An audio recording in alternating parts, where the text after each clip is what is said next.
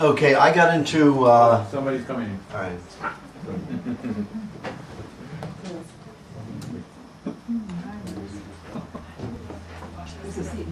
Yeah. Let me just. Can I go ahead and begin now? Oh. Okay, can I begin? Well, continuing then. I got into this because I was a very sickly child.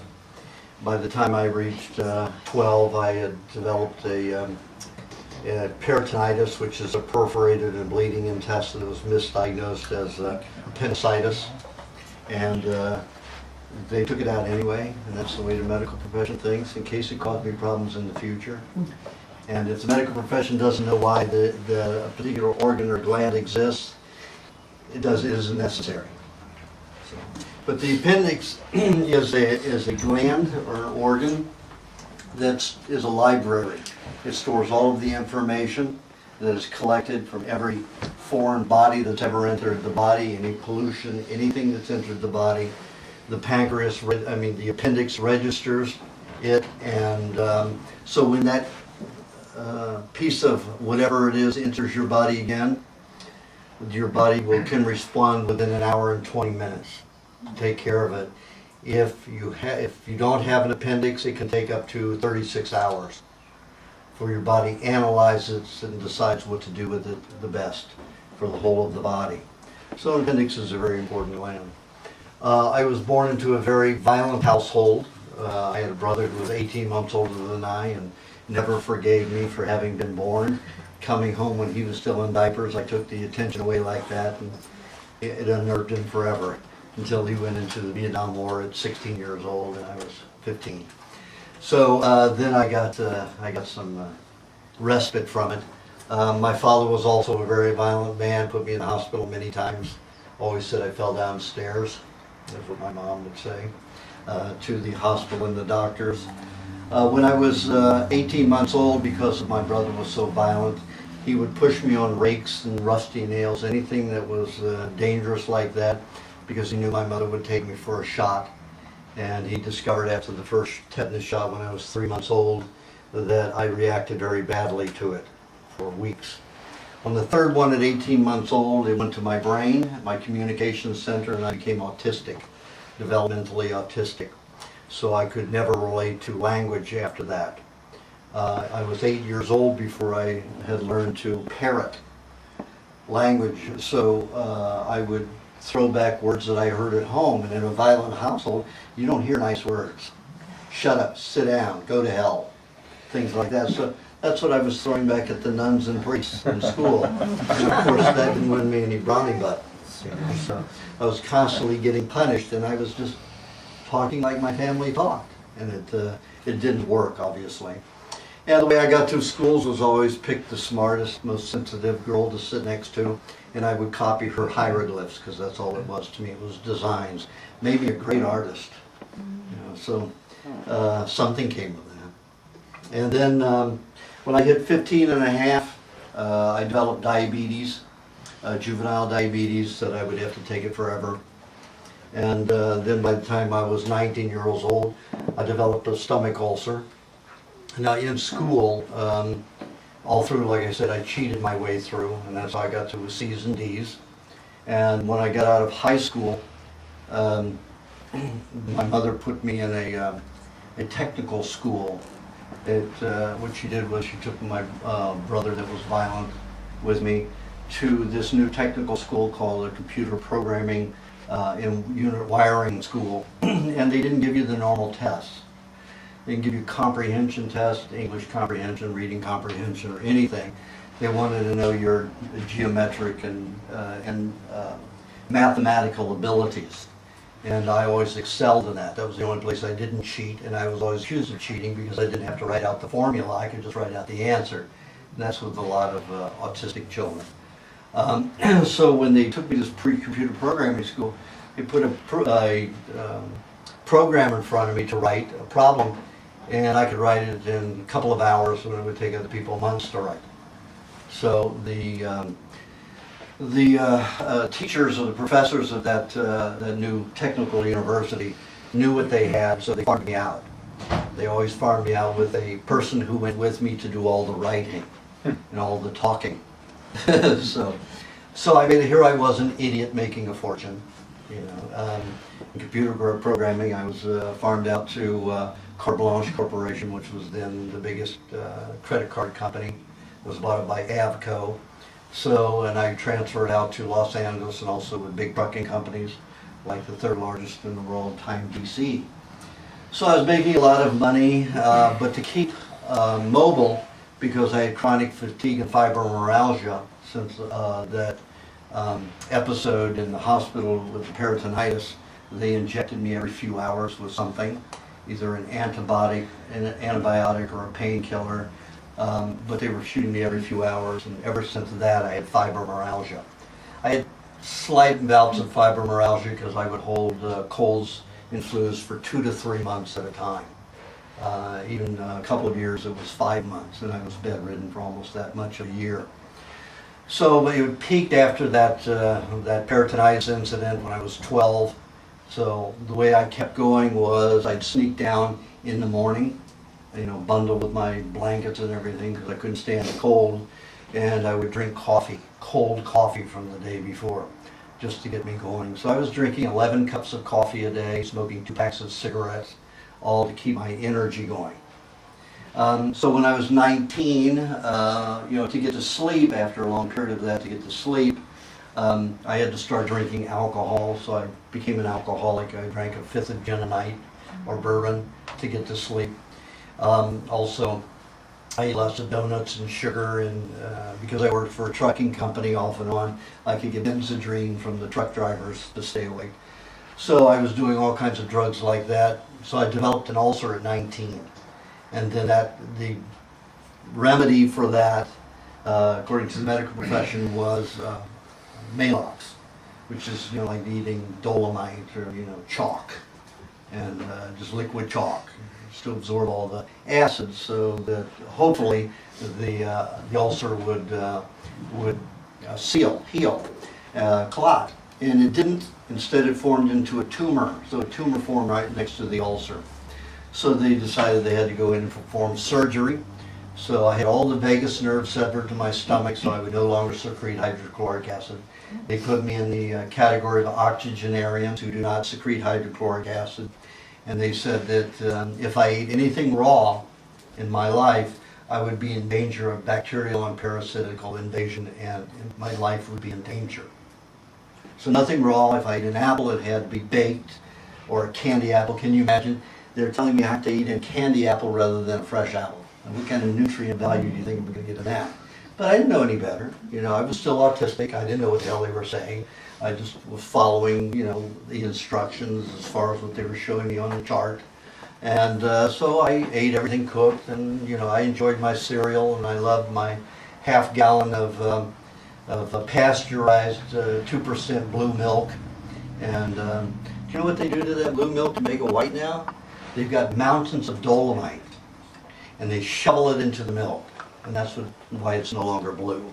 In the 60s, and it was blue, remember? I don't know if anybody remembers. So now they shovel dolomite into it. And do you know how they fortify it with vitamin D? They take hydrogenated vegetable oil, which is the same molecular structure as plastic, and they subject it to radiation, usually radioactive material. And that's your vitamin D. And the FDA allows them to call that vitamin D. It's nowhere near that vitamin D. It doesn't even look like that vitamin D. It doesn't react like vitamin D. But some chemists said, well, vitamin D is just fat that's been transformed into a different substance called vitamin D that's absorbed and helps you use calcium and builds bones. So they said, okay, light, radiation, fat, we can do that. And that's what they do. So it has nothing to do with generating health. In fact, in the experiments where animals were fed the fortified vitamin D, pasteurized, homogenized milks, they got the same diseases as those that were not homogenized. I mean, they were homogenized and pasteurized without being fortified. So the vitamin D wasn't helpful. Their version of vitamin D wasn't helpful at all.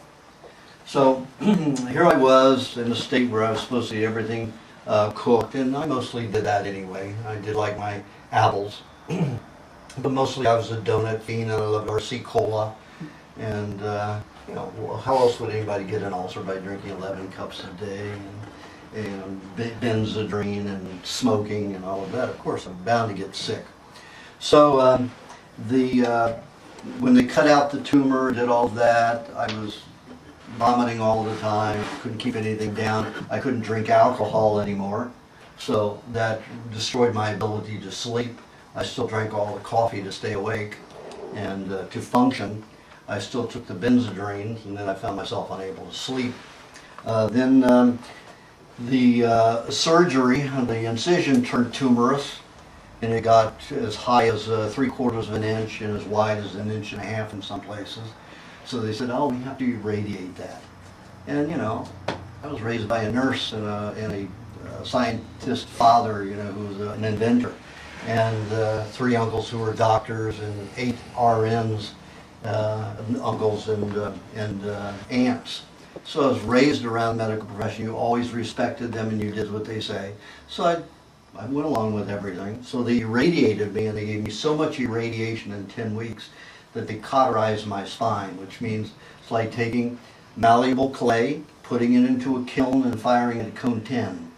So what happens with clay? It's nice and malleable. After you fire it, it's rock. It's pottery. It's porcelain, whatever kind of, you know, depending upon the element of clay that you're utilizing to fire. So I was paralyzed from the pectorals down, and then that also gave me blood and bone cancer, the radiation therapy. So then they said, oh, well, we're going to have to give you chemotherapy. You have a 1% chance of living, and maybe we can make your life a little longer. They didn't talk about quality or anything like that. I wouldn't have understood anyway, but they certainly didn't tell me about quality of life. By the time I finished the chemotherapy, 3 months of chemotherapy, I was complete invalid. I couldn't even crawl on the floor very well, so I have to defecate and urinate in bottles and pans. And of course, many times it was too painful and I couldn't get on it. So I had, like I said, I made a lot of money. So I had a little small 2-bedroom house in Beverly Hills, and I was living on the living room wood floor, defecating, urinating all over myself. I refused to go to the hospice because, you know, again, I couldn't talk except for bad things that I had heard from my family. I was still repeating the same kind of stuff. So I refused to go to the hospice. So 2 volunteers agreed to come into my home 2 and 3 times a week and shop for me, make food for me, and they clean the house. And boy, they had a lot to clean. And I was laying, sometimes up to 3 days I was laying in my urine and defecation. So the house was reeking. So all the furniture had to be destroyed by the time a few months went by. Well, this one African-American kid, 18 years old, making a lot of money as a singer for the Going Thing, which is a group that was hired by Ford Motor Company to go around singing about the better idea in the late 60s and early 70s. He said to me, he said, you know what you need to do is you need to drink a lot of carrot juice and raw milk. So, didn't mean anything to me. I hated carrots. Never had a raw carrot in my life. My mother overcooked everything, so food was atrocious. I was forced to sit an hour to an hour and a half after everybody left the dinner table because I would projectile vomit vegetables. Literally, I could hit that wall with Brussels sprouts, and it was uncontrollable. So they would always keep adding it to my plate if I vomited. So I had to sit there and I had to learn how to cut off my senses. It took time, sometimes 5 minutes between bites. I learned to use a half a teaspoon to a whole teaspoon of milk because I only got 1 glass per meal, just to work it down. So that was hour to an hour and a half every night. That meant 2 hours at the table altogether every night, while everybody else went to watch the new TV, this little bitty TV, all in black and white. You know, so that's what it was back then. So I just didn't develop very well. I hated food, and when you mentioned carrots, I knew what carrots were. I knew that sound. I had the image of what a carrot was, and I didn't want it, but he convinced me just to try it. Tasted good, because after you've had chemo and radiation, everything tastes like postage stamps and cardboard. Not a very appetizing diet. So the carrot juice and the raw milk tasted very, very good. And guess what? A week after drinking the milk, I didn't have to take insulin anymore. 1 week, my juvenile diabetes was gone from drinking the raw milk. And they told me I would have to take it for the rest of my life, which would have been a $1,200 to $1,400 a month habit. That's what they want.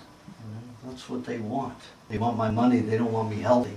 They want my money. So I realized, as I was getting better progressively, just by doing those, consuming the milk and carrot juice, that food had something to do with health.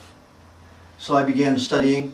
Within 2 weeks of drinking the carrot juice and milk, my autism shut off. I was able to comprehend. I woke and said, oh, language. Oh, that's what a verb is. That's what a preposition is. That's what a noun is. Oh, okay. And I got really excited, so I called my uncle who was studying for his doctorate. He was a TA at UCLA, psychology department, studying for a doctorate in psychology. He was the one who was helping me in Los Angeles when I moved out there at 19, because he understood my problems. And I called him, and I started having a normal conversation with him. He couldn't believe it. He was very excited, and I told him I think it was the carrot juice and the milk, and he said, "Oh no, mine just finally developed." Here I was, almost 22 years old, and just finally able to have a coherent conversation. I mean, if a year and a half I could have had one, I knew language, but from a year and a half to 22, it was impossible for me to have a conversation. So he said, "You're a die-hard Republican asshole. Go read Siddhartha. That's the first thing you should read." It was a small 82-page book. So I called Steve Flanagan, the young boy, who got me to drink the carrot juice and the raw milk. And I said, "Steve," I had a conversation. He was shocked, amazed. I said, "Listen, I'd like to go to a bookstore. Could you get me a wheelchair? And we'll go and do it." He said, "Well, I don't know if you can go out, we'll have to put mini diapers on you." And I said, "That's okay, let's do it."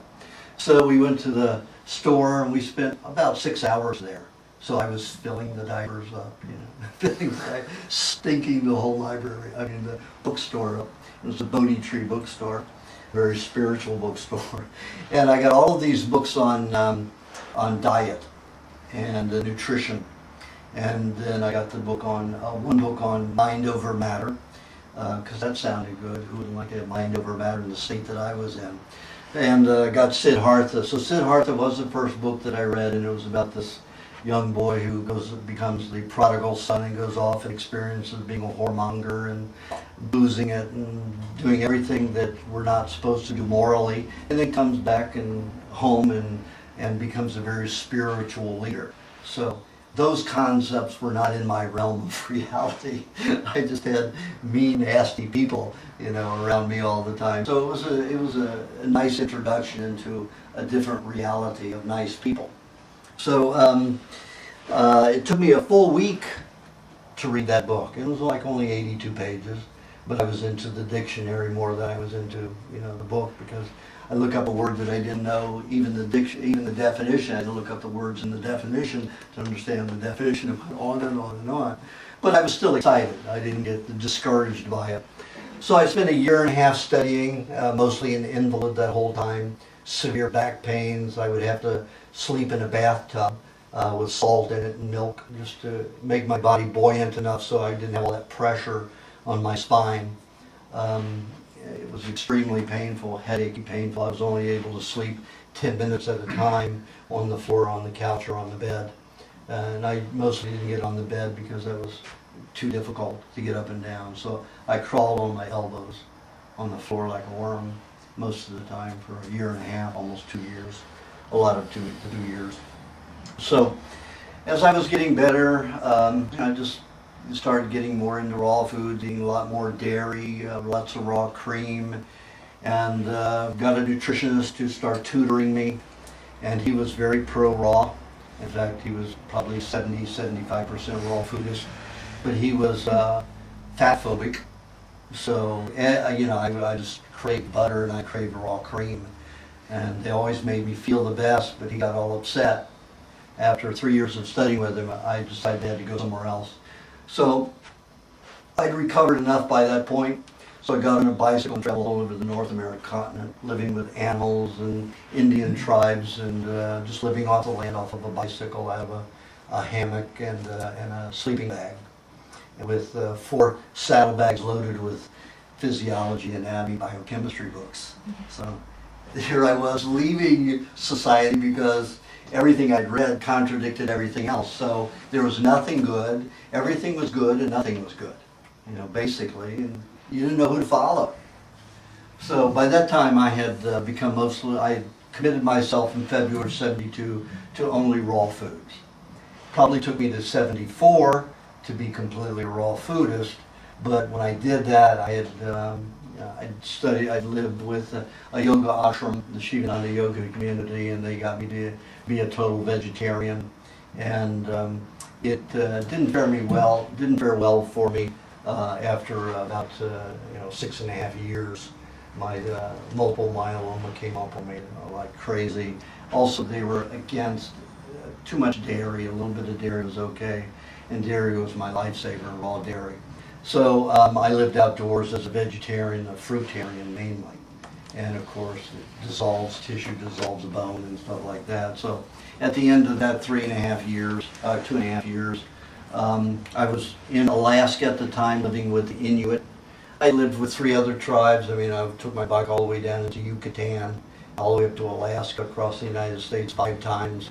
Lived with the Yaqui Indians in northern Mexico, the Mayans in the Yucatan, and the Sioux in South Dakota, and the Inuit in Alaska. And in Alaska was my last stop. I was getting weaker and weaker. And of course, even in late August and early September, it was getting cold in Alaska. Their whole spring is a few weeks long, and their summer's a few weeks long, and they're back in the fall. So their winter is about 6 months. So I was getting very cold. As the temperature dropped down to 50, I was paralyzed with pain in every bone in my body, literally crying pain. So that's what it would be like from about 2:30 in the morning all the way till 6 o'clock in the morning till the sun beat on my sleeping bag. It would take me about an hour and a half, sometimes 2 hours of the sun beating on my sleeping bag before I'd be warm enough to move. And then I'd spend about half an hour to 45 minutes basking directly in the sun to get my body moving. And every time I was with the Indians, they kept saying, eat raw meat, that's what you need, raw meat.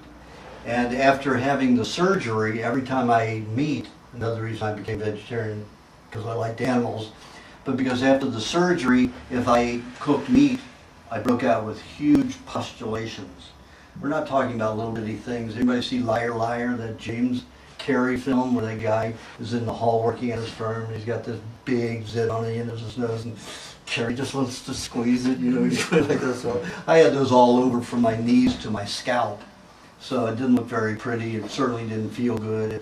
Each one of them hurt. So I was very afraid to eat meat. And of course, all of the dialogue that happened, from the surgery, they're saying that if I ate raw things that I would die. Of course, I didn't believe that at that point because I was eating all these raw things and getting better. So they completely did not know what they were talking about. However, when it came to meat, I was still afraid to eat the raw meat because of parasites. I was already an idiot. I wasn't going to get a brain fluke and become an idiot again. When I did stop, a few times I went back to RC Cola and donuts after 6 months of eating raw foods way back in the beginning.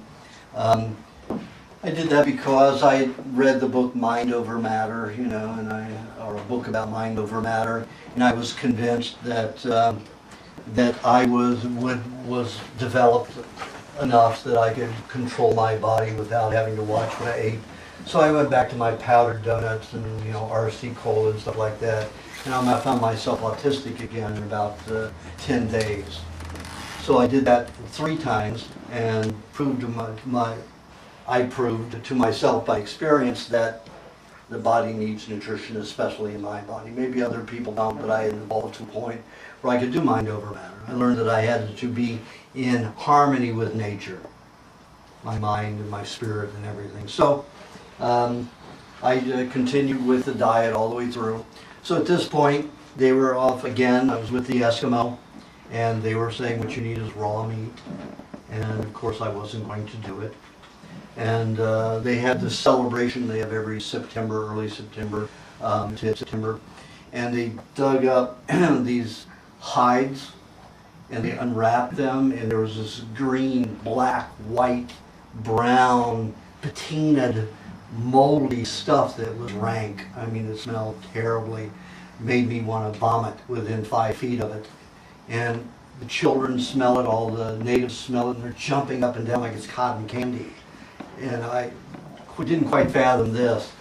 And they said it's a medicine, we have it every time to fill ourselves with good energy through the winter. And I said, okay, each to their own. You know, weren't gonna get me to eat that. And it didn't stink enough. It didn't stink 1/2 mile downwind, so they re-wrapped it and buried it for another week. And then they brought it out again, it was even more rank. And then everybody started eating it. I mean, the children, we a whole handful. And they offered me a little ping pong ball sized amount, and I got within 5 feet of it. I was literally started choking, like I was gonna vomit. So they got some cotton balls, or I had some cotton balls, and they put musk oil on them, they shoved them up my nose, and destroyed the odor, and then I ate a ping pong ball sized amount because they insisted. And I mean they insisted. So I ate it. I really didn't think it was meat, because I didn't know meat turned green and white and black and all that. I thought meat got worms and decomposed or dried out in the sun into leather. That's all I thought that happened to meat. I didn't know the gangrene was a mold, was a fungus and all of that, even though I had done all that research. I hadn't put the two and two together until later, and I mean much later. So I ate this, and all of a sudden I felt better. I had very little pain. I was able to get out of the sleeping bag in 45 minutes in the morning, in the direct sun for only 15 minutes, and I was moving and doing better.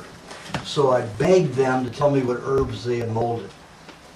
They said, no, it's raw meat and raw blubber, seal blubber, whale blubber, and or both. And I just thought they weren't going to tell this white boy, that was messing their Alaska up, any secret ingredient. So I was so weak still at that point. I had to get out of Alaska because it was getting too cold. So I was too weak to bicycle, so I hopped freight trains and bungee corded my bike to the side of the freight car and hung a hammock across the open sliding doors and watched the scenery go down through Canada and back in the United States, all the way down to a desert in California near Palm Springs. And of course I had to hop quite a few trains to do that. I mean, at one point I ended up in almost in Utah, because they had gone off and I didn't know where I was going. So I had to hop trains back in California and down to Oregon and down again. So I got back to the desert and I decided I was going to fast to death because I wasn't going to deal with the pain anymore. And I figured I hadn't found a cure.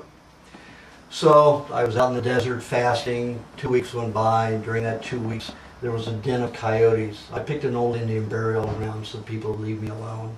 A lot of times when I was traveling on the bicycle, I had a beard and long hair, and I wore robes like the time of BC, at the time Christ was around. So a lot of people left me alone. If you find Jesus in the graveyard, you don't go talk to him. Leave him alone, even if he's a hippie.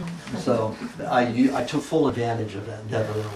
And I spent a lot of time in graveyards where I'd be left alone. Because that was, the 70s, mid-70s, and hippies were not respected and, tortured and hurt. So as long as I went around with a robe like that and giving, them the image of Christianity, of Christ, at least they were more respectful.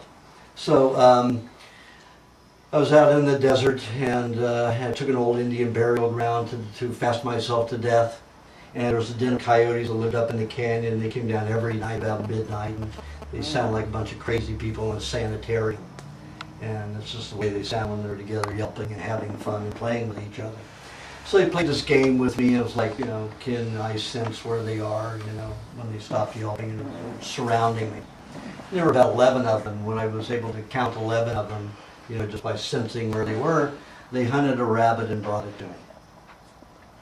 And they ripped it open, they put it at my feet. And I hadn't even eaten 6.5 years at this point, 6.5 years. And here I had the Easter bunny on my feet, bleeding. I was shivering, and I kept getting a message, this is what you need, this is what you need. And all of a sudden, this dialogue of my uncle telling my brother and his children, my cousins, when they were going rabbit hunting, how to cook the rabbit. They said if you catch a wild rabbit, you have to cook it thoroughly. It has to be burnt and not pink or white in the inside. It has to be dark on the inside because wild rabbits have an organism that will infect your body and your intestines, especially first. It'll kill you with incredible intestinal pain within 48 hours. So that went through my head. I looked down at that rabbit and I said, 2 days, I'll be dead in 2 days. 2 days of pain, no problem. So I picked up the rabbit and I took a bite and it was slimy, it was raw, it was all that disgusting stuff. And it came right back up. So I thought of my home, when I was growing up and all the times that I had to sit for that hour to an hour and a half to 2 hours every night trying to get down that awful food. I was going to get this rabbit down. So I psyched myself into it. It took me about 5 minutes to get back to that place. Started eating the rabbit, and after about 15 bites, it started tasting delicious. So I started devouring it like I was very hungry. And I ate about 3.5 pounds, and this is a jackrabbit, so it was about 7.5 pounds. And then the coyote shared the rest. I went back to my sleeping bag to die. Now I knew I was dying because I felt good. And the only times that I had felt good in my life was a near-death experience. I died on an operating table twice, and they revived me, and then a drug experience where my blood pressure went down. And so I knew what near-death was like. I knew that you leave the body. Once you leave the body, there's no pain. It just hovered over the body, went off into the tunnel, the white light. And the white light is so blinding, if you can't get through the white light, you don't die. So you may get a glimpse of it and stay outside, but once you enter the so-called tunnel, you don't come back, you're dead. So I'd been there and back several times, and I knew that I was dying because I felt good. So I went back to my sleeping bag, but when I woke the next morning, I was still alive, still there, in my sleeping bag, still had some pain, but it was down to 45 minutes again, just like with the Eskimos. So I was only able to get out, just lay in the sun, only 10 minutes, naked right there in the sun. Nobody else was around, just the chipmunks and the birds and hawks and ravens and stuff like that around. So I let the sun beat on me, it brought me back to life again. And that went on for 3 days. Not one cramp, not one diarrhea, no worm came out my ear, my nose, or my eye, or anywhere. So I had no problem with the rabbit, and I said, what is all this myth? Everything is a myth with the medical profession. Everything they teach you is garbage. So I got very angry again, and I started eating meat after 3 days. I said, that's it. The Indians told me raw meat was it. It works. I started eating raw meat. So at that very moment, a sidewinder rattlesnake went by me at that revelation. And I had seen Indians, just walk up and put their foot on the head of a rattlesnake and pick it up in front of the rattle, take it and snap the head off, peel it back and eat it. Now, in all the North and Central and South American Indians, natives, the snake is your most prized medicinal food. I mean, they revere it. They even cook it, but you don't have to. You can take the snake and wrap it in a glass jar and let it sit for 6 months, and all the snake oil will come out. And a teaspoon of that snake oil will relieve all of any kind of rheumatic and arthritic symptoms, usually within 2 hours. That's where you get snake oil, tails from. It was for real, but people were getting a mineral oil and putting a little snake oil in it and selling it as snake oil. So you've gotten the myth that snake oil is all nonsense. Well, it's not. So at that moment, without thinking, I had that revelation, and I went up and put my barefoot right on the rattlesnake's head, picked it up in front of the rattler and started whipping it around and said, oh my God, what am I doing? I've never done this. I'm swinging that thing around. I picked it up with the other hand. I'm getting tired, aching, my bones are aching, and I'm afraid, that if I go like that, it's going to come back and bite me. So I said, okay, well, it's one way or deny or another. So snapped it, and sure enough, the head went right off, peeled it back all of a sudden all these cats showed up from neighboring farms, that were at least a half a mile away. And they shared the rattlesnake with me. I started feeling better and better. So I started, eating anything I could out in the desert. I got scorpions and break off the poison gland, and tarantulas, break off the poison gland, and eat anything I could. Trap birds and chipmunks, and there wasn't enough food out there. So I got on my bicycle and went down to the farms and made deals. Like if I milked the cows or the goats and cleaned up the stalls and stuff and worked, I could get all the food I wanted. So in 3 months, I went from 113 pounds to 150 pounds. I looked like a scaled down Arnold Schwarzenegger by eating all this raw dairy and raw meat. And I didn't eat a lot of raw meat. I probably ate meat 3 days a week, but most of it was raw dairy and lots of butter and honey. And I went back to Los Angeles to spread the word, and they said, "Raw meat, are you crazy? Raw milk, are you crazy? And you get a brain fluke and you'll die." And I said, "Well, I've been there and done that." So I said, "I have to continue doing what I'm doing that works. It makes me feel better." So I continue to this day eating raw meat and raw dairy as my main sustenance. I don't eat any vegetables. I eat vegetables, drink vegetable juices. And I will explain all of that when we get into the next phase, which is the workshop. And then if you come for the free lecture and haven't signed up for the workshop, in the workshop what I'm going to do is, it's usually in a workshop there's some kind of interaction between you and the speaker, but your activity in the workshop will be to stay awake and pay attention. So that's why I call it a workshop. Usually I can keep you pretty awake, but it's your job to stay awake. So that's the workshop. I'm going to tell you how your body works, chemically how it reacts, why I think that you should eat what I think that you should eat based on the physiology, biochemistry, and anatomy of the body, and how it works empirically, whereas what I got all of my experience in the first place. I don't tell you anything that wasn't learned from experience. I didn't do anything head work first. If it worked physiologically, that's what showed me as wisdom and truth. And then if I talk to you about science, it's only the science that I've learned afterward to convince all of those heady people, that there is some science that validates everything that I say. So when we finish, then after we talk about the body, then I'll talk about foods, how they react in the body in combinations, how we utilize them, how we digest them, then how to eat in a day to keep your mind physically, mentally, intellectually, emotionally attentive and calm throughout every day. And it's definitely a pattern of eating. And when you leave here, you're going to understand your body.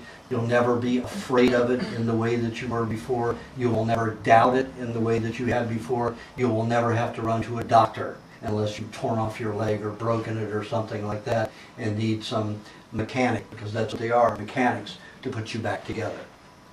Okay? So thank you for coming. Is there anybody who just came for the free lecture? Everybody's already signed up for the workshop? My gosh, this is a first. Okay, terrific. We're going to take a break, a 15-minute break, eat something, because it's going to be an hour and a half to 2 hours before we take our next break, and then that'll be a 15 to 20-minute break. Okay? Thank you, everyone.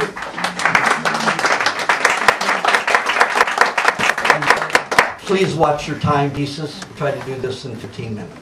Thank you. Less active on the flower. They only need to get enough to fuel their own flight, and then they're off looking for nests. And are any of these native species producing honey also, or are they making this nectar pollen mix on? The only bee that could eat this native that could be sort of thought about as a honey producer in this area would be bumblebees, and that's not of a commercially viable sort, because the structure is difficult to work with. It's underground often, or in small numbers, but they do store honey. And the amazing thing about the honeybee with respect to honey, why does it store honey? It's social and it's perennial. The honey that a honeybee produces for itself is basically produced to get a huge honey crop by the end of the season. People have disappeared, I guess, in toilet time. I didn't tell everybody they go to the toilet yet. See, there's independent thinking for you. I guess we will be bound to wait. There's that bright light coming in again. However, it'll hold water a little bit longer if necessary, like the tribes in Australia, the Aborigines, they've learned to hold their bladder water and reabsorb it. They can go like 200-300 miles a day in that heat up to 130 degrees with 4 ounces of vegetable juice. And pull the root out of the ground, they'll grate it, wring it, drink 4 ounces, and go all that, and hold it and retain it. They know that if they drink water, they're dead. It causes a dryness in the body, it dries and cracks and they're dead. So they do not any of the tribes people who still live in the bush, do not drink water. They might put it on their skin, but they won't, and get in the water, but they will not drink it. Because they know that their life will be short. Or they have to keep drinking water and then it changes the digestive system and everything. So the bladder can hold water and reabsorb the fluid in the body. And just remember that everything that's in the urine is in the blood. So that's a very important fluid. Everything but the red blood cells are in the blood is in the urine. There's still a few red blood cells in that urine, but it doesn't look red, does it? It looks yellow. It's got all the protein, it has all the fat, it has everything that feeds the blood, keeps the red blood cells and white blood cells alive in the bloodstream. And it is even feeding the rest of the body since the lymphatic systems are so compromised. So the Indians, the East Indians, used urine therapy to heal many of their problems because many of them are vegetarian. So they don't process from vegetation, they don't process the proteins and utilize them the first time through. So a lot of them use urine therapy to drink their urine, and it resolves a lot of problems. It's a very antiseptic, nourishing fluid. When I was a vegetarian, I had to drink my urine, or else I got very weak. I didn't have coffee to rely on, I didn't have Benzedrine to rely on, except those that were still stored in my body and would detox once in a while and I'd be wired. But normally I had to drink my urine at least twice a day to get enough protein to function. When I turned to a raw meat eater, it was almost impossible to drink my urine because then I was getting too acidic. So I became like other animals that didn't need to drink my urine.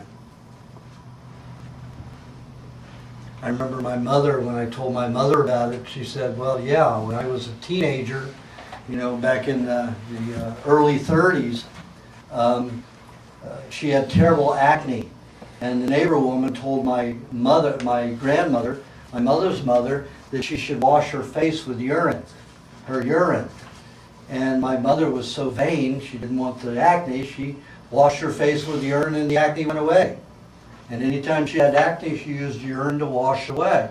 But what she was really doing was feeding fat, good microscopic amounts of fat into the cells, into that area, so when the toxic substances came out through the pores, the skin was not irritated, the skin was protected.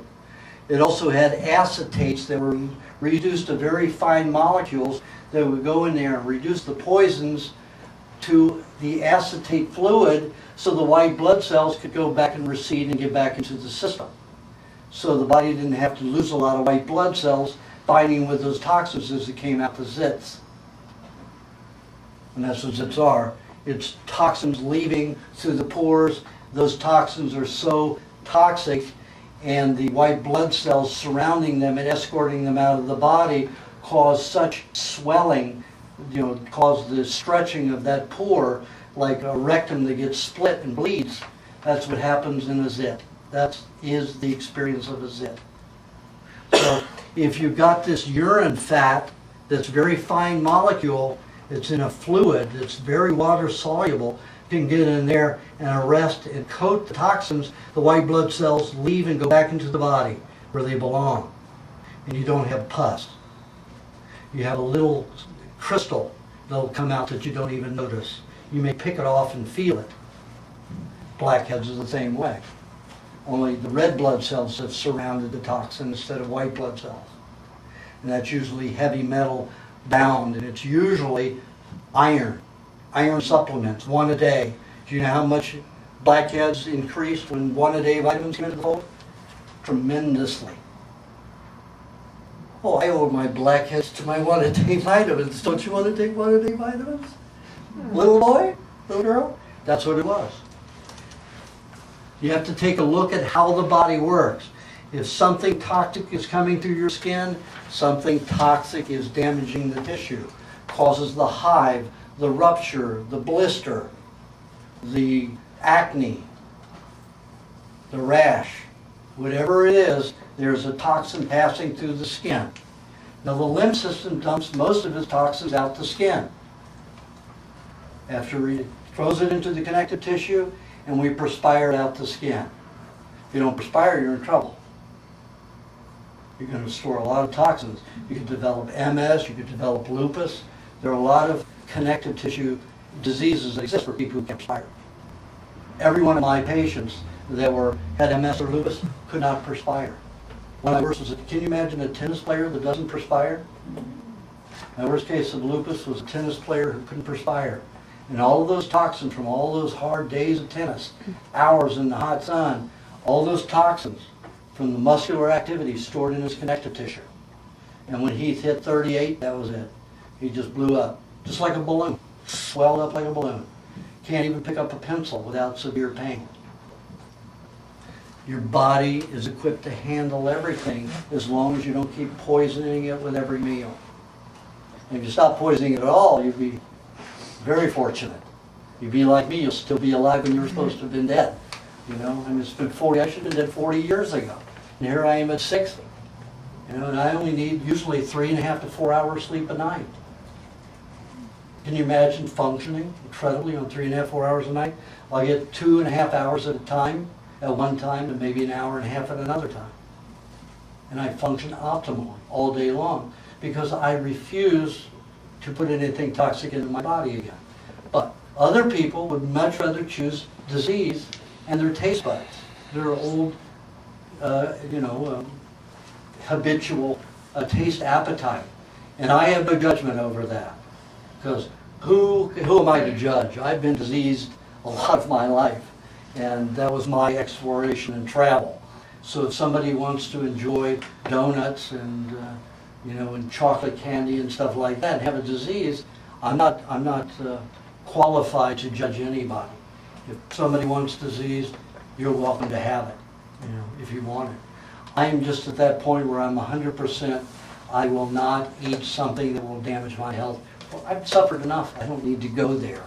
And there was so much of my life that I was non-functional mentally and physically and emotionally that an hour out of my life is too much to sit around with an upset stomach or fatigue because of something that took me 5 minutes to eat or 10 minutes to eat. I won't do it.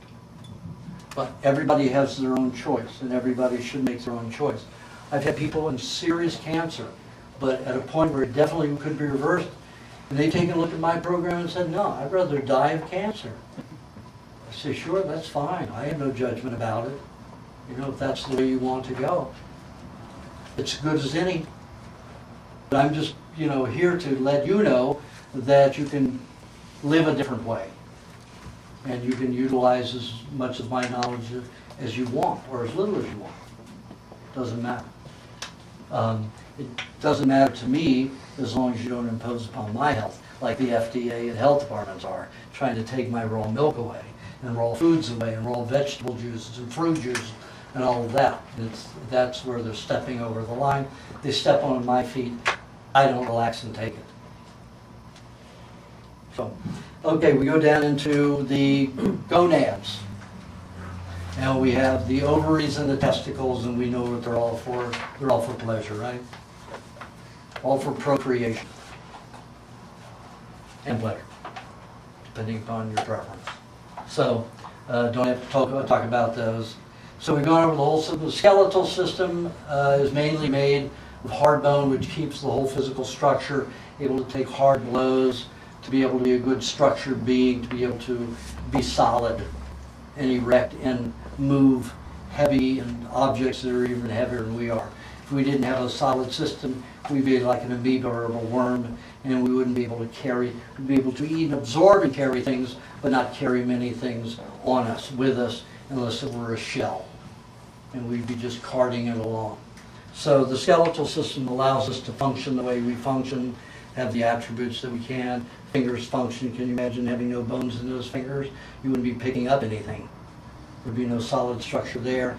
And like I said earlier, the soft center of the bone is bone marrow. If that's a temperature like this, your bone marrow is wet like butter, like more yogurt. But if it gets very warm, like 101, 102 degrees, it will melt like butter. So it's mainly fat, and that's where the red and white blood cells are bred. Also, because it's so concentrated in fat, the body will store a lot of poisons in the bone marrow. And that can cause, again, anemia, cancers of the blood and bone, multiple myeloma, all of those diseases that are involved in the bone marrow.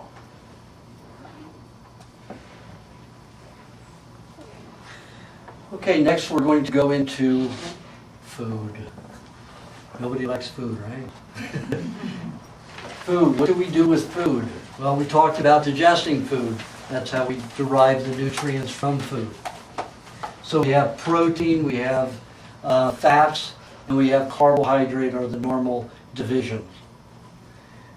To me, the carbohydrate, the one for the human, is vegetable juice.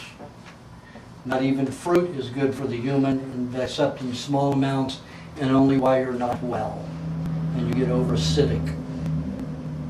And I don't suggest that we eat vegetables. I don't eat vegetables, unless it's an herb with a meat meal as a sauce. Why is that? Because, as I explained, the herbivore is built to digest vegetation, leaves, stalks, and roots. We are not. When we pass vegetation through our system, it goes through in 24 hours. We digest less than 1/4 of all that vegetation. Sometimes, if we're healthier, up to 1/3. But it's only the vegetable juices, the enzymes, some of the fats, not many, and a lot of the enzymes and the minerals. But we don't fractionate the cellulose molecule to release the fat and the protein. So it's good to drink your vegetables. You juice your vegetables. What happens if you eat vegetation and they travel through a human digestive tract, your digestive tract? You'll be constantly secreting alkaline juices.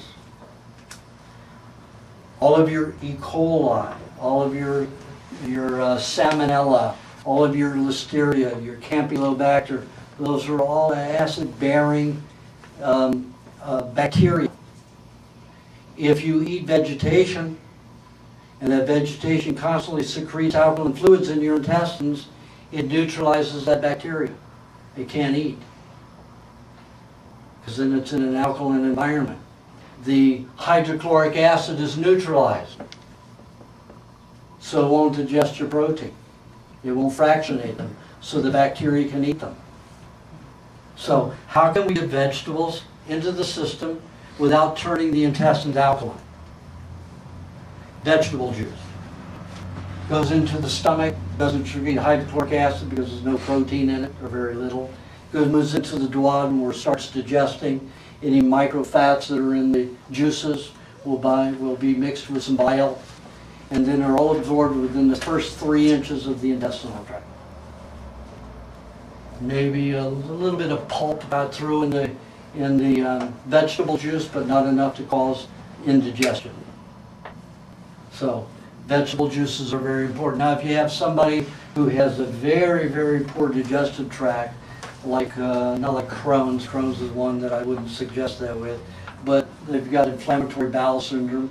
You might eat a salad once a week, whole vegetables once a week, twice a week maximum, and you do it as your last meal of the day. So any dairy that came behind it, any meat that came behind it, if you were to eat meat, would not be neutralized.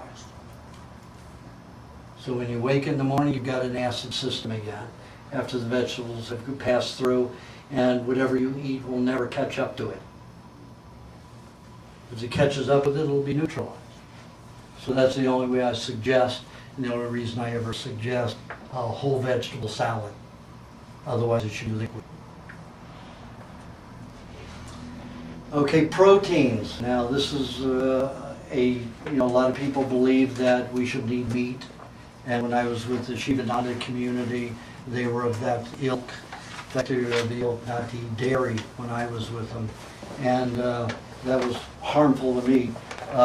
And now, the Shivananda yoga communities allow lacto-ovo, and which is so important. Like I said earlier, there's a lot of people I know that only live on milk and eggs, and they don't need the meat. They do okay without it. However, my experiments with a lot of very sick humans, they could not heal quickly without raw meats. So if you're in danger, like the Dalai Lama was going more and more toward vegetarianism, becoming a complete vegetarianism for spiritual reasons, then he got very sick. And a friend of his, a very dear friend of his in this country, who built him an ashram, Fred Siegel, who's on my diet. Fred Siegel came to me at about 66 years old, and he was like this, and as skinny as an Auschwitz victim. And his wife had been vegetarian for 10 years. His wife was 30 some years younger than he was, and got him to go on vegetarianism, wasting away. So he got on my diet. Within a year and a half, he was all standing up straight, gained about 40 pounds, and looking strong and healthy. And his vegetarian wife says if he ever goes off your diet, he's out of the house. So he's a friend of the Dalai Lama's, and the Dalai Lama's getting very sick. And Fred said, take a look what happened to me. Start eating meat again, eat it raw. So the Dalai Lama started eating meat, and you saw the Dalai Lama go big again. So some people need it as their medicine. So don't be afraid of it if that's what you need, for your medicine. I mean, everything. Vegetables are just as alive as any creature. And if you look at the results of the experiments of Baxter from the late 60s and early 70s, he put the lie detector, which can register emotional activity, on plants.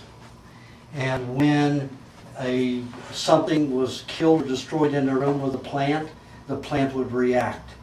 If you took a plant near that plant and ripped it apart, the other plant would react. He also noticed that the plants in his house, during his experiments, would react at a particular time of the day, in a 20-minute period, get very emotional for that 20 minutes every day. And he realized that a flush usually followed that activity. And there was a toilet in the office building, upstairs on that floor, on that level, and right juxtaposed to his office. And they had those antiseptic little discs that they put in there that stink so terribly, like mothballs, which cause brain tumors. And he noticed that when urine, because you have live blood cells, you got lots of white blood cells and some red blood cells in the urine. So the men were up there urinating urinals with these discs, and it was killing the cells. When he went and pulled out all of those, one day went and took out all those discs, and the plants didn't react to the people urinating and flushing. He also took plants and put them next to he boiled a lobster, and he noticed that this plant started going crazy when he boiled a live lobster. They always react. There was the experiment which he called Daisies Tell the Truth. He put 11 daisies in a room and had 7 people, I think it was, walk through the room. One of them, they were all instructed, one of them get the gumption to just destroy, all but one of the plants. They go in there, rip to pieces, do whatever came in after were not to do anything. They just come in and go out. So nobody knew who did the destruction. Then he put the diodes or the electrodes on the remaining plant that was not hurt. And had each person walked in, and the person who had killed the plants, it reacted. So plants are just as intelligent as animals. So when you eat plants, you're eating live things. You're killing a plant, just like you're killing an animal. So you have to take a look at that philosophy thoroughly and deeply when you feel that if you need meat and you're afraid to eat it for spiritual reasons, you have to look at the whole of our creation. Everything is alive. Everything has intelligence. And I don't like the feeling of class distinction between, plants are not as highly evolved as animals.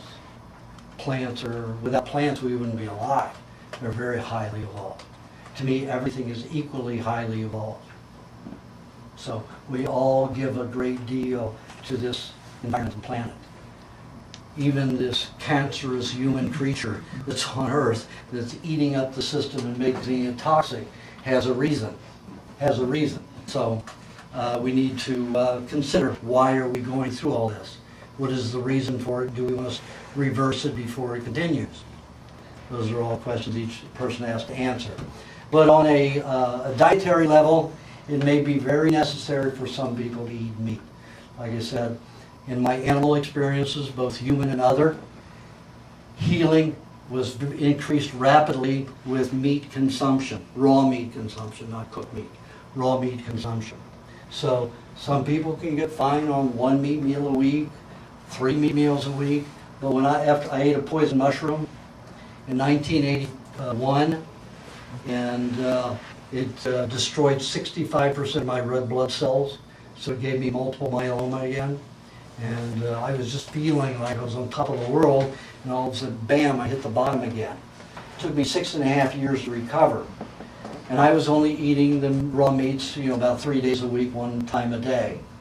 And then after about 1.5 years of eating that way after the poison mushroom, I decided I had to do something different because I was abscessing in my mouth, I was having problems everywhere, and I was mostly non-functional, just like when I had cancer earlier in my life.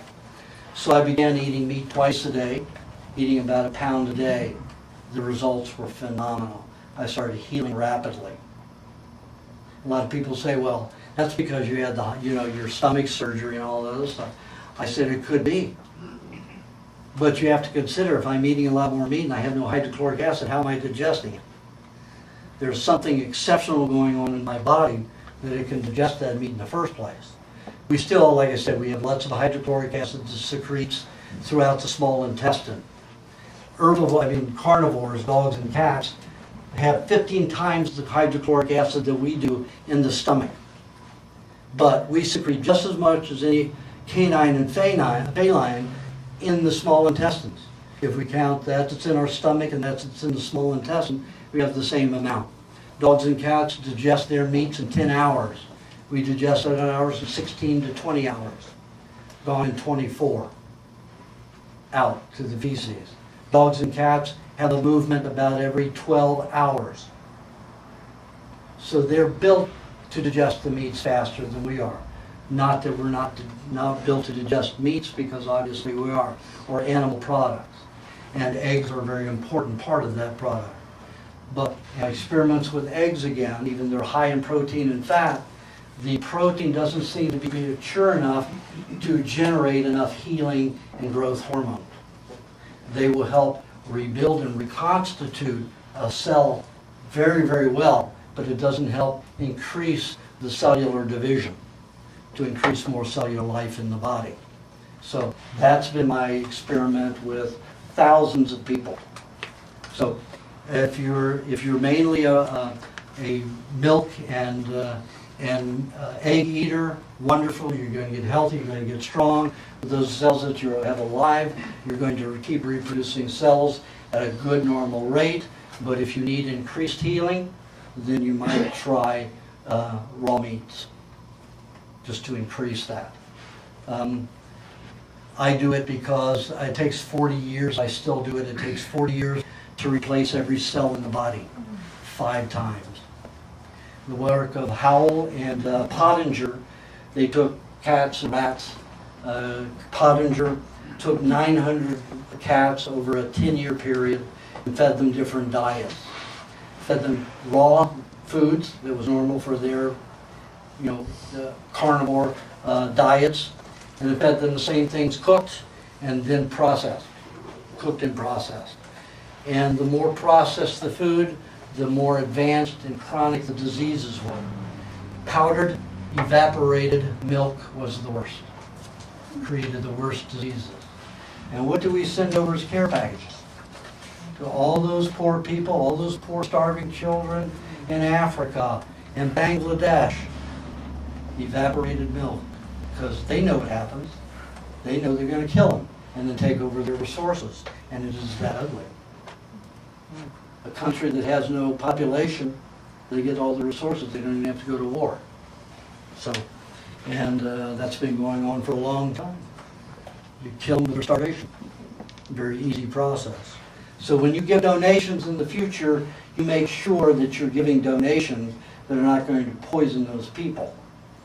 There's a group of actors, forgot who they are, when they give a care package, they give them a milking animal, a chicken, a live farm product to grow, to be able to have good food, not processed garbage.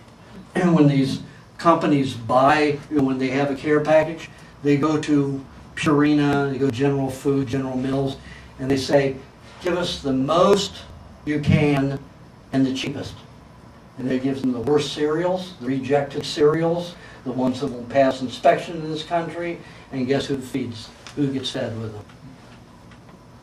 These people are out there for the process and the money. They're not out there for the hearts as you and I are. So we have to keep those people in check. And if you want to create your own, aid program, that'd be wonderful, because you have the intelligence to do it properly and right, and not fall into the category of these other people who are just doing it to rob the resources of the country. So anyway, back to the dairy and the eggs is a very good way to maintain what you have and make it stronger every day. If you need to heal and reproduce cells and become more alive and stronger, then meat will probably be a necessity in your diet. Okay, it's time to take a 15-minute break this time. I need to eat something. I'm going to suck some eggs while you guys go out and do your thing. Everybody was informed that they needed to bring food, and I hope everybody did. Okay, let's go do it.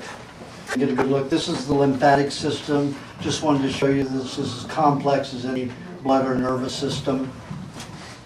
And it shows all the glands and how they're very complex in the armpit.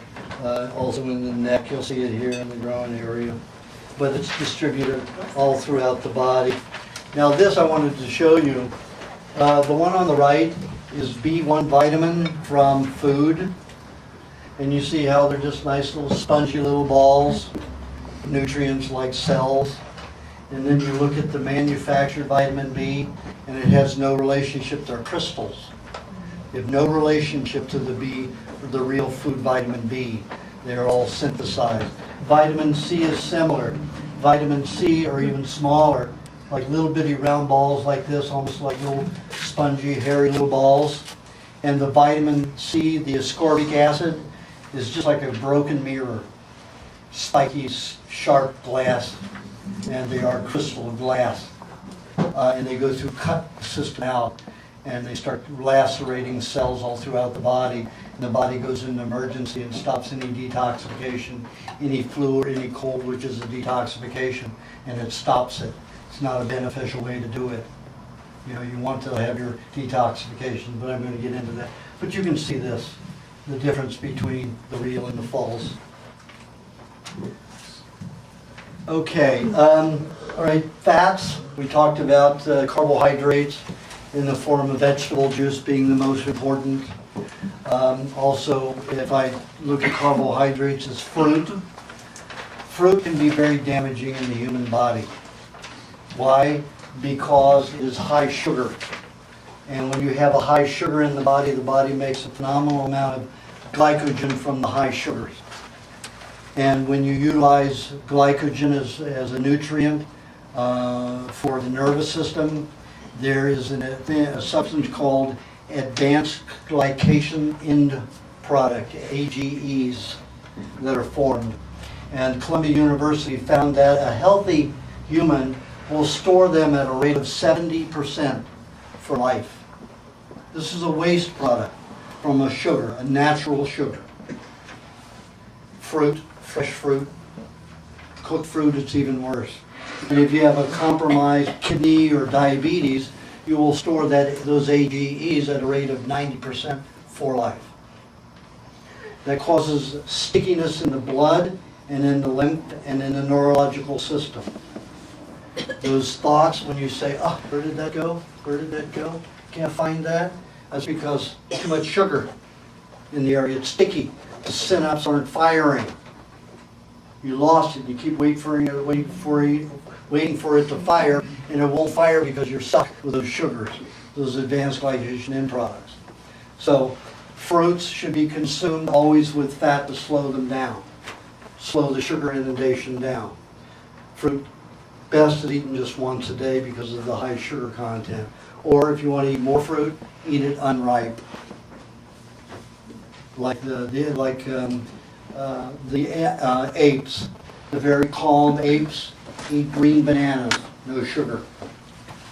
They even eat the peels. I tried that.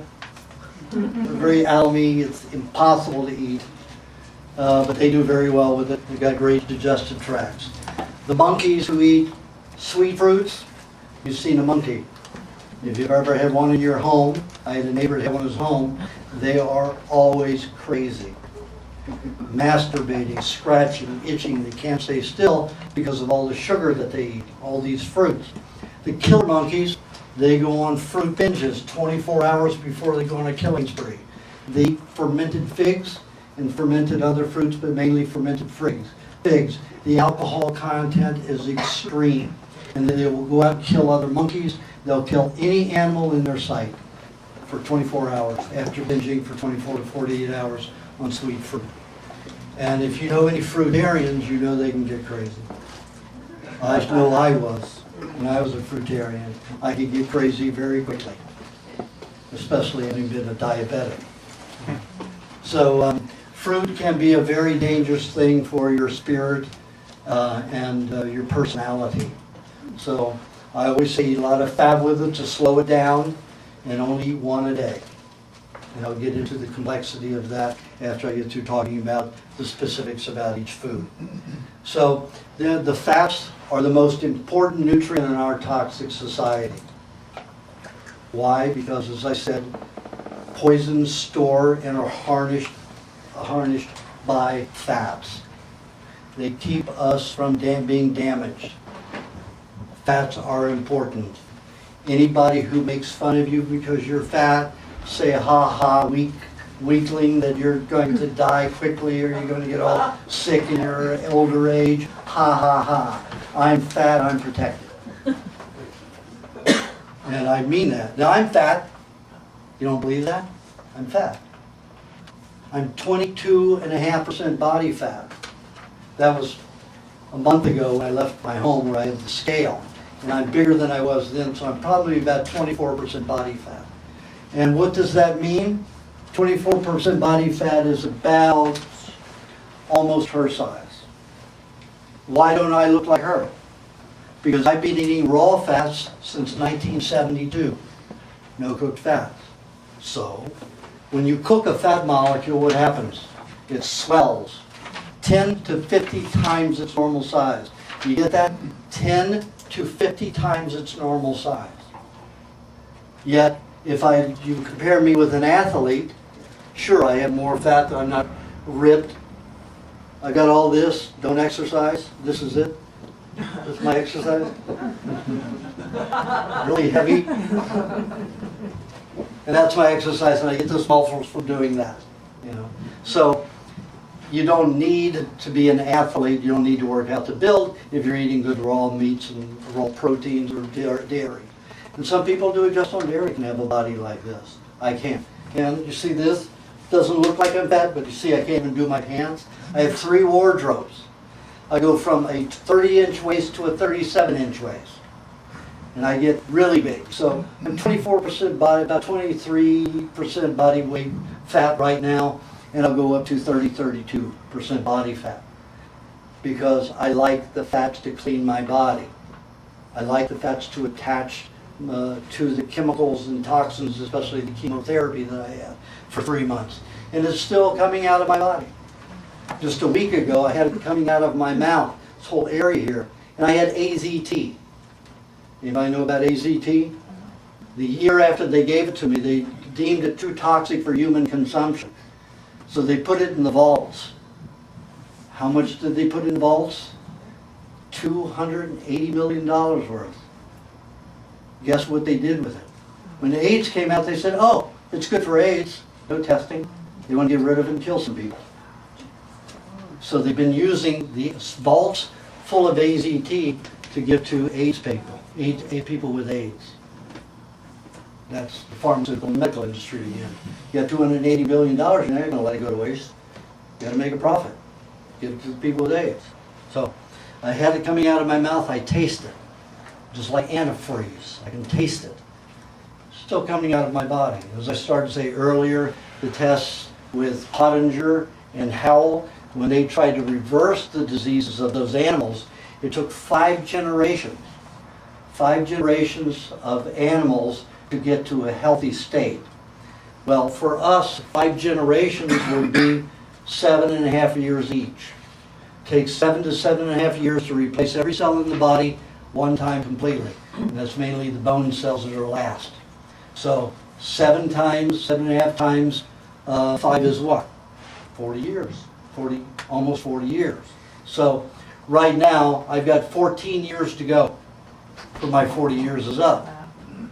I'm already satisfied. I'm 60 years old. I get younger every day. I get more capable every day. I get even more focused every day. And I'm not getting old and deteriorating because I'm eating properly and focusing. That's mine. I'm not going to answer it. Unless it's somebody dying. You can't do anything.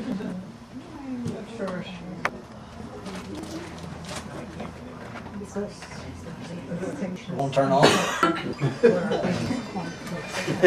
Says I'm not going to do it. I'm not going to do it. Okay, so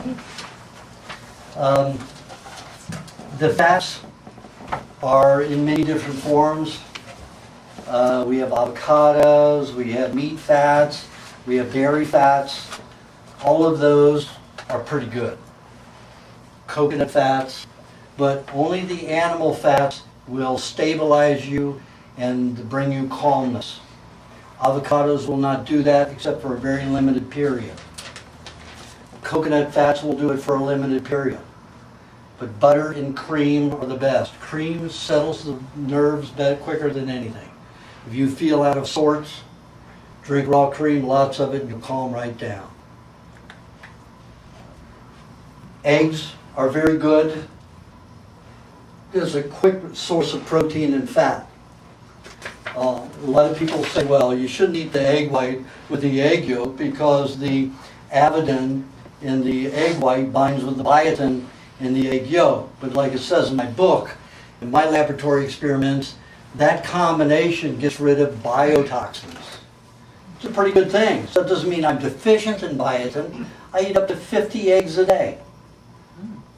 I'll just eat eggs all day long and have some milk at night when I don't feel I'm digesting as well as I could be because I'm dumping chemotherapy or some other toxin that I've had or all that insulin that I injected from 15.5 to 22 to 21, late 21. So all those poisons dump into my digestive tract, I stop digesting. So then I'll just eat eggs because they can digest in 16 to 23 minutes and quickly. And they're very good, but they will not stabilize the body. They won't calm it. They won't relax it. They'll give you good fuel protein. They'll keep you focused mentally, but they will not calm your system. Cream is the best for that, and butter. Butter and honey combination is good too for that. Now the other fats, like a lot of people say, well, how about coconut oil and olive oil and stuff like that, just remember any pressed oil is a concentrated oil. It has no water-soluble vitamins. It has no water-soluble enzymes. And usually they work in a good juxtaposition and congruously with each other. And if you don't have them together, you're concentrating one nutrient and counterbalancing another, and you're going to be like on a seesaw. It's like taking vitamin supplements. You dump all these vitamin supplements, which are not natural anyway, and you create all of this one-sided, and they always say, well, you've got an imbalance, you're low in this. How do you know? You got one blood test? Let's say I give you $1 million a day to spend. You spend it. Are you poor? No. You're not poor. You get $1 million a day. So you get that many hormones and that nutrients a day. You eat it all the time. You're supplying it all the time. At the time to take the blood test and you've used it all, does that mean you're deficient? No, because your body's manufacturing, eating all the time, you're creating new substances. But the pharmaceutical industry knows that if they can smoke and mirror your thought processes and your logic, you'll take supplements. Remember 40 years ago, the pharmacies and the medical profession said vitamins and supplements had nothing to do with your health. They will not help you. Now that they're in the business, they're selling them. You know, it's just racket. But like I said, and you see in that, you know, those pictures going around, the synthetic vitamins are not natural vitamins. The vitamin D, told you what that is. It's all dangerous stuff. 99% of the vitamin E that is out there on the market comes from Fuji and Kodak. Fuji and Kodak? What do you mean Fuji and Kodak? Yeah, they're a chemical byproduct of developing fluid, is what vitamin E is. It is so toxic and so dangerous that they used to have, and they're still required if they bury it in the earth, they have to have 12-foot thick concrete walls in stainless steel barrels that will not rust and decay. So they were paying millions and millions of dollars to scientists every month to come up with a solution to do with that toxic waste. So they wouldn't have to spend hundreds of millions of dollars a year to store that toxic waste byproduct. And one of the scientists said, you know what? The molecular structure of this is 72% similar to vitamin E. Let's call it vitamin E. And that's exactly what happened. Now they bottle it, put it in pills, and give it to you as vitamin E. Has no relationship to vitamin E, the food vitamin E. And all the food vitamin E that's sold you says natural vitamin E, they'll put 5 units per 100 units of vitamin E that's extracted from soy or corn. The other 95 are that Fuji and Kodak chemical. You want to develop film? Swallow some. If you're taking a lot of vitamin E. I saw what vitamin E did to somebody. Diane Cannon, when I worked at Aunt Tillie's health food store, when I was experimenting with vitamin supplements, she would have to eat 2 bottles of that a week. I'm talking about major bottles of vitamin E. Her skin got translucent thin. You could peel it away. And she got crazy.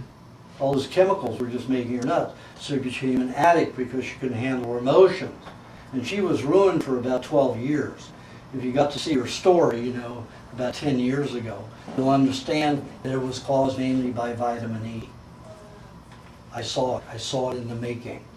It's a nasty stuff. Don't believe anybody that tells you that a supplement is natural. I don't care if it's derived from a food or not. Once you process it, even though it's minimal processing, you have to get it separated from something. Let's say you were going to extract 1 million molecules of vitamin C from oranges. How many oranges would it take to grasp that much vitamin C? How much waste product is there? The companies also have to deal with the waste product. So if they're telling you it's natural, it's an infinitesimal amount of whatever is natural. You can be assured. And if you don't believe it, do like I did. You go into the chemistry of it and you say, where does this come from? What do you do with that? And you find out, really, it's all just a chemical. even if they're claiming it's coming from food. And do you know where some of that food comes from? Well, the cereal company had a lot of waste product here, a bran, and we extracted it from that. Well, what did the cereal company do with it first? Chemicals, processing. Oh, but when we take it, we do minimal processing. So, it's already been in an accident. It's been mutilated and destroyed. So you don't do much with it after that. It's already destroyed and mutilated. So anybody who sells you vitamins, supplements as natural is not telling the truth. They may be, hoodwinked, but whoever has that company has gone to somebody to say, hey, I need this product. How can you do it for me naturally? And of course that chemical company is going to say, oh, we'll do it for you naturally. But they won't tell their process. Why won't they tell their process? Because then you wouldn't buy the product. And you wouldn't market it and sell it as natural. So there's a lot of fallacy out there. A lot of fraud for money and everything. If you want to know if you're eating food that has vitamins and nutrients in it, you eat the raw food. You know it's in there. And then you don't have to worry about it. And the amount of vitamin C in an egg or in a slice of meat is much, much more than you'll get in any orange. Because you can assimilate all of that's in the meat because of the protein and fat with it. And also milk. But you cannot assimilate much vitamin C out of an orange. Why? Because it utilizes fat. It goes in and attaches it to fat and robs your body of fat. Take a look at Linus Pauling.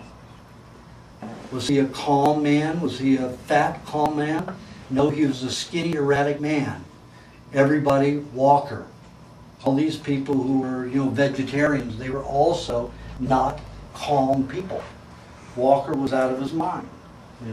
That was the guy that, the nutritionist that Monica's mother, in my book, if you read that story about Monica with the peritonitis, her mother sicked Dr. Walker on me. And Dr. Walker's the one that said, let her take the antibiotics and do what you can to help her recover from the antibiotics. And I said, why? He said, because it's your butt. I said, wait a minute, this is a person. You do no harm. You just don't cover your butt. You face the battle of the challenge. He said, no, you don't. You go down. Then you won't help anybody. I said, well, that's where you are. It's not where I am. But he was skinny and frail, and again, skinny and frail people don't have any fat to protect themselves. These objects go in and irritate their nervous system. They can't think as well as people who are calm. Fat and happy, there's a lot to it. If you just get over the psychological crap of our society that says fat is ugly, fat is unhealthy, you are much better if you are fat. So, all of my fat, you can't tell I'm my fat because all of my fat's small molecules. If you look at the Maasai tribe, they've got like 7 to 12% body fat. They're very skinny people, but they don't have all the toxicity in their society that we have. They don't need the fat like we do. And we need a tremendous amount of fat. When I get down to 18% body fat, I'm not a happy person. Don't get near me. I can be rude. I won't be nasty, but I can be rude. Just because I'm irritable, a little irritable at that weight, at that body fat level. Of course, I look really thin, at 18% body fat. I've got the washboard abs and everything. But most of those guys have 7%, 4% body fat. And it's just not healthy. So fat is very, very important in our society. The body makes 60 varieties of cholesterol. A third of them bind with poisons. A third of them lubricate the body. And a third of them give you energy. Those are very important. But cholesterols, aren't they bad? Told cholesterols are bad. And then 10 years ago they say, well, some are bad and some are good. Keep changing their story. But if you want to know the truth, cholesterols are all good. It doesn't matter what your ratio is and your level is. They just want you to take cholesterol-lowering drugs. That's their whole intention. And if you read the book called The Cholesterol Myth, there's a scientist that has devoted his entire life to the study of cholesterol. And cholesterol is not bad. Cholesterol is necessary. They are the way the body handles all kinds of toxins. It gives you your energy. Well, they say, but we get energy from carbs, you know, athletes, we gotta give them lots of carbs. You know, eat lots of breads or cereals before they get on the track or get on the court, the tennis court. What happens with that fat? It doesn't form a good acetate. It's not an oily substance, it's a drier substance. It will cause the body to crack and dry. So what happens as an athlete? Billie Jean King, dried up, wrinkled. McEnroe, all of them, dry up and wrinkled. They're gone and out of the field, and no longer champions by the time they hit their late 30s and early 40s. Why so young? They should be able to go at least until they're 60 years old as a good athlete. But they're not eating the kind of fats that are proper. They're eating carbohydrates that the body turns into too poorly assimilated cholesterol acetates. So, let's take a look at your bodybuilders. Bodybuilders are lean, don't have much fat, but they're not very strong. Take a look at your weightlifters. Who's ever seen a skinny weightlifter? All your weightlifters are fat. You got that belt on, they got this roll that goes over their belt. You know, that waist belt to hold in their back. Every one of them's fat. All of your wrestlers are fat. No wrestler do you see fat, skinny. They'd be dead in a ring. Wrestling, it's all a dance, it's a show, but it's a great show. Look at the gymnastic that those guys can do with those big bodies and slamming against one another. I mean, you can kill each other in a matter of a elbow to the throat, elbow to the temple, and be all over. But they're putting on a show.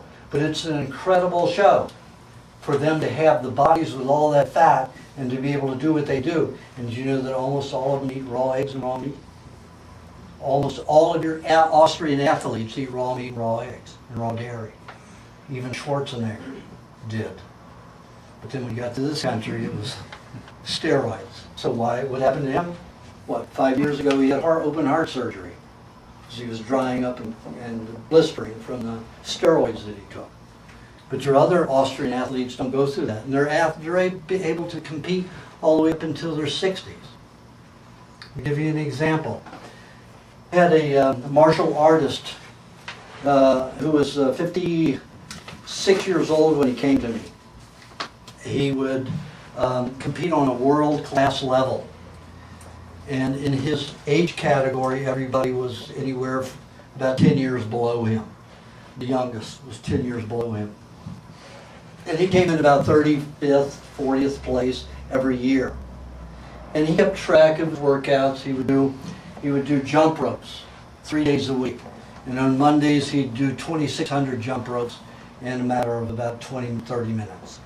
Then on Thursday, I think Wednesday or Thursday, he would do about 7,600 jump ropes in about 35 minutes. Then once a week, he would do 12,400 jump ropes in an hour. That's moving. He looks blurred when you see him do it. And before he got on the diet, his heart rate was, when he finished the activity, his heart rate was about 179 to 180 and stayed there for a very long time. Half an hour, 20 minutes, half an hour, even 40 minutes sometimes, before it dropped down to normal. On the diet, after a year on the diet, you saw it every month going down. So when he was doing the exercises, when he finished within 90 seconds of finishing it, his heart rate was at 110 to 114. Incredible. And when he went to compete that year, he came in 5th place. And everybody was 12 to 15 years younger than he was that beat him. So pretty impressive.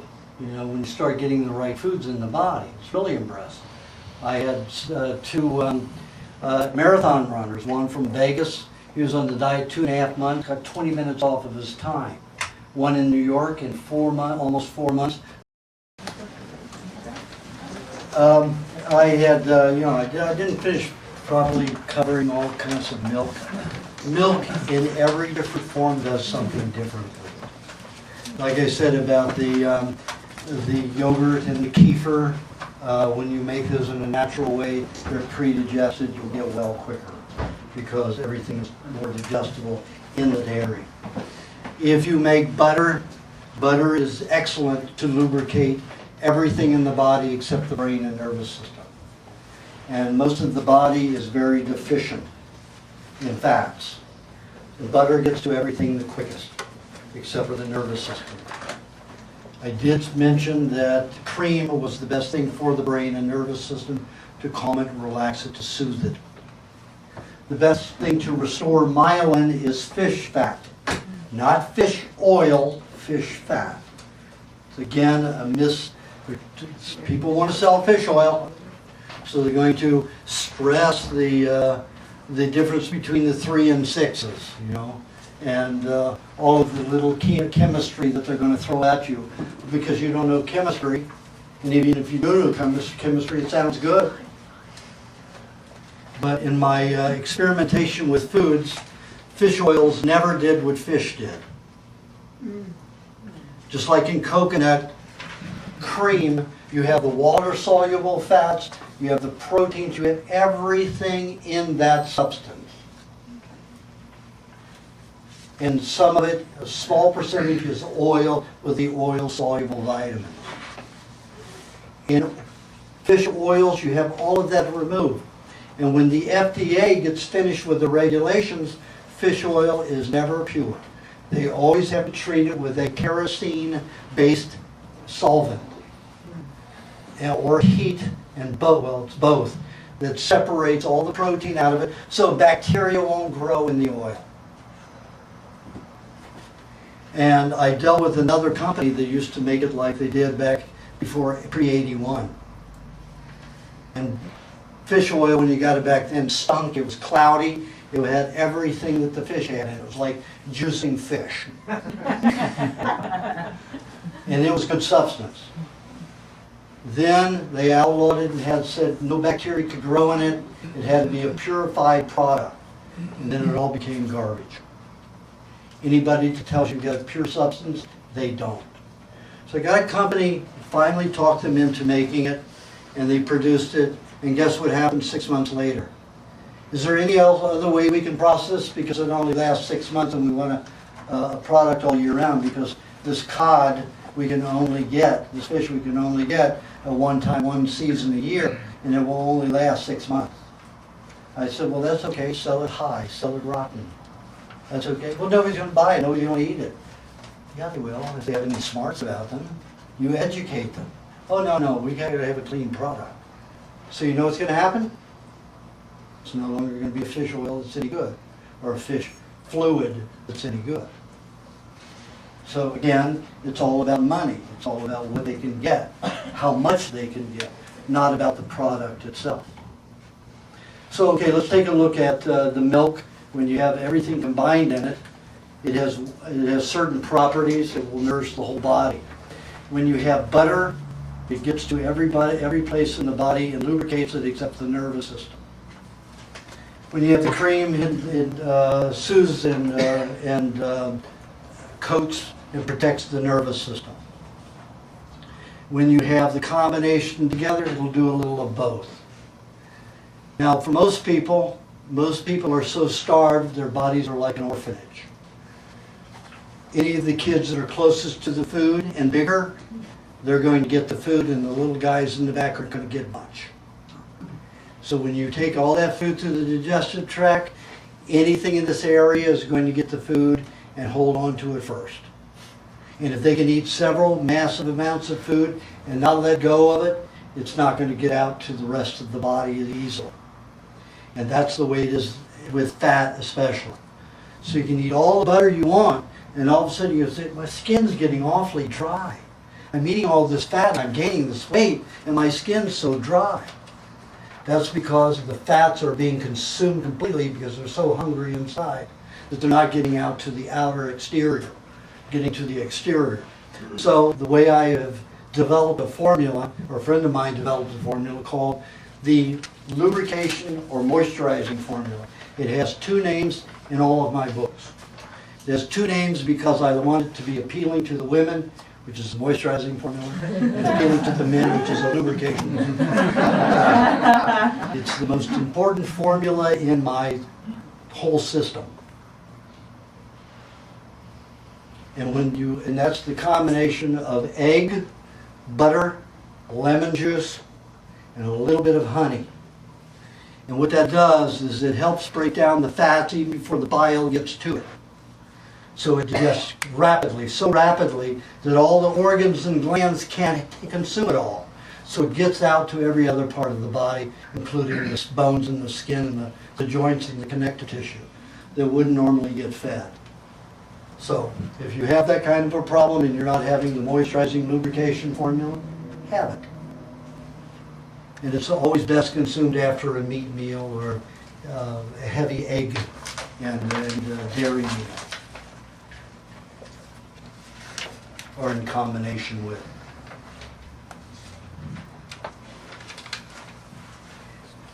Okay, we're going to talk about, we started on the pattern of eating. So we had the vegetable juice first thing in the morning. Okay, in order for the brain and nervous system to work properly, remember we talked about the AGEs, the advanced glycation end products? Well, if you eat a piece of fruit or a high carbohydrate juice, like a carrot juice, you're going to cause the brain and nervous system fluids to be sticky, your blood to be sticky. So, not a good thing to do. So you want to eat some kind of a protein meal. I always have meat. My brain works so well when I have meat. If I just have dairy and eggs, I'll be good. But if I want to be a genius, I have meat at that first meal.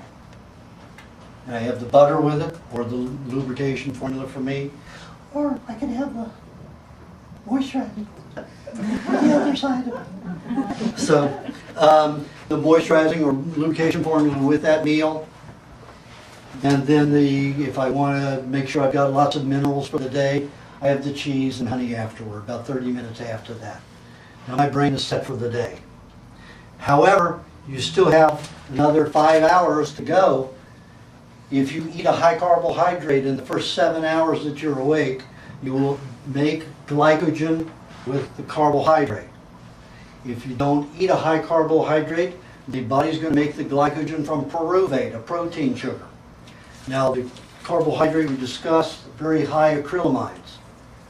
If you have pyruvate as your protein or sugar to make glycogen with the help of glucagon, you only have 7 to 8% advanced glycation end product, and we can handle 12% at a time. So that means you will not store not one molecule of advanced glycation end product. So the first 7 hours you're awake after a long sleep, do not eat high carbohydrate food. Juice or any form.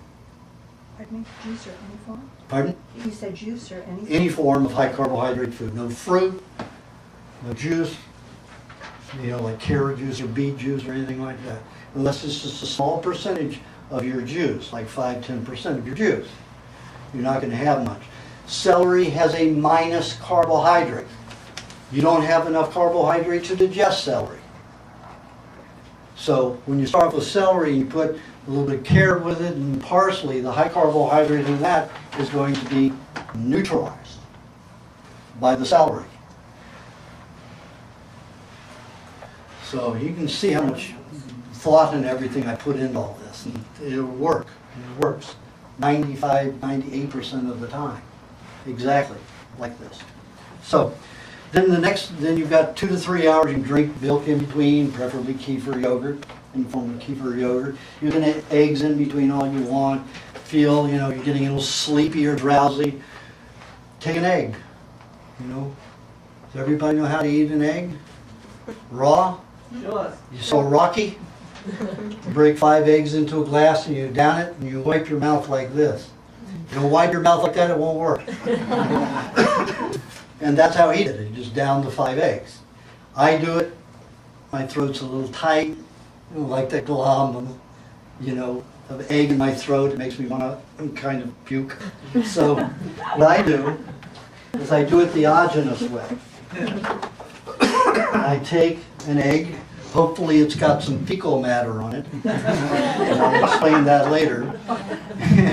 And I put a dent at one end, not a hole, a dent, and then this end I make a hole with the cutting teeth in front. Do you know any herbivore, any vegetarian animal that has cutting teeth? Does 90% of its mouth? No, your vegetarian animals, your herbivores, all have all molars. So, you're gonna go like this. And first the white comes out in little amounts. And the white doesn't taste like anything, so it's pretty benign. It's cool texture, as long as it's not a glob in my throat. And then the last to come out is the yolk.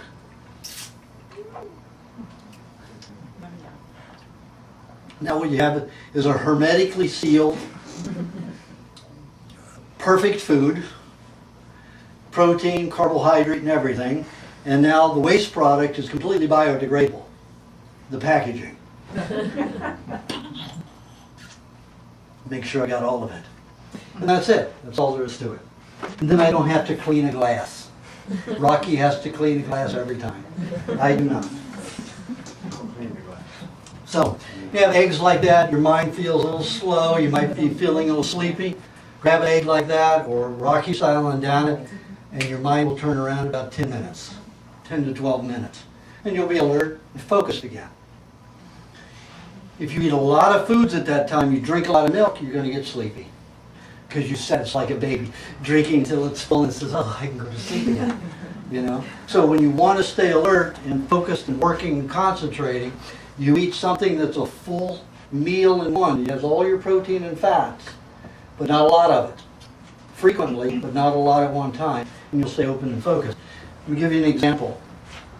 The Los Angeles Police Department was hassling a lot of these runaways on Venice Beach.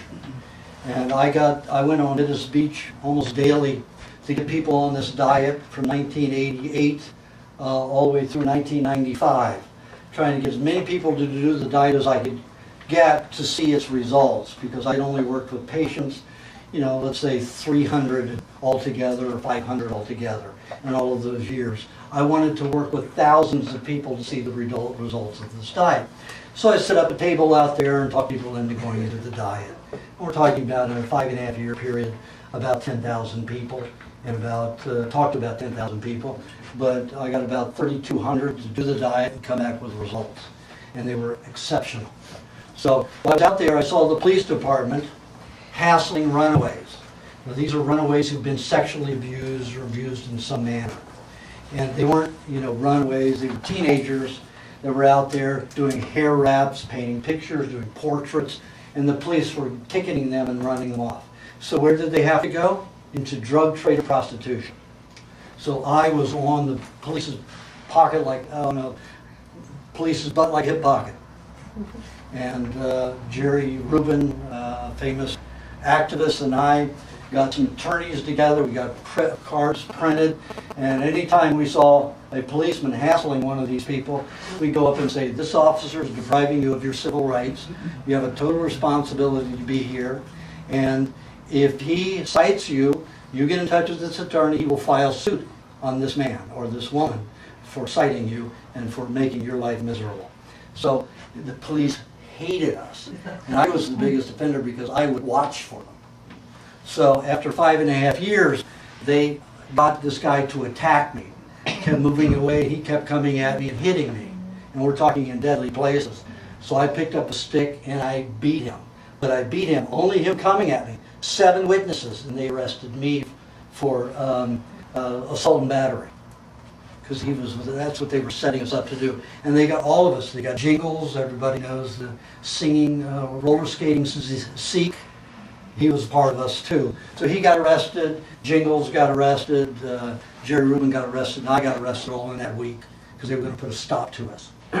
So they weren't prepared for me, so I sued them. And I played my own attorney because I know what attorneys do. So I put him through 5 years of hell in the legal system.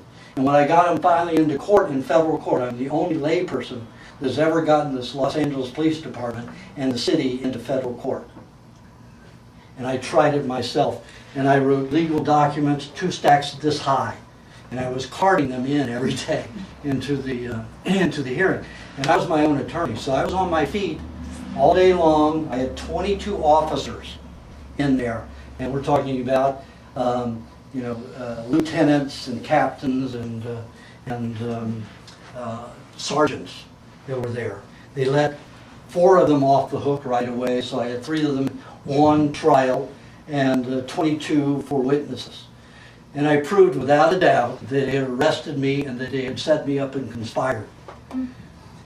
So what happened, and during that time, that whole 22 days, you know how I survived? Because I had to prepare for questioning. Every officer, every question had to be understood and written.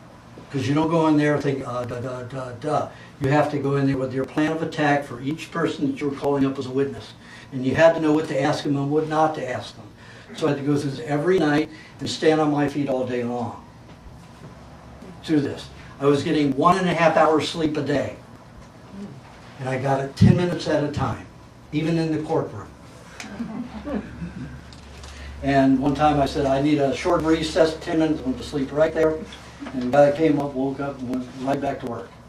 And they don't allow any kind of food in the courtroom.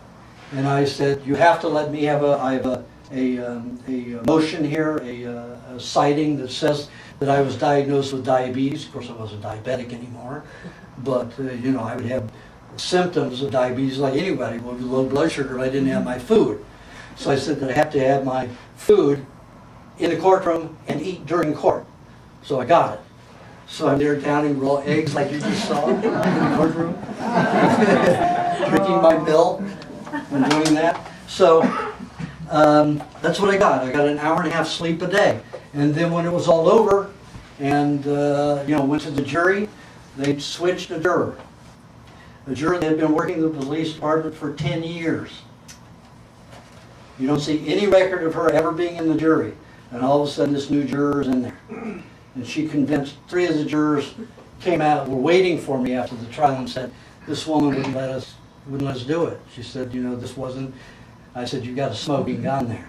They said, but yeah. And I said, the stuff that she was telling you that I didn't have, they didn't give me, but yet the officer said that he had read it before he came. So they held that from the court. So it was all set up. They knew I was never going to win.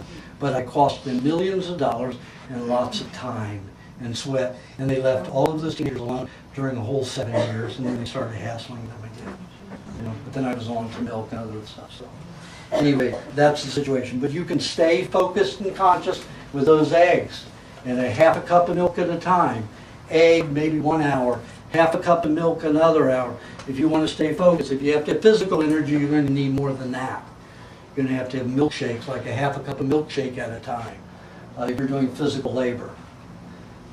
But if it's mental, mainly the eggs will keep you physically and mentally focused. So let's say after this first protein meal, you have the vegetable juice, then 45 minutes, an hour later, you have the protein meal, eggs and milk or meat, and also butter. And then 2-3 hours later, you have I know that I'm swinging it around in there, you guys. You have a milkshake. This helps calm the body and deliver it some energy. If you have the problem like I had, where if you mixed eggs and milk and honey together, you get cramps, you're not going to be able to do that. You should probably suck your eggs first, my style or Rocky style, and then have some milk and cream afterwards and honey after that, maybe 5-10 minutes after you down the eggs. Remember, the eggs we're going to go through very rapidly. So then 2 to 3 hours after that, you have another vegetable juice. All of a sudden now we've hit the time where you could eat some carbohydrate. But let's give it an hour or 2 anyway, just to make sure. So an hour or 2 after the second juice, then have your one and only fruit meal of the day, and always with the fat. Now, remember that fruit is always detoxifying. The body makes alcohols with it. So it will utilize fat as energy, and it will detoxify the system. So this is the time to do it. You don't want to do it early in the day because you don't want your day to be focused on detoxifying, nor making everything sticky and poorly functional. And you don't want to late in the day because you're not going to sleep well if you're detoxifying at night. So this is the high time to have a fruit. If you want to lower the amount of detoxification, you don't have ripe fruit, you have non-sweet fruit that's on the green side. But always have it with fat anyway. And the best fat for cleaning is coconut cream. Coconut cream is an incredible solvent. Before, 60 years ago, all of our soaps, body soaps, were 70 to 90% coconut. Everything, laundry soap, everything was made with coconut. Then when they discovered to make out all these acetates, soaps, out of chemical petroleum products and kerosene, they found that it was cheaper than to grow these coconuts, to process and harvest and process them, and then decontaminate them and deal with all the waste products. They could just make a chemical soap. And that's when all of the natural products went out the door for soaps. And they are great soap too. Coconut cream is what I use as my body soap. That's the coconut cream that I don't eat in time, and it becomes fermented. So I use it to brush my teeth with. And I use it to wash my body with. And hair and everything. And it's a wonderful soap. But the coconut cream internally will do the same thing. It's the best cleanser. So have, 3 to 6 tablespoons. If you're a big person, you have 8 tablespoons, of coconut cream at a time. But always have a natural fat with it. I mean an animal fat with it. Either cream or butter, or a little bit of cream and butter with the coconut. Both of them with the coconut. Because the coconut is more detoxifying, the butter and the cream are protective. So if you've got the coconut cream pulling out a lot of heavy metals and other toxicity, you want the animal fats there to protect your system from damage. So always have a little bit of the animal fats with the coconut cream when you have the fruit. And there are lots of ideas in the recipe book. These eating systems that I'm telling you right now are on page 40 and 41 of the recipe book. But I'm going through it to explain why it is that way, which I don't do in the book, as well as some people. Some people say that they didn't understand it because it's very concise and it doesn't go into much explanation. So I'm giving you the explanation now of why I set that schedule up and why it works. Okay, so we go from the fruit meal, and you can have different fruits. If you've got a problem, you read in the We Want to Live in the remedy section, you go through all of that and you say, I have that symptom, I've had that symptom, I've had that symptom, and these reoccur once in a while. And any symptom you've ever had is going to recur on you, I guarantee you, because you have never eaten properly to heal properly.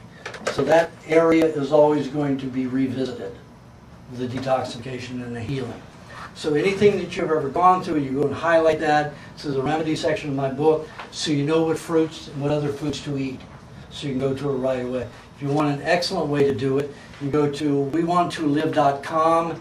The TO is a 2 numeral 2, wewanttolive.com, and you can get the PDF version from the Adobe version. You can download it and search it. So you can have it like that. You don't even have to highlight it. You know right where to go. Just put that word in, you'll find it instantly.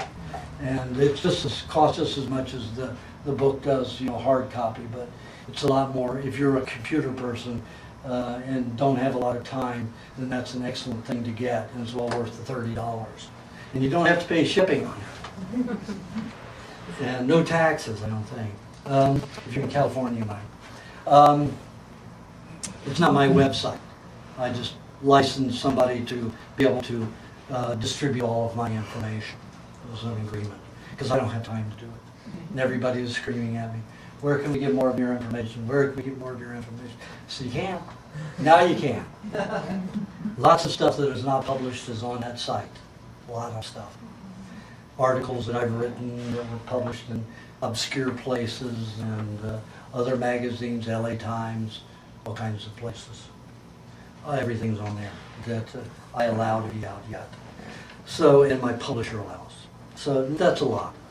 So you go there and you find out you know what foods you need to eat.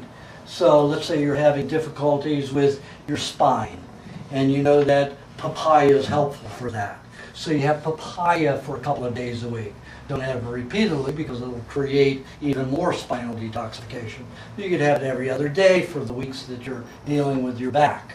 And if you're dealing with digestive problems, constipation, something like that, then you could have pineapple with the coconut cream, butter, and dairy cream, and a little honey if you want. And you take those fats, you can whip them into a whipped cream, and have it with the whole or chunks of fruit, or you can blend it all together. It's like if you're trying to get rid of heavy metals, you could use dark berries, blueberries, blackberries, or boysenberries with those creams, those fats, and if you blend it together, it'll be like a parfait, like a hard gelatin. It's pretty good. So you can do it many different ways to make it more appetizing, even though you may be eating the same thing. So that's how you work that one. Then the next, you wait 2 to 3 hours to have another vegetable juice. Then an hour and a half, 2 hours later, your second and last meat meal or another large protein meal with a lot of eggs at one time and some dairy in that time if you're not a meat eater. Then again, have your lubrication formula or some butter with that meal, or butter and honey if you're having eggs and milk. And again, usually when you have a milkshake at that late in the day, you're not going to digest as well and as quickly. So it might be better to down the eggs if you have digestive problems, and then drink the milk and cream afterwards with a little butter and honey, and then the cheese and the honey after that, about 30 minutes after that. And then before you go to bed, you can have milk anytime during the day, preferably room temperature or cold kefir yogurt if you want, or room temperature kefir yogurt, or even warm milk. You can warm it every time if you like. You can treat yourself like a baby. If you're a person who's hyperactive and irritable all the time, warm milk will relax you all the time. It's a good thing. So before you go to bed, you make sure you want to relax, then have some milk before you go to sleep. Warm milk and some honey, a little extra cream with it. And during the night, if you've had a big moisturizing or lubrication formula, and you've had a third with each of your protein meals, then during the night you'd have the remaining third with half a cup of milk, just to make sure you always stay as lubricated as possible, so your skin is always in the best shape that it can be. And the best facial soap is fermented. The best shaving cream is fermented coconut cream. It gets kind of slimy and it's just so nice. I never cut myself with that. I used to shave with eggs. I put egg on my face and shave with eggs. Then when I discovered the fermented coconut cream, it's so easy to shave, never any cut. Never any cut. I mean, for me to say that's amazing, because I was always cutting myself, no matter around in here with these little scars that I have from my brother beating me up. Boom, boom, little bumps came about there with the blisters and the cuts, stuff like that. I was always cutting and I was always bleeding. But for some reason the coconut cream, fermented slimy coconut cream, works excellently as a shaving cream. So there you have it. Now we're going to go for the long-awaited stuff, bacteria, parasites, and all of that stuff. Now, everybody's afraid of bacteria and parasites and virus and fungus and stuff like that. But those are your janitors. I mentioned it earlier just to give you an idea that they're not your enemy. They are your friends. In my experiments with animals who had parasites got well quicker than those who did not have parasites. I also investigated the myth that raw meat created parasites, would give people parasites. We took 14 animals, all from the age of 12 to the age of 16, and these were so-called at-risk types of creatures because they were in old age, and all of them weak and feeble, and fed them various different types of parasite-infested meats. Calf's brain that was infested with flukes, chicken tripe that was infested with pinworms, and liver worms and calf's liver. We fed that to all these animals. Not one of them got a parasite. One of them got a parasite, and they all did very well and got healthier. The animals that we put in a ad for and got that already were infested with parasites, we took them and fed them raw foods, and they all got better. And their parasites continued and then went away within about 6 months. The latest was 9 months on one of them. And we followed them to their death, and we performed autopsies on them. Their innards were brilliant, like they were young. So wherever they had, whether they had the liver parasites or they had the brain flukes or wherever, when they were fed the raw meats and raw dairy and a little honey, they had immaculate healing. The animals that we gave, we took some of them and we fed them pharmaceutical grade dewormers and homeopathic dewormers. And those animals, when we got rid of the parasites, fed them the same raw diet, they didn't fare as well.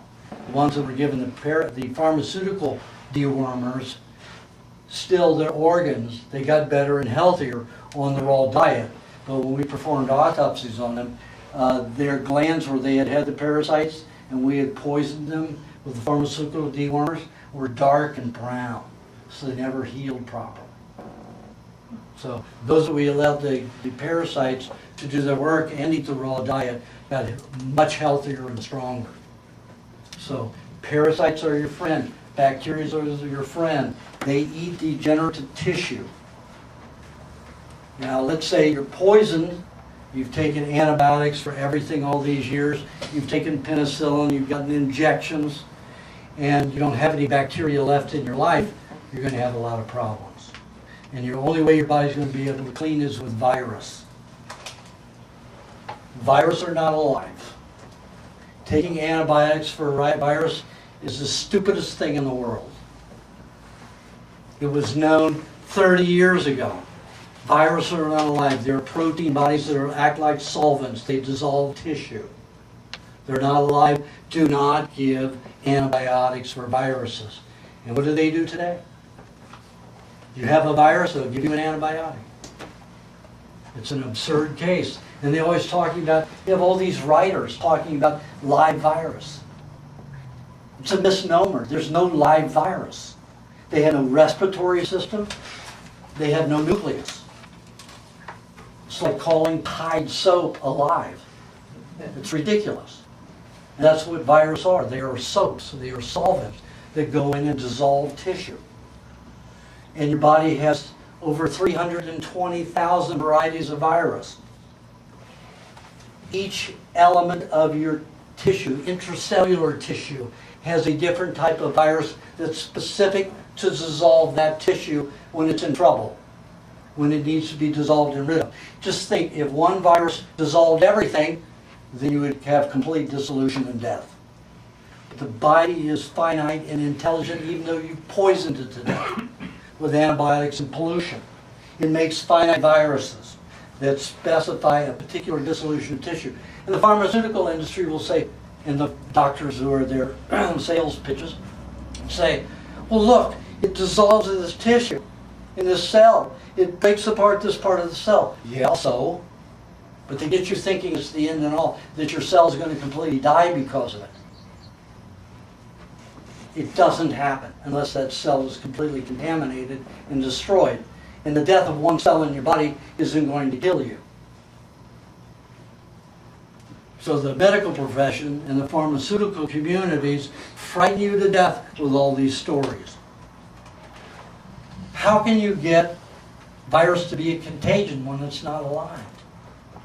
You can put a virus in a petri dish that's fertile, that cells can grow in it, and not one more virus will appear in that petri dish under cellular conditions, even for a week. Not one more will appear. You put live cells in there and all of a sudden they start multiplying. But they don't multiply. Cells make virus. Just like we produce soap. You calling virus contagious is like saying Tide soap is contagious because it's in every home. Humans have made it as a soap to clean their laundry. Cells make virus to clean parts of themselves because they're too toxic to use bacteria, fungus, or parasites to clean them out because we're too polluted with poison. They can't live, they can't survive eating toxic waste. It's like I contaminate, let's say I eject an apple, or I spread a field with, let's say, arsenic. Apples grow from this field of arsenic. You've got a high content of arsenic in this apple, and I give it to you to eat. What's going to happen to you? You're going to die. Well, that's what happens with a bacteria and a parasite and a fungus when it goes to eat a cell that's contaminated. They die, so they don't multiply. So then all we have left is virus. The body has to produce virus to clean itself. But viruses are like soaps. What do you have to do with soaps? You dilute them in the H2O. And what happens there? When a parasite or a bacteria or a fungus eats something, it takes the amount of food that it consumes and it dwindles it down to this tiny little waste product. Parasites can eat 100 times their weight in 24 hours and discard 1% of it. 1 to 2, 3, even 5% depending upon the parasite. That means it's like you eating 100 pounds of food in a day and having a 1 pound turd in the morning. Pretty efficient. I like that. I like that. Because that parasite has made sure that I have to discard a very small amount. Now bacteria, depending upon the bacteria, can eat about half of that in 24 hours. But still, its waste product is a small amount. What happens? We eat 14 pounds of food in a day. A lot of people eat that much. And they have a 1 pound turd the next day. That's not a good ratio. I'll take the parasite and the bacteria any day as my assistants. Fungus is the same way. It takes something and reduces it in stature. When your body uses virus, it dilutes and spreads it all throughout the system. That's why viral meningitis is a problem with coma. Because when you have a viral meningitis, which means the coating around the brain or the nervous system is infected, it's got pollution in it, there's nerve damage in there, and the body needs to dissolve it and clean it out. Anytime you have an infection, it means the cleaning, janitoring going on, you have more nutrients flowing to the area, and that's what swelling is. You always want swelling, you never want to stop swelling. People put ice packs on things, and what do? They prevent the circulation. All of those mini nutrients are being moved into that area to clean out and feed the area and heal it. They put ice packs on it, what happens? It clots. They don't heal properly. So you've got an athlete, he has a knee injury.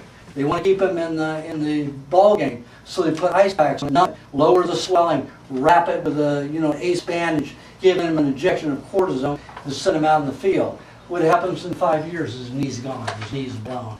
4, 5, 6 operations and surgeries, and finally when he's an old man, the only thing he can do, and an old man for an athlete is 45, 47 years old, he's got a knee transplant. Which means he's got a piece of plastic put in as a knee. That's not the way you handle it. Never freeze a swollen area. You put a hot water bottle next to it, you put heat there to increase circulation. You'll get well faster. Always put heat. Never a heating pad because you have an EMF field. Hot water bottle. EMF fields destroy the molecular structure of cells. So always, I don't care if you put hot water in a glass and wrap it with a towel. That could be your hot water bottle. The best is a rubber one if you want it to last a long time, or a true rubber hot water bottle, so it doesn't outgas plastic. So when you have all this viral contamination, your body has to get rid of all that fluid. And if you've got that swelling in the meningi, the extreme swelling from the viral, you've got possibility of damaging and rupturing, the consciousness center, so you go into a coma, or you have an aneurysm, or you have a broken blood vessel in the brain. You ever have that kind of situation where you have a headache and it's getting strong? You can lay down on your back, put 2 hot water bottles on either side of your head. You put a towel over the hot water bottles on your head so you're tenting the heat into your head. And what will happen is all of the sinew, the tendons that connect these fissures in your brain will relax and allow the skull to expand. Headaches are when the brain expands and the skull doesn't. and it puts pressure in the meningi. So you want to relax so the brain, the skull can expand with the brain, then there's 80% of your headache gone. Then with the headache formulas in the book, you can get rid of the rest of it. That's, lemon and the honey and sparkling waters and some cream. There are different headache formulas in the remedy section of We Want to Live. So that's how you handle it. So, what would you rather have? A viral infection or a parasite? Or bacteria? Or a fungus? I'll take any of them over a virus. And I want all of them because I want to be clean. I don't want to stop any of them. I wouldn't be well today if I stopped them. I would be dead today if I stopped them. I've had spinal meningitis 4 times in my life because of the damage they did to my spine, creating bone cancer and solidifying my spine with that radiation. I was in miserable pain. I rarely have pain in my back anymore. My back is almost completely renewed. Just one little vertebrae right here still isn't intact yet, but all the others are. And I've got 14 years to go to reach my 4 years. Now I'm already satisfied. But it works. Don't stop those detoxifications. If you need to stop them because you've got to function and you've got to feed your babies or take care of them and work, the way to do it is lime juice, not lemon juice. Lemon is a bacterial inciter. It helps dissolve anything. It helps, that's why people marinate in lemon juice, because it helps break down, it helps fermentation, it helps bacterial growth. Lime juice inhibits it.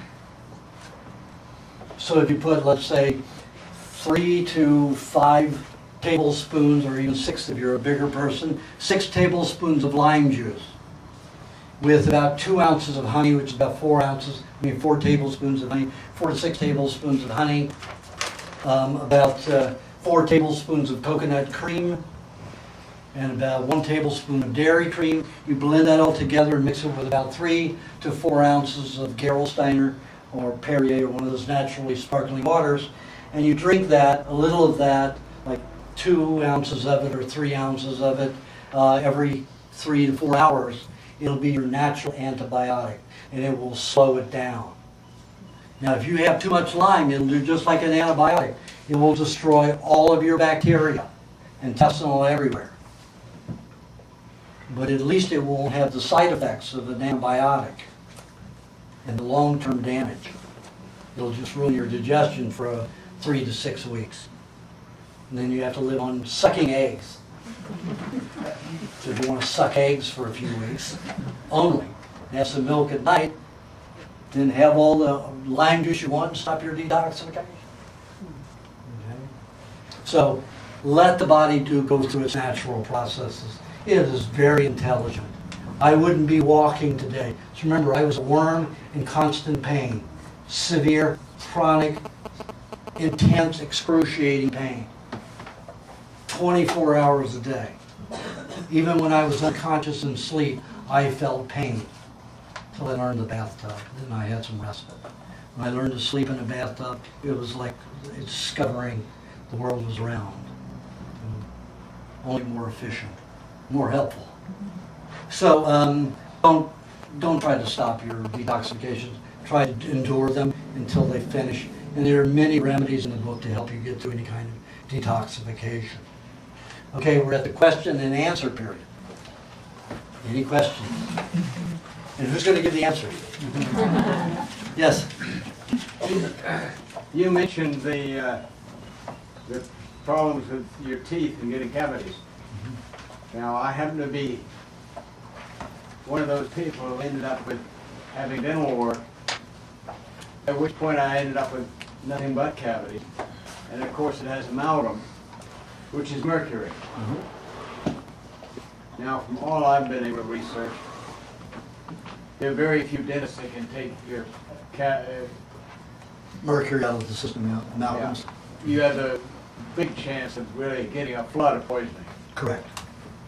Now, do you have anything in your books about slowly detoxifying that mercury out of your system? Yes, I do. We're talking about juices, eating cilantro juice as part of your vegetable juice. That helps to get out slowly. Also, I talk about the blueberries, blackberries, and boysenberries with the coconut cream. They're both in the recipe book because those remedies came later.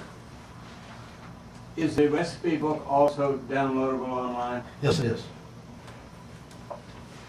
Because I like the ability to search. It's easier that way. Okay, any other questions? Yes. Oh, well, let me say something about that. A lot of people want to rush to get the mercury out of their teeth. Don't do it. I say on if you're in ill health, wait 2.5 years till you've been on this kind of diet, or all high, animal food, protein, milk, egg, meat, even meat diet, until you've strengthened yourself before you have that mercury removed. Because even if you have a good dentist that knows how to put the dam in there and prevent you from going into your mouth and down your throat, and you got to learn how to breathe also, because it's going to go right into your nose, some of that dust, and that's a very dangerous dust. It's mercury. The main part of it is mercury. So you've got to learn to breathe when he's drilling, not drilling. When he's not drilling, you breathe and you don't see any vapor or dust in the air. So you've got to learn to hold your breath. You've got to really work it. Or you make an agreement with the dentist. You drill 10 seconds, you let me breathe, or you get a mask and put it on your nose, or oxygen on your nose so you're not breathing that mercury. I don't like synthesized oxygen, but it's better than having mercury in your system. So, you might put the oxygen tubes up your nose and a little bit of tape over it so that you're not breathing any of the dust that comes into your face. But even if you protect yourself there, the mercury that's already in your nerve going all the way to your brain will start detoxifying when you have them removed. So you better be well equipped for it, and you better be healthy. Because I've seen some people go into chronic fatigue and fibromyalgia because they've had it done too soon. And if you have a question about that, I got a fellow who called me last night, and I warned him for 3 months, don't do it. He had chemical sensitivity. He says, but all these people say that my chemical sensitivity will go away when I have these fillings removed. I'm saying, don't listen to them. That's a very few people that are telling you that. But the major people don't have that kind of reaction. And he said to me last night, he said, you said anybody that wants to have those amounts, you tell them to call me. Because he's suffering terribly because he had it done. Only, a few months 8 months on the diet, and he had it done. Suffering terribly. Okay, next question. Back there. What kind of water do you recommend? Oh, thank you for mentioning that. I forgot to talk about water. Don't drink water. It's easy. Water is a solvent. If you look up in an archaeological book, the first product on this earth under solvent is water. Water is a distilled substance with lots of bacteria, comes down and dissolves rock. That's how strong it is. It dissolves rock so that plants can eat. Water is a solvent. It will leach out of your body. Those of you under, or near 60 and over, you remember what we did? How much water did we ever drink? 3 sips a day at school? 3 sips of water a day at school. The rest was milk. Unless you're folks allowed soda pop instead of milk. So it was 3 sips of water a day. When did water become a big issue? In 1962, when they started bottling and selling it. Then they paid a bunch of doctors to say, you need 8 glasses a day. Everybody drink 8 glasses of milk a day. And that's when it came out. But the Aborigines and the natives know you do not drink water. The more water you drink, the more dry you become. It rips the fats out of your body. It starts dissolving them. Now everybody needs some solvents because of the amount of toxicity in your body. So maybe half a cup of water a day, a cup at the most. You know how much water I've consumed over the last 2 weeks? A cup. I have about 2 swallows a day. For other people, they need more. But you don't need much. Because the more water you drink, the more you need. Why? Because it dries you out. It dissolves and leaches from your digestive tract everywhere. It causes fat deficiencies. Most people get dry mouth because the brain is dumping all of its poisons out the mouth. Rips all the fats from the mouth. So your mouth gets dry. You get cotton mouth. Is that water deficiency? No, not a water deficiency, it's a fat deficiency.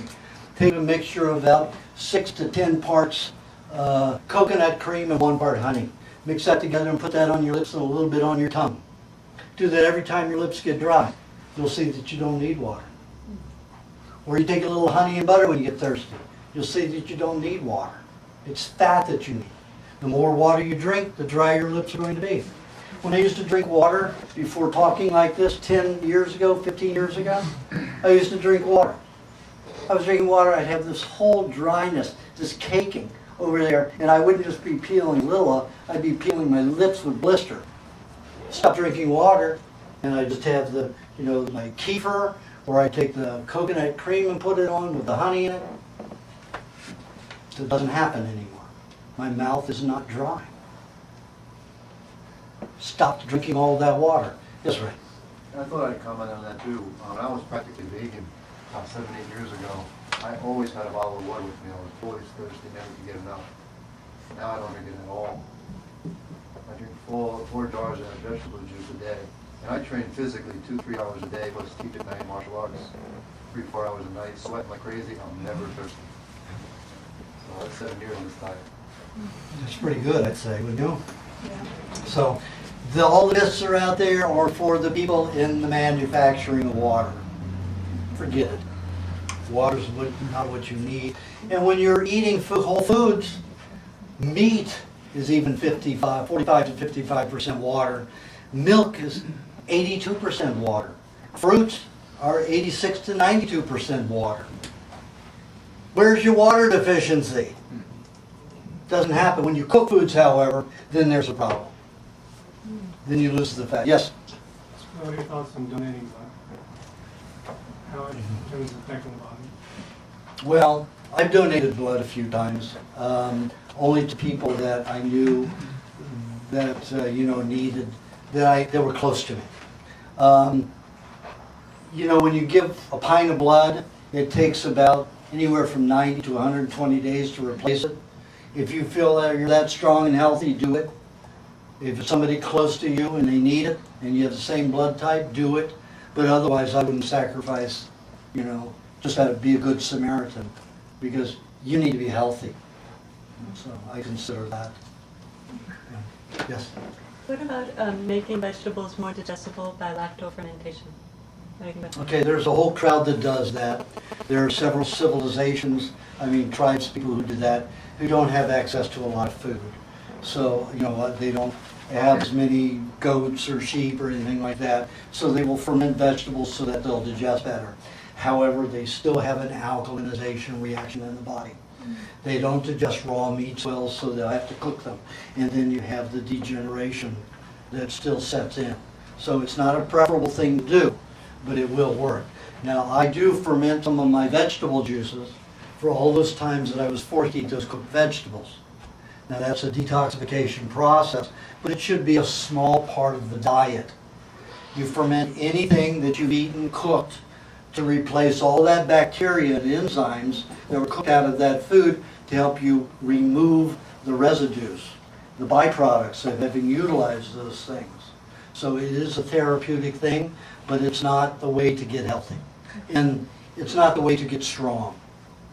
In itself, it will not give proteins and nutrients to your body that will make you strong and stable. It will clean you out, so it will do it indirectly. But you have to be careful of that because it can cause extreme gas and poor digestion of your other foods. So it has to be implemented. And it often causes a lot of loss of vitamin D, because the vitamin D is utilized and fats are utilized tremendously when you have those excessive alcohols and fermented acids that get into the body. And they'll start puffing out the skin and they'll start turning white because you're absorbing all the vitamin D. And, that isn't, let's say, an unattractive thing, but I find that it does impede upon certain skin and perspiring functions. People perspire and smell a little stronger, and those are incidental things. And then you'll use more soap and more deodorants that are poisonous. So there are a lot of side effects that come from that kind of eating if it's too much, not just used as a remedy. But hold it in front. Sometimes we do it right when it turns, and sometimes we do it like this, and it's delicious. So, yeah. Yay. I'm sorry, I don't even know if it's a yeast or a bacteria, so I would have to go look it up. Don't know off the cuff. Great. Well, guess what? We just finished our 2-hour tape, so perfect timing. Thank you, everybody.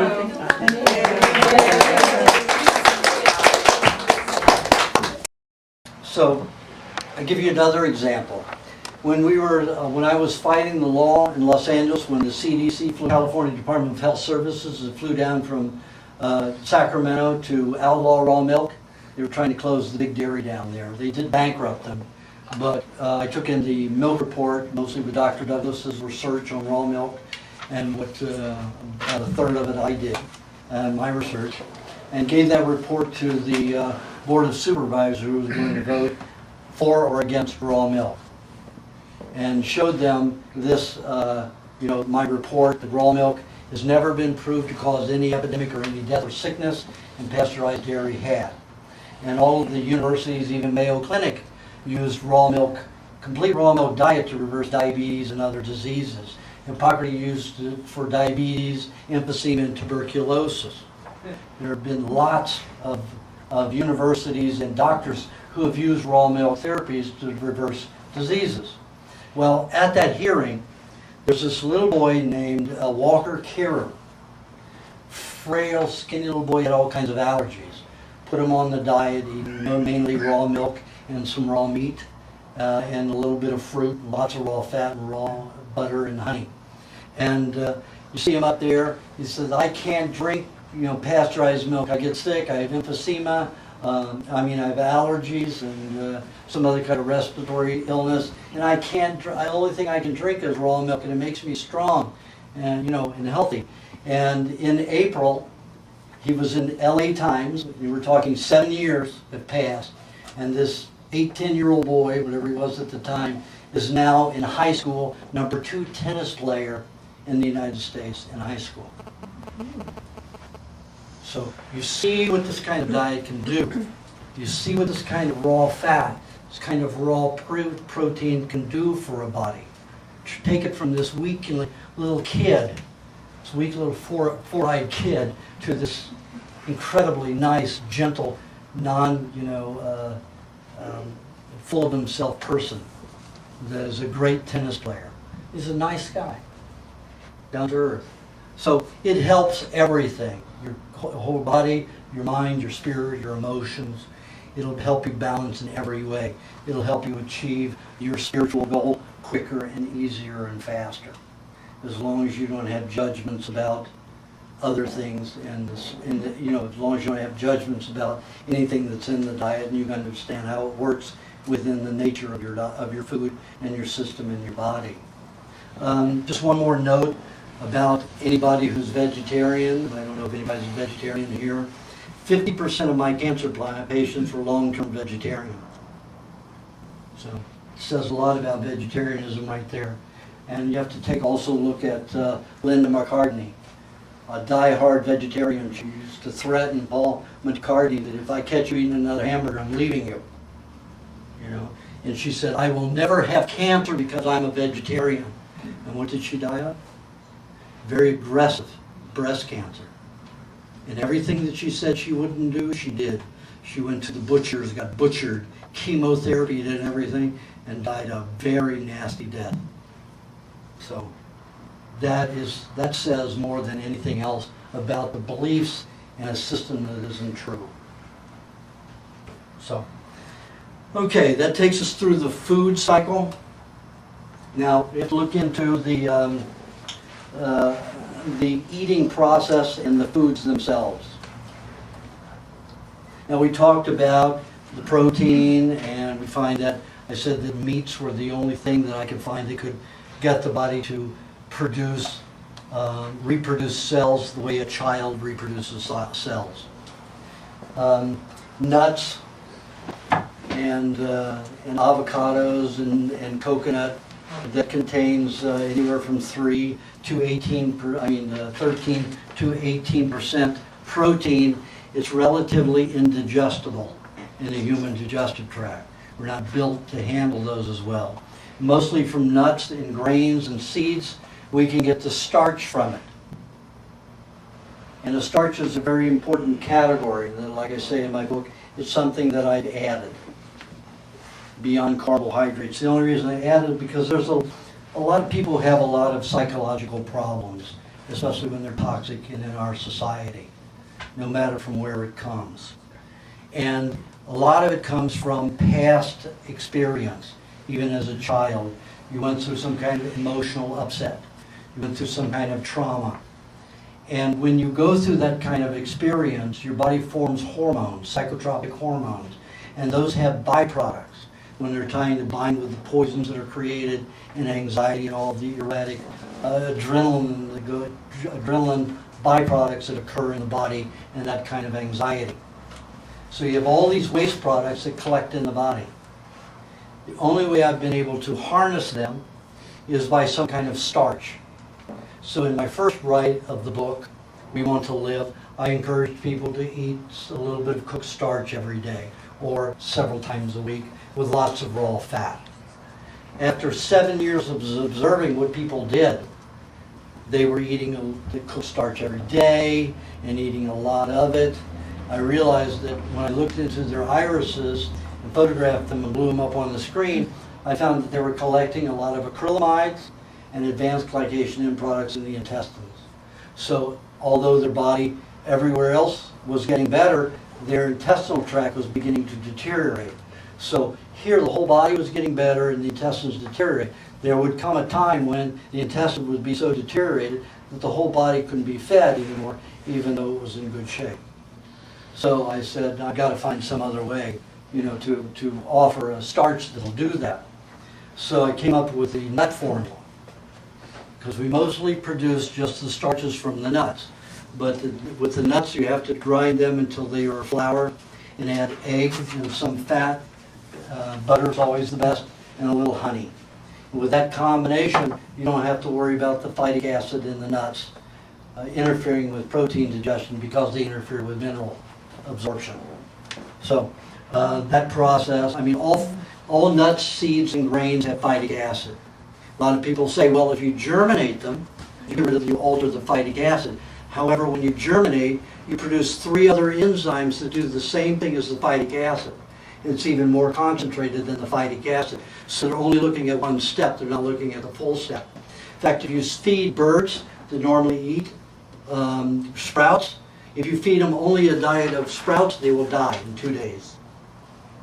Die in 2 days. Because it keeps it from digesting their protein, even though they have a gizzard. And grains are for the birds. That's who's supposed to eat grains, birds. That's who's built to digest and live on grains. And they can't eat sprouts. What makes you think that you can eat a lot of sprouts and get protein from it? You can't. And the one stage thinking of phytic acid destroyed in germination or in sprouting is not looking at what else takes place after the germinating and sprouting. What other things are produced? Just by looking at the absence of phytic acid, you're looking at a small picture.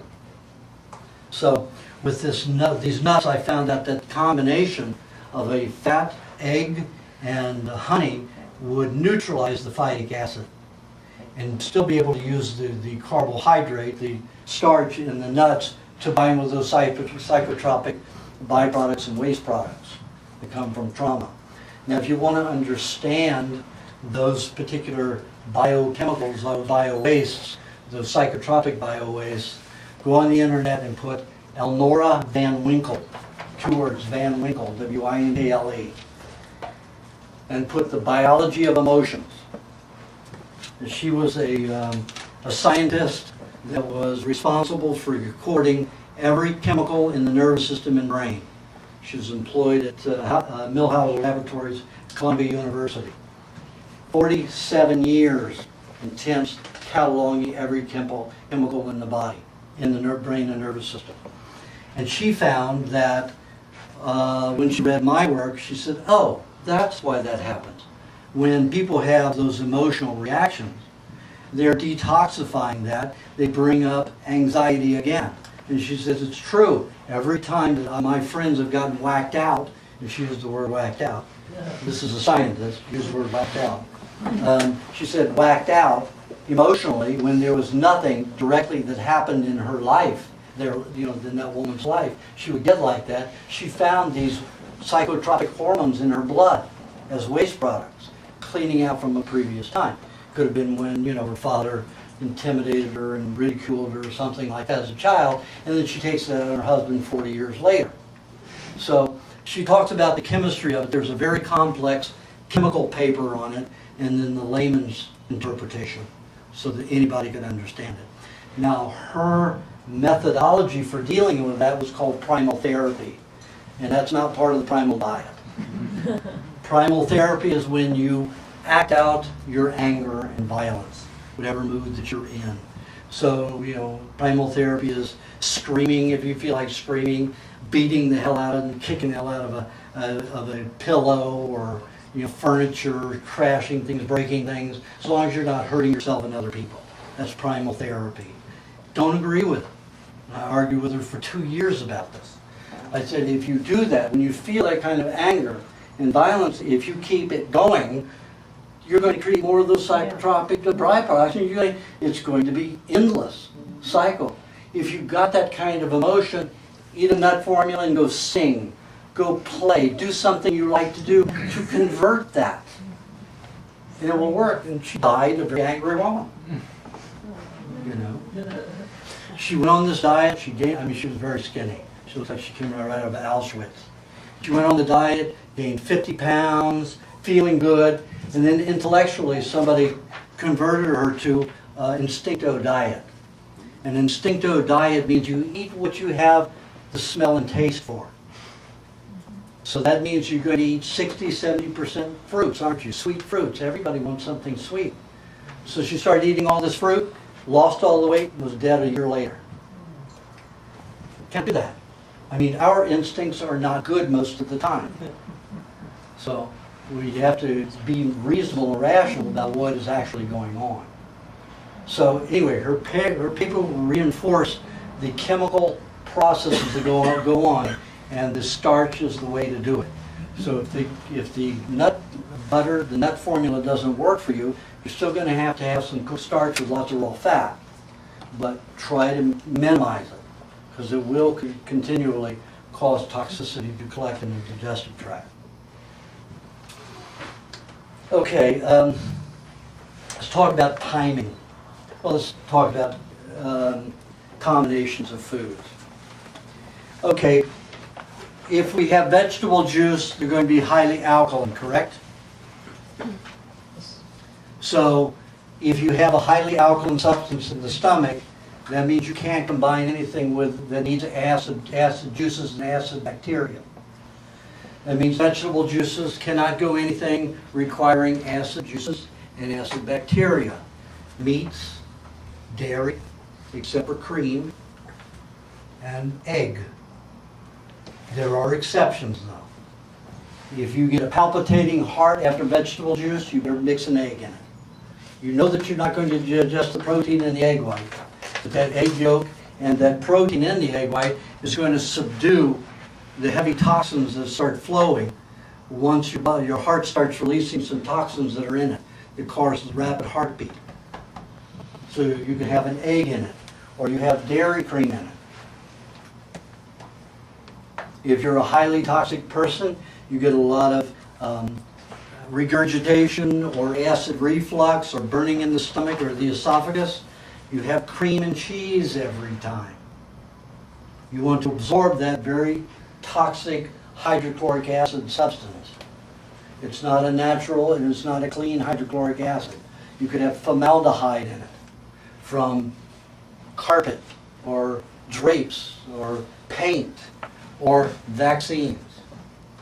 Remember how much formaldehyde they put in a vaccine? Every shot that you've ever taken has formaldehyde. Every shot. And you know what formaldehyde does? That's a whole long subject. And if you want to know, look it up. It's one of the most prevalent chemicals in everything, in manufacturing. So you've probably got a lot of formaldehyde dumping into your stomach when you have experiences like that. When you have green vomits, A lot of it will be formaldehyde induced. It's not the exorcist. So, other combinations, always eat fruit and fat together, like I said. But if you eat fruit and eggs together, you're going to have some stinky gas. It's going to smell like sulfur. So if you don't use egg as a combination with fruit, unless you've got extra cream and milk with it and some honey. Some people can't digest the combination of honey, milk, and eggs. I couldn't for almost 20 years. I just started getting stomach cramps. I could have eggs and milk. I could have eggs and honey. I could have milk and honey. But I couldn't have the three together without a problem. Now I can eat 2 quarts of it a day and be fine. But my digestion had to evolve to it. I think it was mainly because of the incision that I had, the severing of the vagus nerves to my stomach, which prevent hydrochloric acid from dumping into the stomach. Other combinations, almost everything can be mixed at that point. Just remember, vegetables don't go with anything on this diet. Unless it's the last thing of the day, and always eat some avocado or cheese or something with it, because that's the last thing you eat in that day. But nothing goes with it, like meats don't go with a salad. You will not digest them, they'll neutralize each other. And anything that gives you gas, if it causes cramps along with it and lingers, it's not just a detoxification and it goes on for weeks, it means you don't have the enzymes to digest properly. So you need to limit that combination of food or change it. If you have severe digestive problems, the best thing to eat is just eggs all day long. It takes 16 to 23 minutes to eat eggs, to digest eggs. They are absorbed within the first 3 inches of the digestive tract. They go through like that. The only problem with eating eggs alone is that they cause extreme weight loss. I know a lot of people that learn that and they think they're fat, so they go on an egg diet and get skinny and then start having problems. They start having symptoms because they force the weight off themselves because they want to look thin. So please don't use that as, oh, I'm fat, and you're not. If you're 100 pounds overweight, you might be overweight. But if you're 30 to 40 pounds over your normal weight, you're not overweight. You could lose 50 pounds easily. No problem if you go on this diet. Wouldn't hurt him. But he loses 100, he could be in trouble. Because his body isn't fat because it doesn't need it. His body's fat because it needs it. So, eggs eaten alone will cause extreme weight loss, but there is very little digestive energy put into it. So the body can use all that fat and protein from the eggs to heal itself and restore the digestive tract. Some people have come to me with Crohn's disease, and that's a disease where at the worst part of it, the digestive tract is so poor, the intestinal walls become so thin, the mucus is so thin on the lining that it tears. Food enters the gut undigested, gets into the knees or the joints and causes experience of arthritis and rheumatism. I had one 14-year-old girl who was brought to me as the granddaughter of a famous senator. Her knees were as big as my head. Her hips were huge, painful all the time. The doctors had treated her with medication and antibiotics for 2.5 years almost. And this girl was a mess. 14-year-old girl was a mess. Put her on the diet, 9 months she was normal. Lots of eggs and lots of dairy. Corrected very quickly. 2 years later, she wanted to be like all of her peers, so she went back to eating the same garbage. Within 2 years, she was back into some problems again, and then to go on the diet. So you can get well and go on and off the diet. It's up to you. It's your experience. But if you don't want to go into those things, just know that whatever you eat is going to have a cause and effect in your body, and know what it will be for you, so that you're in the lead. You can say, yeah, I know what's going to happen, and so I'll take the consequences. And then you won't feel sorry for yourself. You'll take care of it when it happens.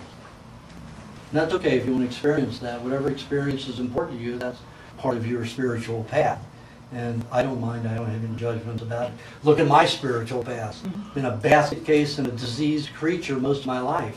You know, if I didn't do it with the other garbage, I ate poison mushroom, which destroyed my health for another 11 years. So I've been in and out of health twice, pretty radically. So I'm not one to enjoy anybody's, you know, to judge anybody's journey. It's just I'm making good use of mine, you know, helping a lot of people so they don't have to suffer it, and just so they'll know their options. So fats eaten with anything are a very, very important process. A lot of times I will put a little bit of cream in my vegetable juice. However, when I was highly acidic and didn't digest well, I didn't put the cream in my juice.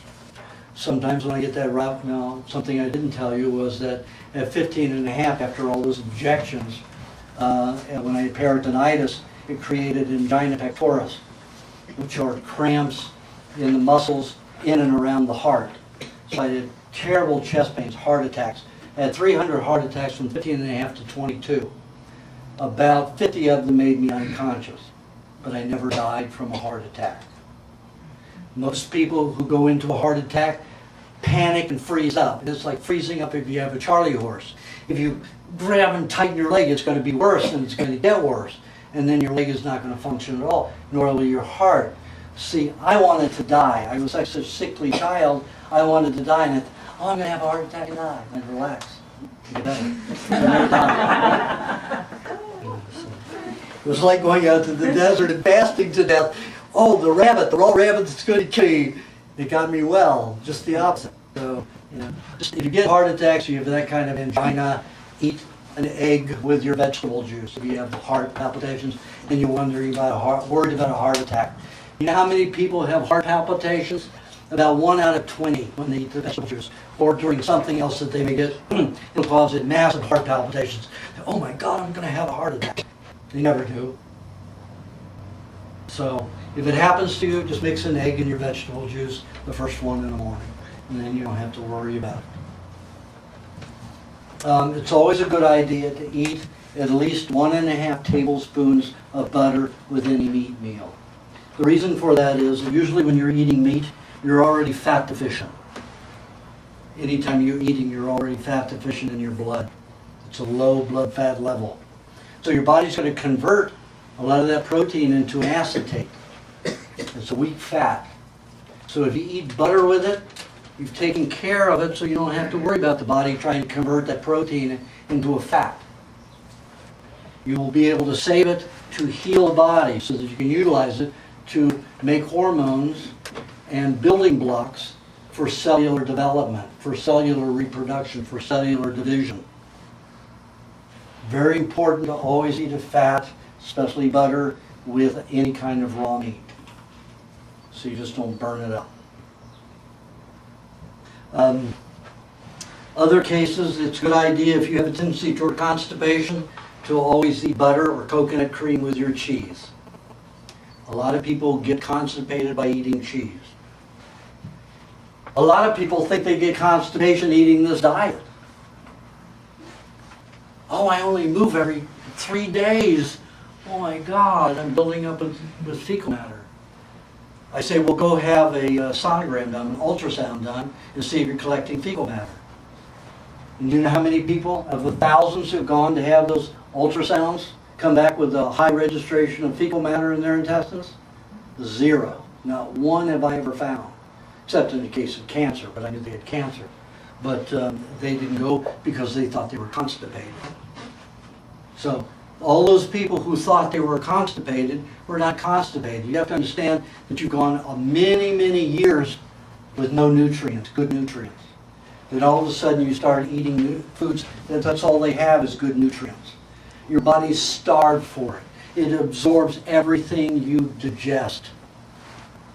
And if you digest everything, you're not going to have any byproduct. You're not going to have any waste. You're going to have very little fecal matter. A few inches, very skinny. Oh my God, I'm getting constipated. No, you're not getting constipated. If you've got a ball of fecal matter that's as big as my fist and as hard as rock, and you can't get it out, you've got constipation. That's constipation. So don't think you have constipation because you're not moving every day. You're starved. Your body's absorbing everything. Absolutely everything you eat. That's a miracle that you can digest that well that you're not having fecal matter. That's exceptional. Do you know why dogs and cats usually have fecal matter when they're eating their natural diet? Because they have to pass the fur that they can't digest. They digest everything and wouldn't have any feces if it weren't for the fur and some of the hide. If you ever examine a wild feces from a wild dog or a cat or wolf, you can't find anything in it but hair and some hide. No bones. They digest all the bones. They digest all the meat. They digest the cartilage, the sinew, the tendons, absolutely everything. And what they're throwing off is the hair and some hide that they can't break down. Pretty remarkable. And it turns white into dust. And it's beautiful. Then you take a look at the dogs who eat Alpo and the odor of that feces, and it never turns white and turns into good fertilizer dust. It stinks and it's horrific. Cats the same way. And they have the same diseases as humans do. Tumors and everything. Paralysis, especially in their older days from all those shots, all those vaccinations. And the toxins in animal vaccines are 2 times more than a large person, giving the same doses that they do to human infants, which is criminal, absolutely criminal. And we don't have any attorneys that have any balls. Because the only way an attorney's ever going to beat anybody is they do not pass the bar and take the oath. Because when they take an oath of office, they take it to the court. They are taking an oath to the court to say, I will follow your orders, I will follow your, whatever the judge obeys me to, whatever the judge orders me to do, I will obey. That is their oath. Their oath isn't to protect the Constitution.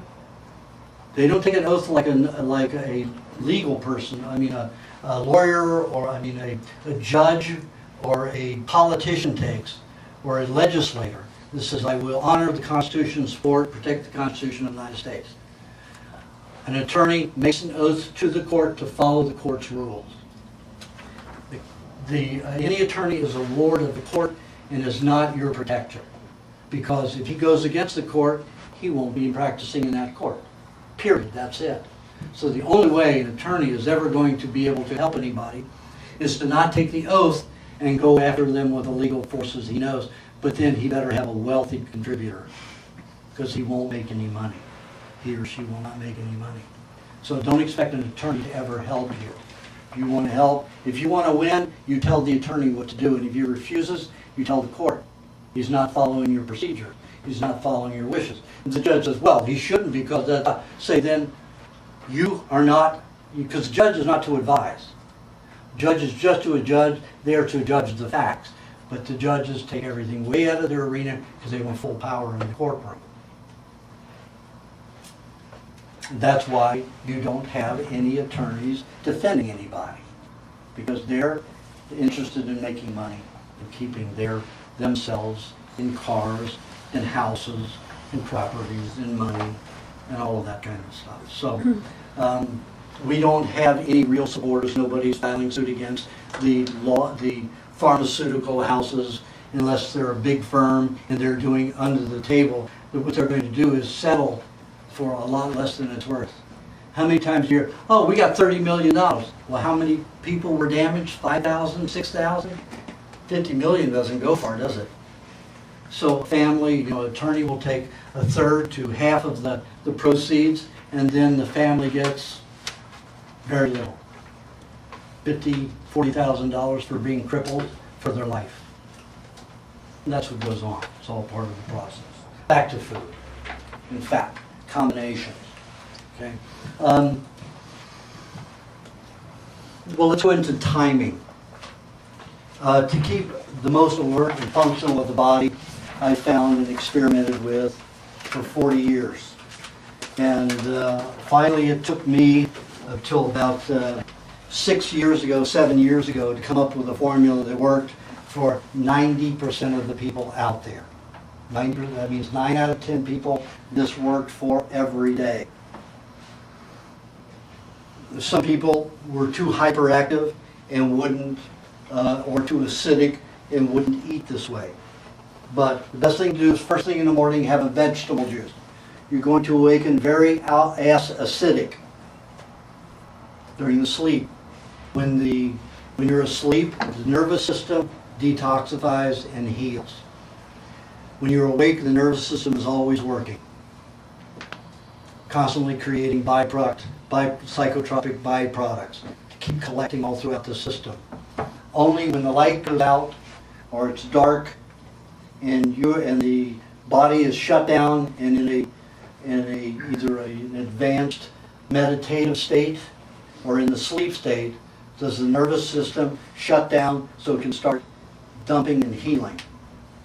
So and remember, the nervous system collects most of the poisons, the metallic minerals, the free radicals, because of the high fat in the brain and the nervous system. So it starts dumping at night. So by the morning, your blood is overly acidic. So you need to alkalinize that by having some green vegetable juice. Again, we don't want too much carrot because it's high in carbohydrate. So let's say you have a base of 80% celery, 10 to 15% parsley, and maybe 5% carrot or cucumber.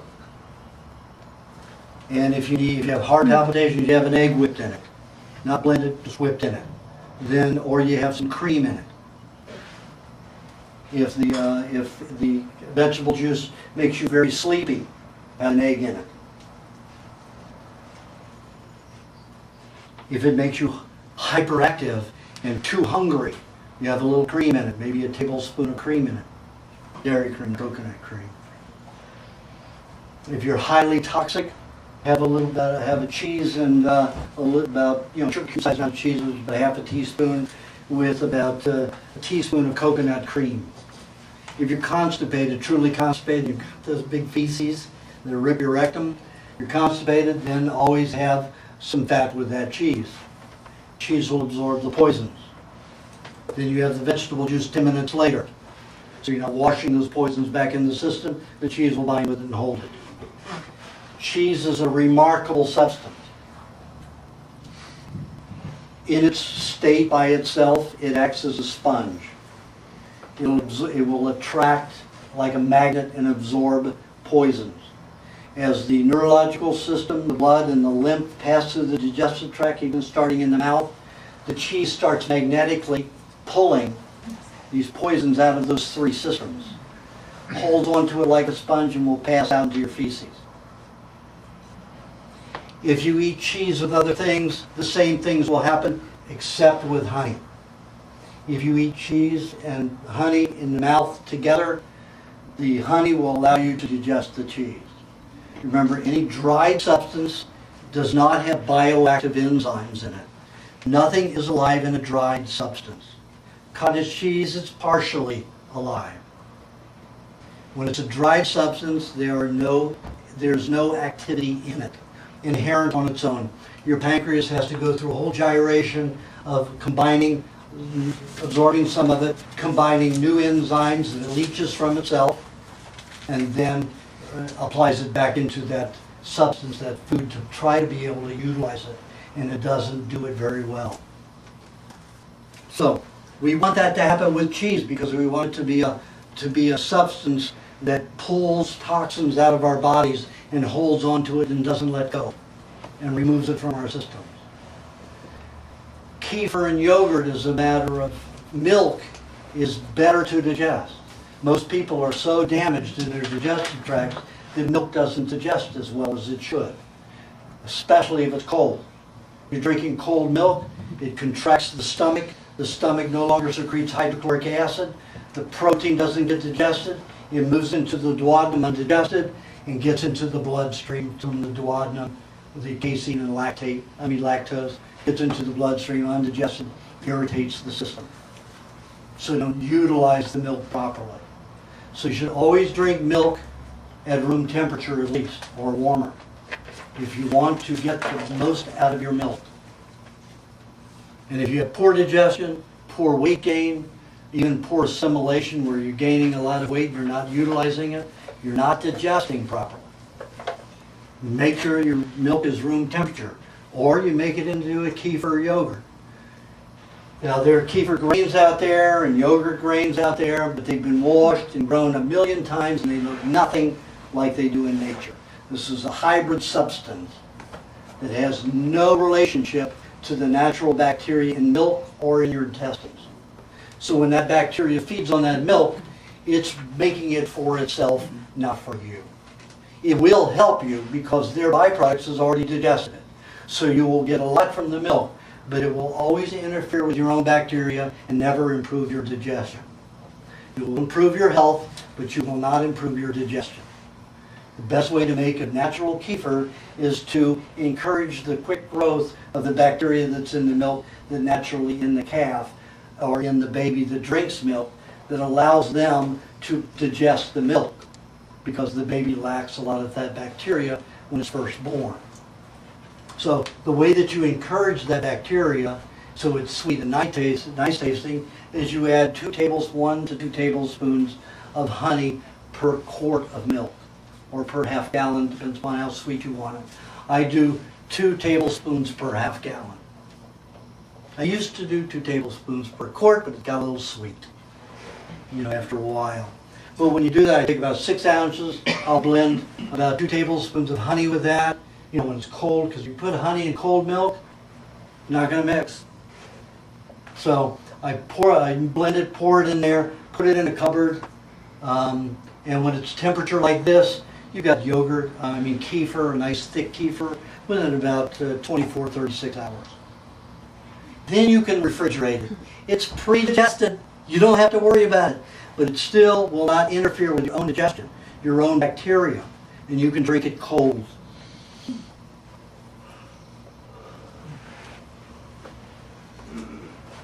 All that talking. Okay.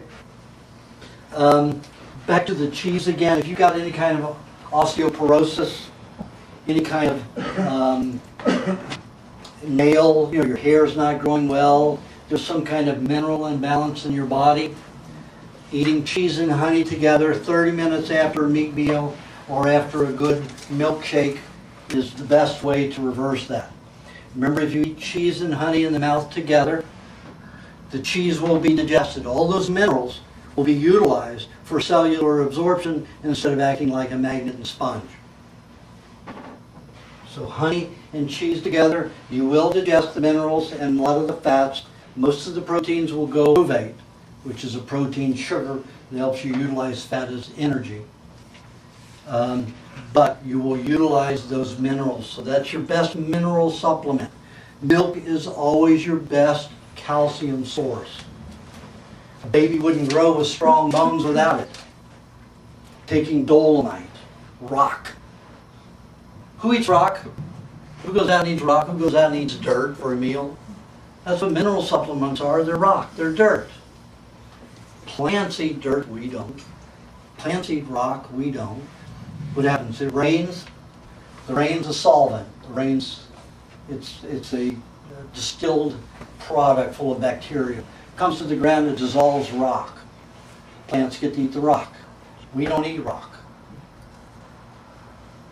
So if you're taking a mineral supplement, you're eating rock. You're damaging your system. What's the body going to do? It's going to attract a lot of calcium out of your blood, and it's going to do the reverse. Let's say they take dolomite or bone meal and get the calcium from it. You will absorb it, and all of a sudden you can have the reverse. You might get bone spurs, over thickening of the bones. So you have to be very careful with any kind of supplement. I say stay away from it because you never know where you're going to go, where you're going to end up on the health end. And it's a real risk. It's a risk with everything. So rock is not very appetizing. Cheese and honey is. So let that be your mineral supplement.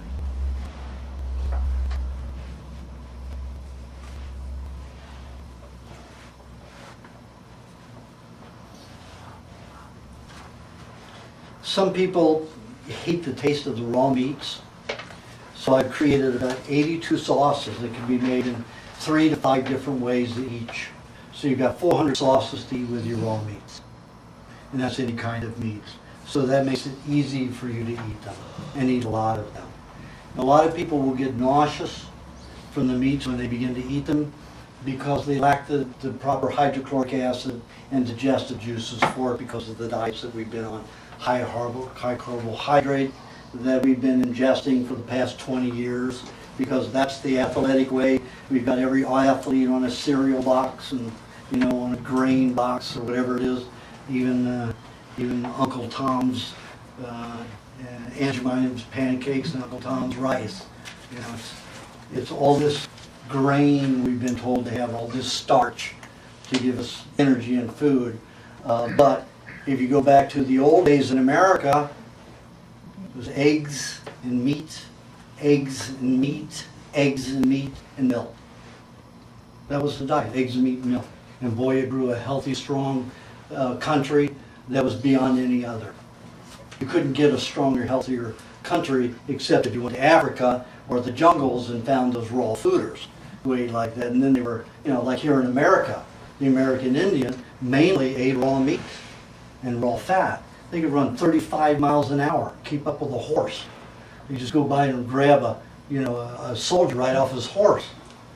So these, if the Americans didn't have guns, they wouldn't be able to fight with those. But on the average of Caucasians on this planet, we Americans were pretty fit and pretty healthy.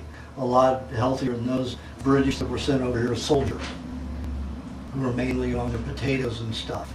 We didn't have potatoes. We didn't have fields to grow potatoes in yet. It took a long time. It took to the late 20s and 30s before that started being produced. This was a country grown on eggs, dairy, and meat. And it's pretty good. It's pretty strong. Now we're back on to that same stuff that makes slaves of everybody. Egypt, China. If you were a lackey, you ate 10% of your diet was meat or dairy or both. 80% was carbohydrate, some kind of cooked starch. And you had 10% either fruit or vegetation. That's the way they kept the lackeys being lackeys. They didn't think thoroughly. They weren't as strong. They were hyperactive. They had to always be working in labor. So when the Egyptians, they did the same thing as the Chinese. Your guards and soldiers, they had 50% meat and dairy and 50% fruits and vegetables. Your rulers, 90% dairy and meats and 10% fruits and vegetables or cooked starch. Very little. This has been going on for 10,000 years or more. They do the same thing in China. You look at these people who are in the fields that only eat 10% protein a day. You know, they don't have the mentality to do anything but their job, which is work in the rice fields. You find that the tribes are out in the hill tribes. The hill tribes people live an independent life. They don't work as slaves for anybody in a rice paddock. They're out there doing their craft, they make their food, they hunt it, they gather insects. They're free people. And they're very strong and healthy compared to the person who's out there working in the rice paddock. So you consider all these things when you think about the relationship of how much fruits to eat. And I would say that in my diet, 70% of my diet is dairy. Sometimes 70% of my diet will be eggs.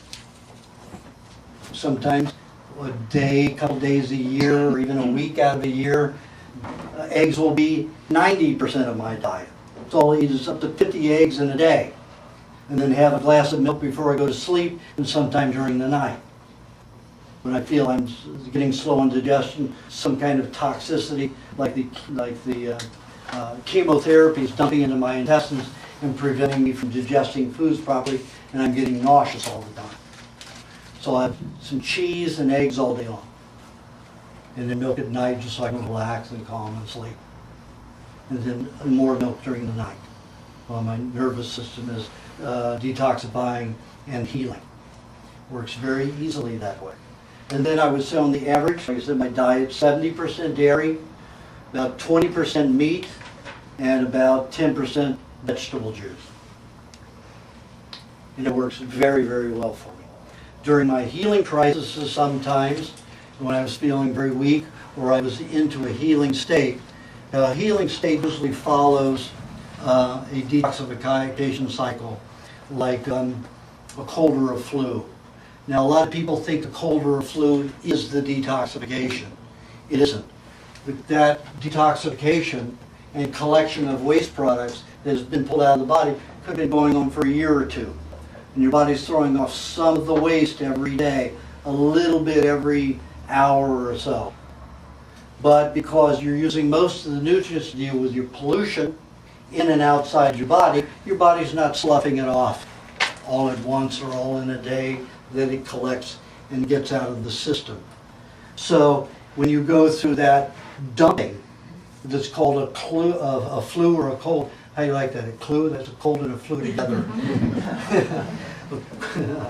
Shorten it there. So a cold and a flu, when you have that dump, when you're discharging all that mucus, that is the end of that cycle. Heavy cycle of detoxification. You're getting all of that stuff out. Vomiting, diarrhea. That's all the end result of a long detoxification. Been building up for quite a while. Then you find yourself tired and want to sleep. And you have yourself in fever. Fever is the sign of going into healing. When you have fever above 100 degrees, no bacteria can grow in the human body. It all stops. Your body can no longer manufacture virus. That stops. So all the normal detoxification processes, even parasites cannot grow in the human body at that temperature. So it all stops. So fever is very important for the healing cycle. Cells start reproducing quickly, rapidly, when the body hits 100 degrees to 102, to 104, even 106. And a lot of the doctors have these poor mothers thinking, my child's got a fever of 102, oh, my baby's going to die. So they go and feed them all these antibiotics, which completely destroys the digestive tract of the infant, destroys the growth of that infant in its digestive tract for at least 4 or 5 years. It is arrested. That means that the mental capabilities of that child are going to be deprived because the body's not going to lose all that it has to out of the digestive tract and the rest of the body. The nervous system is going to falter. So we have all these people now who can't think, who can't read, 8th grade, 10th grade, can't read. Why? They have no comprehension. Why? Antibiotics have destroyed their ability to digest because some mother is panicked over 101, 102 fever of their infant. I had infants go up to 106.7 degrees. No damage as long as they're eating proper food. No brain damage. The brain damage comes from giving antibiotics, and the body has to forego the development of the brain and nervous system to develop the rest of the body. So everything the medical profession tells you is exactly the opposite because it's geared to keep you sick, making money, so they can keep making money. And this is well thought out. This is not something that, oh, we made a mistake, it was our improper thinking. Let me tell you, they know exactly what's going on. They put billions of dollars into research, they know exactly what's going on. In 1975, while I was bicycling around the country, I stopped in Oklahoma, and just on the side of the road, because I still had a lot of back problems from my back, I'd have to get off the bike about every hour and a half and do some yoga exercises, especially the spinal twist and the plow to stretch my back out because I go into severe pain. And so I was in this position, this guy came by on a horse, a good old Oklahomian, and invited me over to his place to have something to eat. He had a watermelon patch, and I was into watermelon. So I love a watermelon. So I right over his home. He was about 82 years old, and he was, we were talking about diet and health. I told him I was a vegetarian, a fruitarian, raw fooder, and all of that. He says, you really have there something, boy, because back when I worked with Purina, or was it Purina or General Foods, he said, we did tests, we're going to prove that animals got healthy on our cereals. They were all clean of bacteria. So we started these experiments in the late 1930s, and they went all the way up into the the mid-40s, you know, with the war, World War II. And he said, at the end of all of that, all we found out was all the animals that ate our food, processed food, got diseases. And all the animals that ate the raw substances, they had no diseases. So what we did was, we were told, because we'd signed a contract, that we couldn't develop any of that, and they took all the way down to the incinerator and burned all of that research. They knew it back then. They had already billions of dollars invested in it. They had a good thing in mind, and when they found out it wasn't lucrative, it was their money or your health. And guess what won? Their money. So you have to think about that good and hard. This is all planned. They know exactly what's going on. Probably the new people in their companies, the new people who were recruited, know nothing about it. But those people who are older know everything. So the new crop of people, and all the old ones are going to be dead and gone that have memories of it and know the truth. The truth's going to be gone. Everybody's going to be confused. And that's what we have now. Everybody's confused. Except for those old people who are still in office and in office, and CEOs of companies who are like, all of them that are about 70 years old. They know the story. They know what's going on. They know the raw dairy never created a disease. There was a woman named Allison. Did I say this already? I'm saying it so much at these, with all these, meetings with the senators. I'm talking about the dairy. So I talked about this woman named Allison, who in 1934 went to work for Newton's Dairy, which is a huge dairy conglomerate, and they were the first ones in that particular county to buy the pasteurization equipment. Nobody was buying their dairy because everybody knew that the raw dairy was healthful. So they hired a bunch of MDs and writers to write and tell fictitious stories that raw milk was a disease carrier. The raw milk was responsible for all the tuberculosis that was experienced during the Depression and all those years when there was scarcity of food and lots of coal being burned with its mercury damaging the lungs and causing tuberculosis. They blamed it on the milk. However, any good doctor knew that the tuberculi from a bovine never passed through the mammary barrier, so it never got into the milk. Also, a tuberculi human milking a cow and hacking into the milk, it wouldn't grow. In 2003, the University of California, Davis, which is our biggest and most famous agricultural college in this university in the United States, took organic pastures, raw dairy, spiked it with pathogens, including the 0157H7 E. coli, and they didn't grow because of the lactic acid. They pasteurized it, spiked it, and they grew like crazy. So it's known out there what's going on. They don't want you to have good food. They want you to be a weak race that does what they say and is not any trouble. And if you're weak, unhealthy, don't know what to do, you're strapped with family, house, cars, you're not going to cause them problems. You're just going to keep feeding their bodies. Okay, I've got to let him change the tape here. Everybody stand up and do jumping jacks.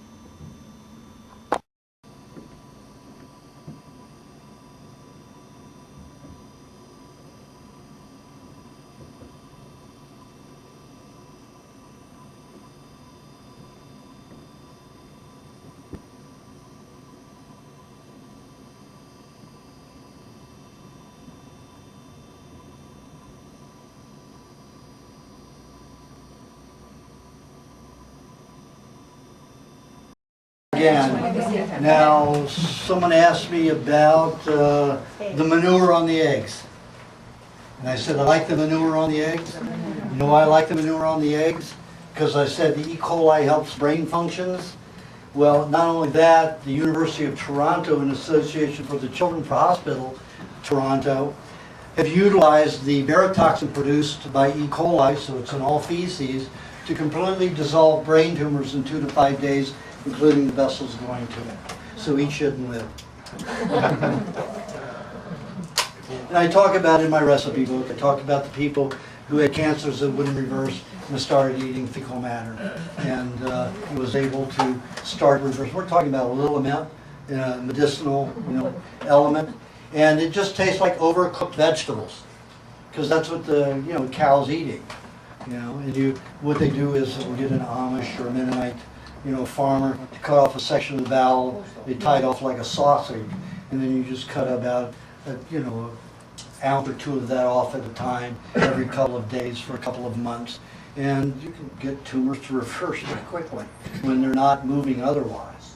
So and when I gave a lecture at Yale about 23 years ago, 18 of those doctors went on to do research of reversing tumors with bacteria and virus and parasites.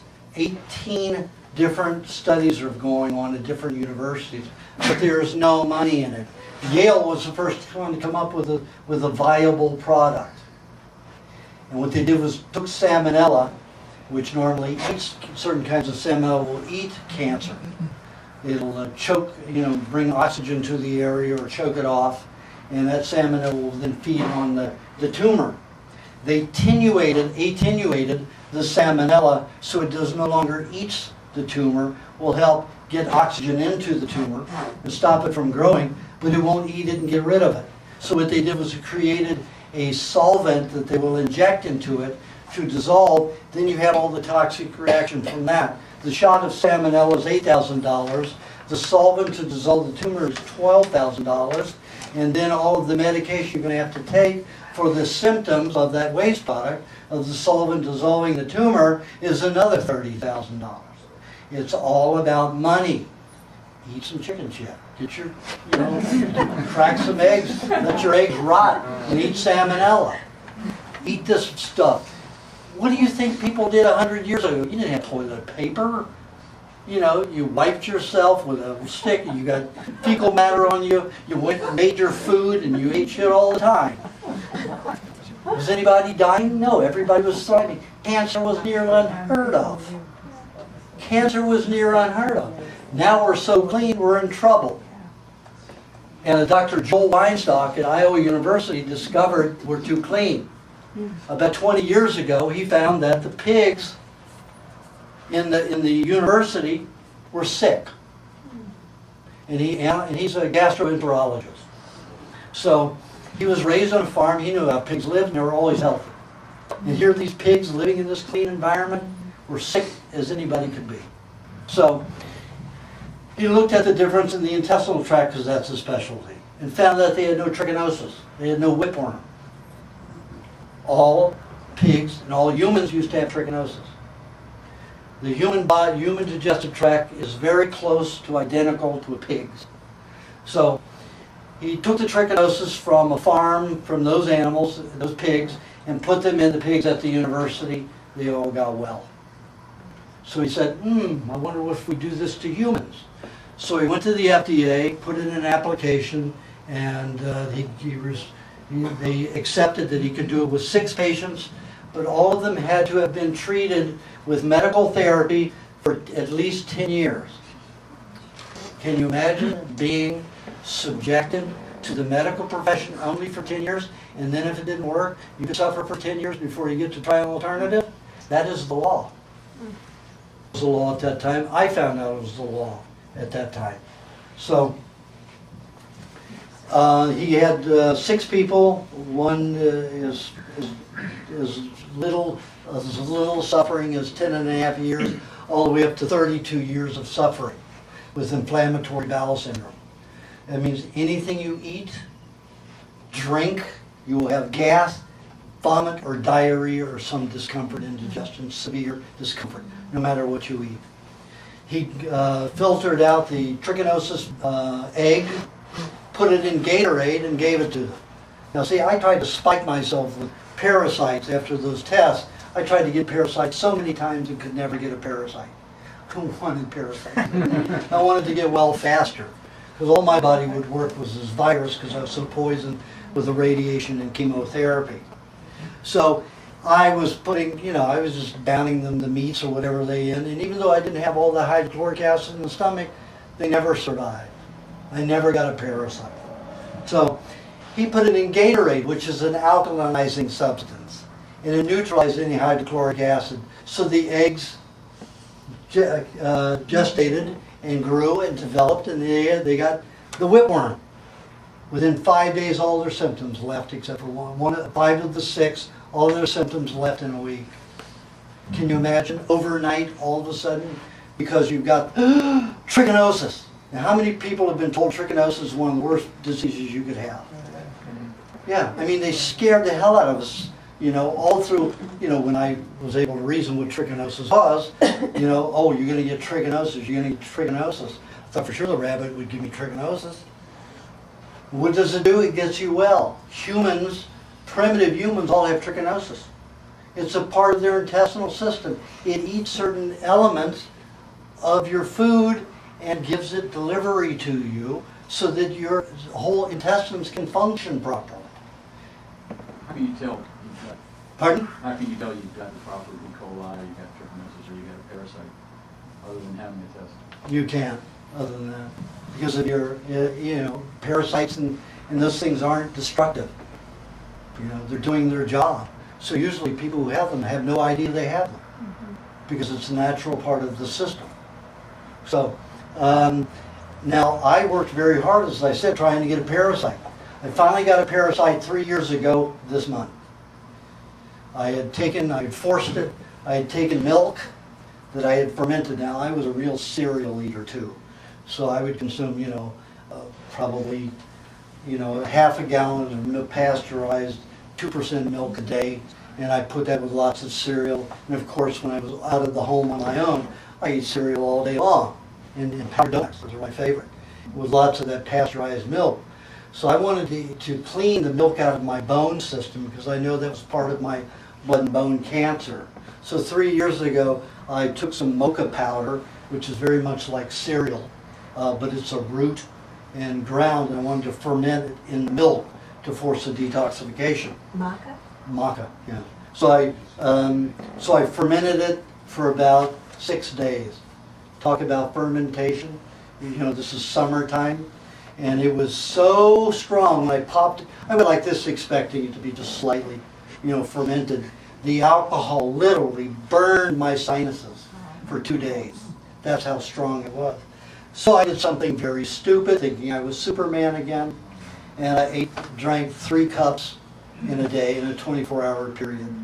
I broke out into hives you would not believe. I mean, huge hives all over the place. So I was every hour taking cold, slices of tomato and rubbing it on them, or cold slices of cucumber, doing the vinegar and tomato baths every hour. And I had to fly to Hanoi, in a few days, so I got them to subside. When I got there, I was in them again, so I was stuck in a hotel room for 3 days, putting this, those things on until they were all gone. Then all of a sudden I realized I had a little a noodle that was swimming around like a stingray in the toilet after a bowel movement. I said, I've got a parasite. I've got a tapeworm. I've got a tapeworm. I've got a tapeworm. I've got a parasite finally. I was jumping for joy. And I didn't know what the results would be, but I was, happily anticipating. And then about 6 weeks later, my bowel movements got better and better. You have to understand that I had true constipation since I was a child, that I can remember all the antibiotics and tetanus shots. And I was getting tetanus shots every 3 to 6 months. And so by the time I was probably 8 years old, I had bowel movements once every 3 to 5 days. And when it came out as hard as granite, and it ripped my rectum every time, so I bled every time that I went. Because I was autistic, I could not talk about it and explain it. So this went on until I went on to a raw food diet, and then I had bowel movements every day. However, the first one out was as hard as granite and huge. So I continued to tear. My rectum was an inch thick in scar tissue by the time I was 22 years old. Now, this continued even on a raw diet. When I got that tapeworm, the fecal matter started getting softer, the sigmoid colon area got softer, so I have not had a bowel movement that tore my rectum in 3 years since that parasite. So I was in where was I at the time? I think I was in Cambodia, and I got this craving for onion. Who sits and eats an onion like an apple? What idiot would do that? I did. I sat down and ate a half of an onion because I just craved it. And then a few hours later, I shat out 45 feet of a tapeworm. I thought, oh God, I get rid of my tapeworm. I want to get a tapeworm, and then I eat onion and shit the whole thing out. I was so upset. I was angry and crying and stuff like that. So, you know, and I had to pull it out of the toilet. There was a wood floor, so I wanted to measure it. And those things shrivel. And in 2 hours, it will be shriveled from a noodle to the size of a rice, and it's just like a piece of rice. So I took it out of the toilet, and I'm spreading it all over the floor and measured it out. It was about 45, 48 feet. So I was all upset, but I was still okay. My bowel movements were nice. No constipation with the first movement of the day. And then a few weeks later, I noticed another little noodle swimming right. Still there, still going. About 3 months after that, I went down and had a bowel movement, 50 feet. Came out, last I've seen him. That's it. But never been constipated since. I've had good bowel movements for 3 years, and that tapeworm did me good. So that's what I'm saying. Those things in nature, we've created a symbiotic relationship for at least 4 million years. Did you know that they uncovered some more bones from where they found Lucy that are 3.8 to 9 million years old, that the Homo sapiens have been around? We've been around a long time. We've been eating fecal matter and urine and everything else, dirt, when we were carving up meat and everything. We didn't die with this, we thrived. And all the manure you hear about, oh, we've increased the age, we're living longer. Absolute malarkey. When I was living in the graveyards, when I was traveling all over, you know how many tombstones, those old graveyards I saw where people were 102, 106 years old. People living old, sure, there were people that were died at birth and died at different ages, but there were a lot of people living old. We've had very few people living old into their hundreds, and I must have seen at least 200. And once in a while, Clinton gives somebody that's 105 years old a certificate. We have 280 million people in this country, and we have one every 5-10 years that comes up as a centenarian. It's ludicrous. So all of that hype that you hear, we're living longer, is malarkey, and we're not living better. We're more diseased than ever. Do you know that in Omaha, Nebraska, you have more hospitals and more hospital beds per capita, and every one of them is full? This is an agricultural state with a lot of chemicals and damage and pollution. Anybody have questions up in this area first? Yes? I've read actually, bought some, I don't know if you know anything about noni juice, or if it's got any benefits, or if it's a... He asked about noni juice. Was there any benefits? Yes, when I was in Hawaii and in Japan, in East Asia, noni juice is a foul. Noni is a foul fruit. It stinks worse than durian and does not taste good as durian.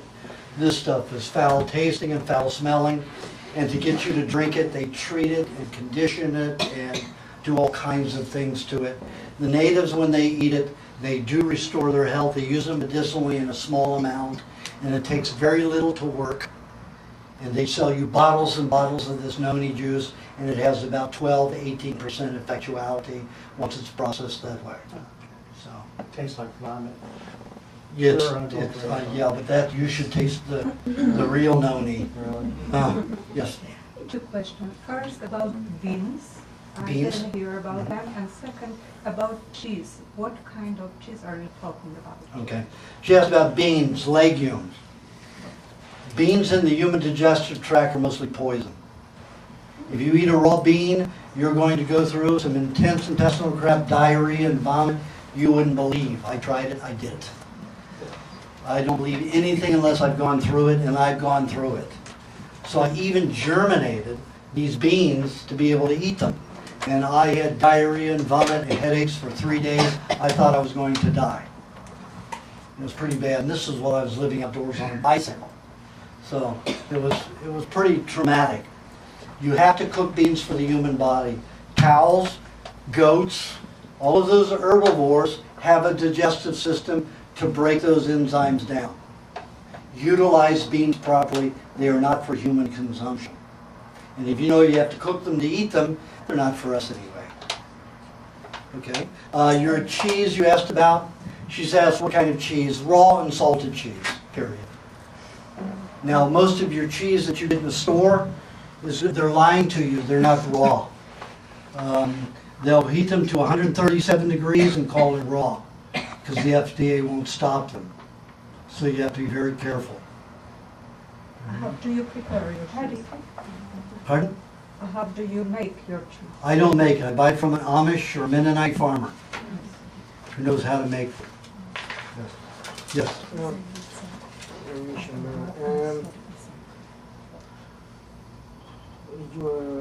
The frozen meat. It's very hard for me to find unfrozen meat. And I can go to a store and buy it, but I found that I like the taste of the Amish one. At the moment, I can only get it frozen. Okay, yes, about And I know frozen meats and fresh meats. What's the difference? Is it better to eat frozen over, Whole Foods meats? Now, Whole Foods meats is malarkey. If they carry a grass-fed from New Zealand or Australia, that would be a good thing when they do carry it. However, Whole Foods is I hate to go against Texas, but it seems like most people out of Texas who are wealthy don't have any brains. And the people who own Whole Foods have the same problem. I called them and asked them, I wanted to know what they fed their all natural beef. And they said, well, they're fed what cows eat. And I said, okay, but what is that? Where did they get their feed? What kind of feed? What form is it in? We don't know that. So I got to the ranchers. So I started asking the head of the whole department, the heads, all the ranches that they buy meats from. They were feeding them, 15% of their diets were stale donuts. And I said, what cow eats stale donuts? Well, the donuts are made from grain, which cows eat. Oh, okay. Makes sense. Sure it does. How many do you find go and make the grains into a flour, then put sugar and salt in it, and then dip it in boiling water? And boiling oil, not boiling water, boiling oil. So, and they were doing it in lard, boiling the donuts in lard, not vegetable juice, vegetable oil, because cows eat vegetable oil. We don't. And that's another thing I forgot to discuss. Vegetable oils, the margarine that is like plastic. The human body is 98.6 and lower. An herbivore has a body temperature 101.6 all the way up to 105. When they have vegetable oils in their body, they stay fluid at body temperature. When we put vegetable oils in our body, it's too cool. They start crystallizing. That's what causes hardening of the arteries in humans. Vegetable oils. And then when you hydrogenate them, you have the same vegetable structure, same cellular structure as plastic. So of course you're going to have hardened, congested lymphatics. Of course you're going to have hardened, congested arteries and hard membranes and muscles throughout the system because you're eating a vegetable oil. We're not vegetarians, we're not herbivores. Okay? How do you get rid of them? And then what about the frozen? If you look under, if you want to know how to get rid of them, look under lymphatic congestion, and we want to lift my book. Frozen. Oh, the frozen meat. I prefer. Well, if I had the choice between frozen and grazed fed, I'd alternate them. At one time I'd eat the frozen, one time I'd eat the grazed, all grazed. I'd rotated it. That were my choice. When I was in Paris between 1993 and 96, 3 months out of the year, I ate I ate what was it, mad cow, and it didn't give me any effects. And it was mad cow. I was eating mad cow for 3 years, 3 months out of a year. And I didn't know, my last trip home from Paris, I read in this magazine on the plane that Carrefour supermarkets had been selling the mad cow meat for all that time. And I had eaten it all that time, but like I said, it didn't affect me. You know, I think when you eat it raw, your body is very built to handle and discard the toxicity. Also, I didn't eat the brain and nervous system. You know, so I was eating muscle meat. Yes. I have a question about the salt. About what? Salt and soy sauce. Can you talk about Salt. Salt. That's not my question. That's not the 14.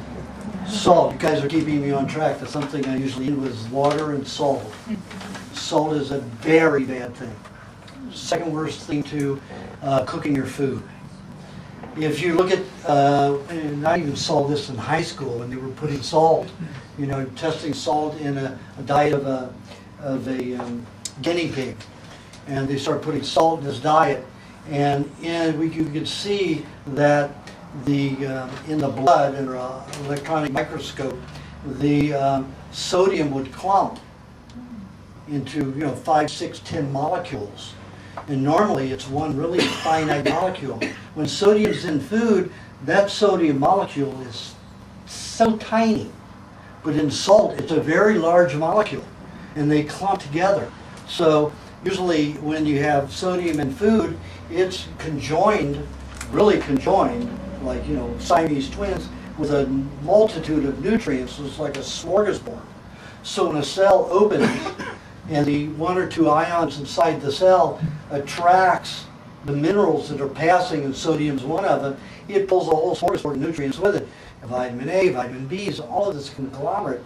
If you see it under a microscope, it is beautiful. You get this varied colors, different little things like you saw in the pictures, and that's a whole multitude of nutrients, and all of them absorbed in at once. When you have these big, jaggedy molecules of sodium that come from salt, they're so huge it can't get into the cell, and it rips the molecules. The magnetism is so great that it pulls the ions out of the cell so they can no longer eat, and then they shrivel like a raisin like a grape to a raisin, or a plum to a prune, and they never eat again. They die. So 2 little bitty grains create enough clumping to destroy 2 million red blood cells. Well, 2 million just barely fits on the end of a pinhead.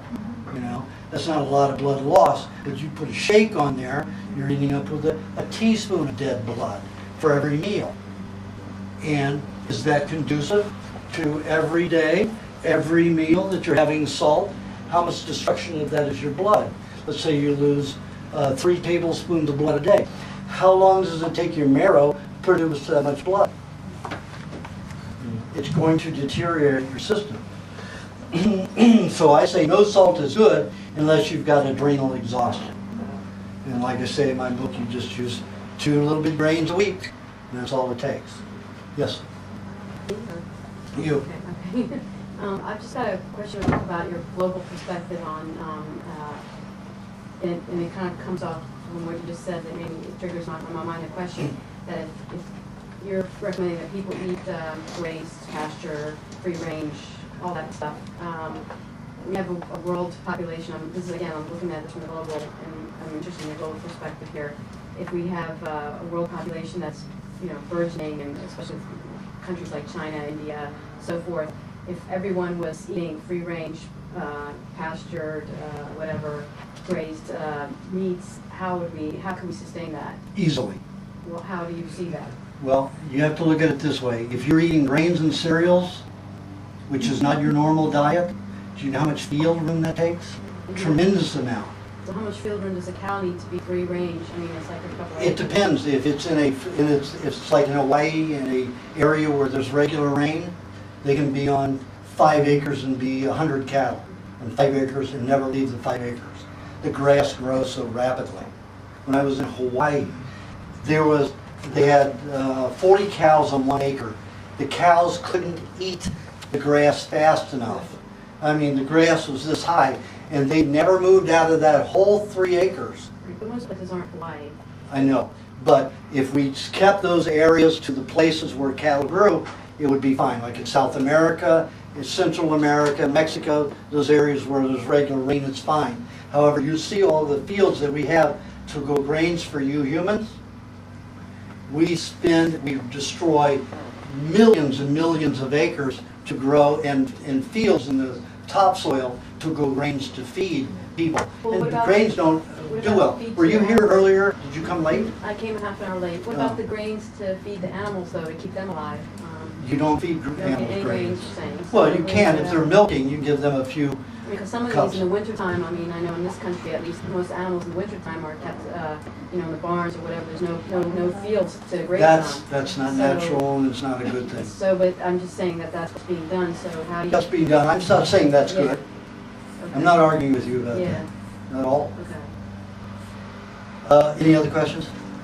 Yes. You mentioned about not mixing the egg white and yolk. Just No, I curious to said, know. many people say don't mix the egg white and the yolk. Okay. I say mix the egg white and the yolk. Okay, is it okay to blend it with You the? mean by itself? No, just with the milk. Yeah, milk Okay. is fine. Never blend eggs or whip eggs alone. In 3 strokes, or 2 strokes it was, a scientist proved they destroyed 3 enzymes in the egg white that when they're high in the blood, cancer cannot progress. So don't whip, if you whip your egg twice, you expose it to oxygen like that, from even whipping it twice, an egg twice, you destroy 3 enzymes in the egg white. You oxidize them that quickly, that prevent cancer from progressing, if you can keep those levels high in the blood. So suck it down. So suck of eggs if you have cancer, but suck them like I do, or break them into a glass and down them. Do not whip them. However, if you have it with milk or cream, it coats that so they don't oxidize. Okay, so that's okay. But you don't blend for a half an hour, you blend a few seconds. Okay? One Yes. question, sorry, about the clay you mentioned in your book. Yeah. Like you were talking about not taking any mineral supplements, but you mentioned a clay in your book.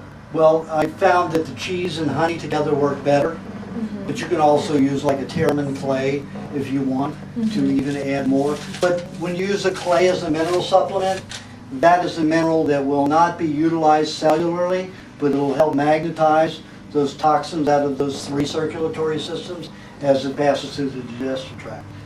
I just enjoy eating cheese and honey together, or cheese rather than eating dirt. This is my preference. Yes, back there. You have a blue shirt. Do you have a specific procedure for dealing with different types of cancer, or do you really have a one common approach? As I say in the book, I've got 9 pages on cancer. All of them are affected with a little bit something different. Do you have We Want to Live? I have, not yet. Okay. I have a friend There's who 9 has- pages on different kinds of cancers and what I suggest for each one. But always eggs, lots of eggs. Yes? Horses are my passion, and it's what got me started on this whole health journey. Uh-huh. About 2 years ago, I stopped vaccinating and stopped worming. And the veterinarians will scare the hell out of you. Oh, yes, they will. With the worms. Is it the same with horses, that parasites are good? Absolutely. Yep. And I've had the horses in my family on homeopathy to try and avert the vaccine damage. What is your thoughts on homeopathy? I don't like homeopathy because it's chemicals. There's always a better way to do it. You can get some coconut and let the horse chew on it. It'd be much better. The horse is built to digest coconut. We aren't, they are. They can get too much fermentation. They will get too much gas and bloat if they have too much coconut. If it's too fermented, let me put it that way. So always give them more fresh. A cow can eat things so fermented it wouldn't matter. But a horse is a little bit more delicate. I loved horses, so I worked with horses and trainers and exhibitors of horses for their diets for about 6 years. Some great results. And they love avocado. Yes? Question about the site. I know that it's not yours, but if you find something that works in between your putting out your books, besides the information that's in the books, if something new that you have found, Is it on there like, I- there's nothing I- there on yeah. migrants, for instance? I- Did you put things on yeah. there? I issue a newsletter every 2 months. If my schedule allows, sometimes it runs in about 2.5 months, and then I'll catch up the next time. But it runs about every 2.5 months. I put out a newsletter with at least 5 articles on some information. So that's about, I don't know, $60-some a year, you know. So that's a way you can keep up with anything that I'm letting people know about. So you can sign up on that same website? Yeah, on that same Okay, website, okay. yes. Over here, yes. Yeah, can you just talk a little bit about your lobbying experience and what any of us could do? Let me get to that after we do diet, okay? Hold that thought. Yes. In your book, I was intrigued that you talked about foods by color. Yeah. Like the red. Could you just mention, how did you come on that? Is there something, is it in the phytochemicals, that are in those colors?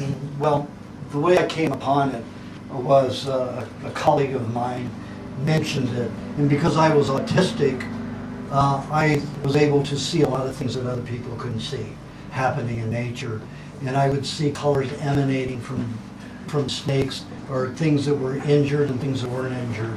So I saw a color relationship there, and on different diets, animals would eat different diets, I could see another color emanating from it. So I took his material, put mine together, and I worked with her material off and on for about 11 years, and came up with that formula that seemed to work.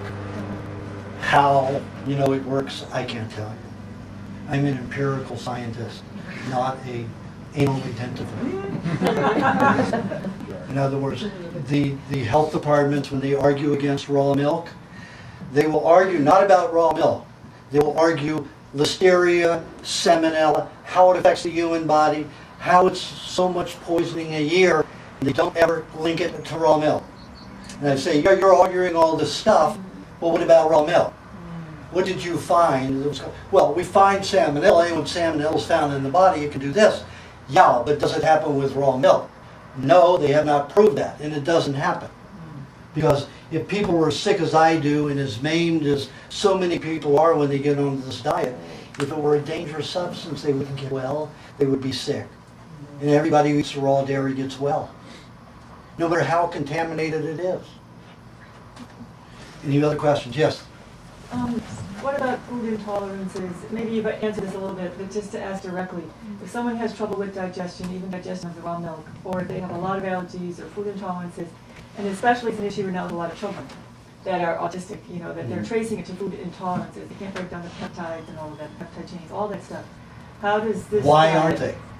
Well, Vaccines, medications, mostly antibiotics and vaccines. but for any person who has a food difficulty with digestion, what would you... They're not having a food difficulty. The body is using the food to break out that toxicity, and they're calling it an allergy to the food. It is not a food allergy.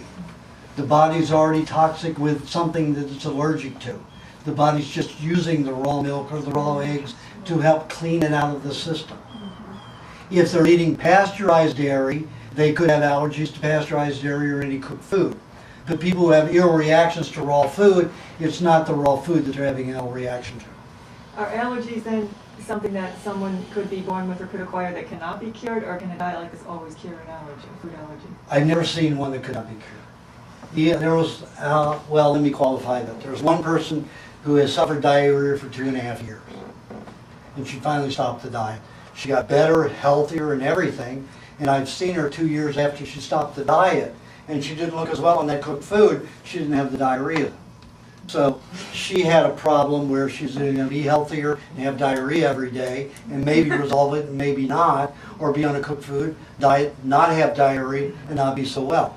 So that was the only person that I found who had, let's say, maybe could not cure it on a raw diet, but I don't know. Does that apply to sinus allergies too, all the hay fever that's so prevalent? Just remember, most of those poisons are in the brain. They're dumping out this area in the sinuses. So again, if you're eating pasteurized milk, the body's going to try to get rid of some of that casein and cauterized lactose out the sinuses, dump it out the mucous membranes wherever it can. But if it's not cauterized and it's not damaged, that milk is just going to get rid of old stuff.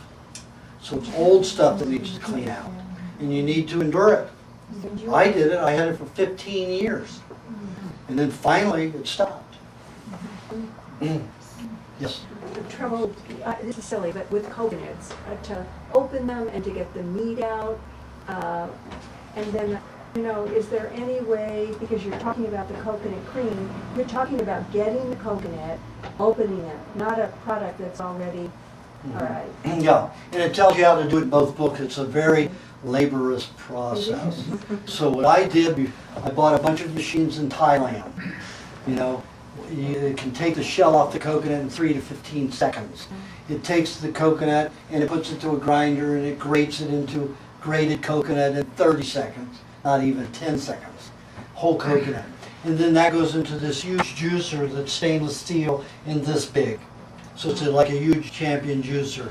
So we have one set up in Chicago, one set up in Arizona, and one set up in Los Angeles. And they will make it and send it to you if you want, but it's $14 a pint. Or you can do what I did before I got those machines. I put up a 3x5 card at a high school gymnasium that said, need somebody who likes to break things, $8 an hour. I literally got 50 calls from athletes, women and men. And I picked an African-American skinny guy who was hyperactive and good with his hands. If he were an end on a football team, he could handle coconuts. So I hired him, and every 5 to 6 weeks, he came to my house and juiced 10 to 15 coconuts for me. Put the lime juice in, just everything like it says in books. And then they were in my refrigerator, and I could use them for 5 to 6 weeks. So that was an easy way. And it only cost me $55, $60, $65, you know, once every 5 to 6 weeks. Okay? Did you say lime juice? Lime juice. You put lime juice in the Yeah, now in the old printing that exists now, there's a misprint in there, and it says some phenomenal amount of how it is of lime juice per 7, 8 ounces of a coconut cream. It's only a half a teaspoon of lime juice in that much coconut cream. It's now it's in its 3rd printing, and it's corrected in this last printing. So, but it corrected in yours. I'm going to get somebody to call on before. Yes. What are your thoughts on the blood type diet? Absolutely bogus.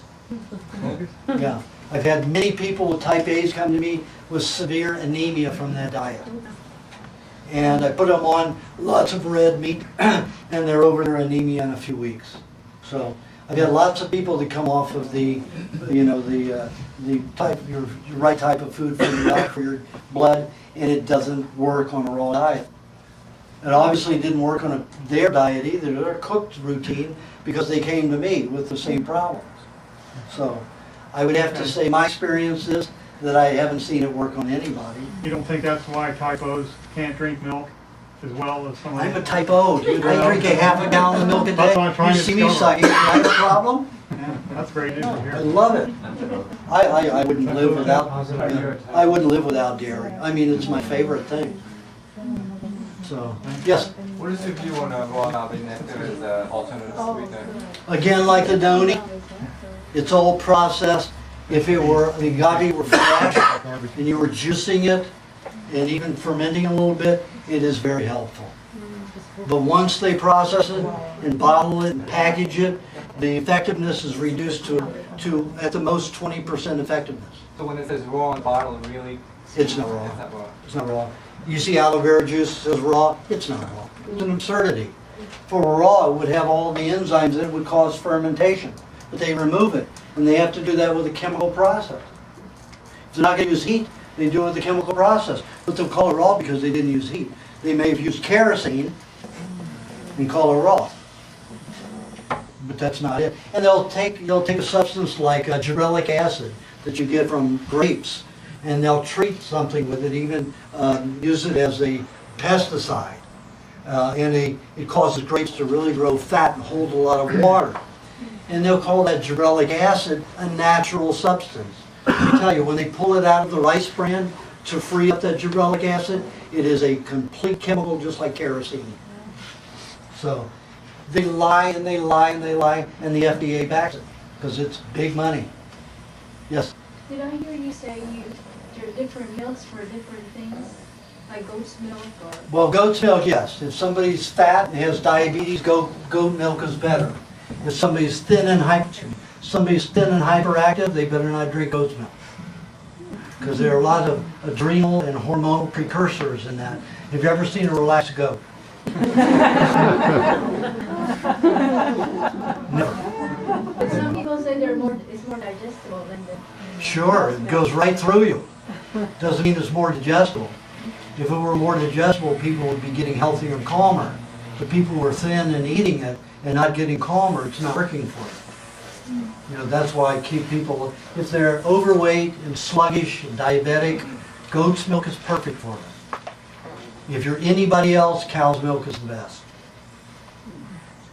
Way back in the back, yes. You said that you fluctuate your fat content as kind of as a part of cycle of cleansing. And I'm just curious, how is that better than keeping it steady in the sense that, you know, I understand that the fat collects the toxins, but then how do you unload the toxins when you scale down? Well, you go on the weight loss program or you just let nature take its course. Probably how is every, it you know. healthier for you than, you know, because then you have the flush of the toxins coming through somehow. Pardon?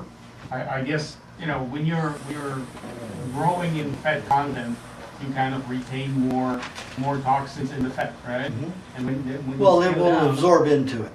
right. Yeah. And then when you scale down, all those toxins need to go somewhere, and so at that point they need to either come down through your digestive system, Or out your skin, out your mucus, your tear ducts, your earwax, you know, the saliva, the tongue, your anus, your urine, you know, you can come out the vaginal cavity. And take a look at this too. Women secrete 20% more mucus because of the vaginal cavity than men. And how much longer do women live than men? 20% longer. So I want a vagina. All you women have penis envy, I want a vagina. I know.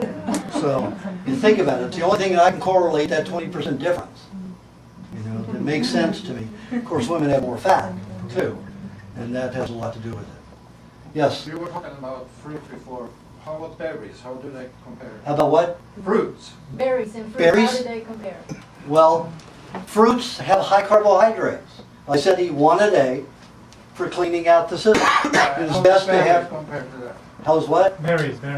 Berries, it depends upon how they're grown. But mostly berries are low in carbohydrates. They don't have a lot of sugar in them unless they're very hybrid strawberries. So all of your natural smaller strawberries and your raspberries, mulberries, boysenberries, all of those, as long as they're not too ripe, are low in sugar, normally. Blueberries are low in sugar. Blackberries are low in sugar. Raspberries are low in sugar. Citrus. Pardon? What about citrus? The citrus. Citrus? No, the oranges. Oh, yeah, citrus.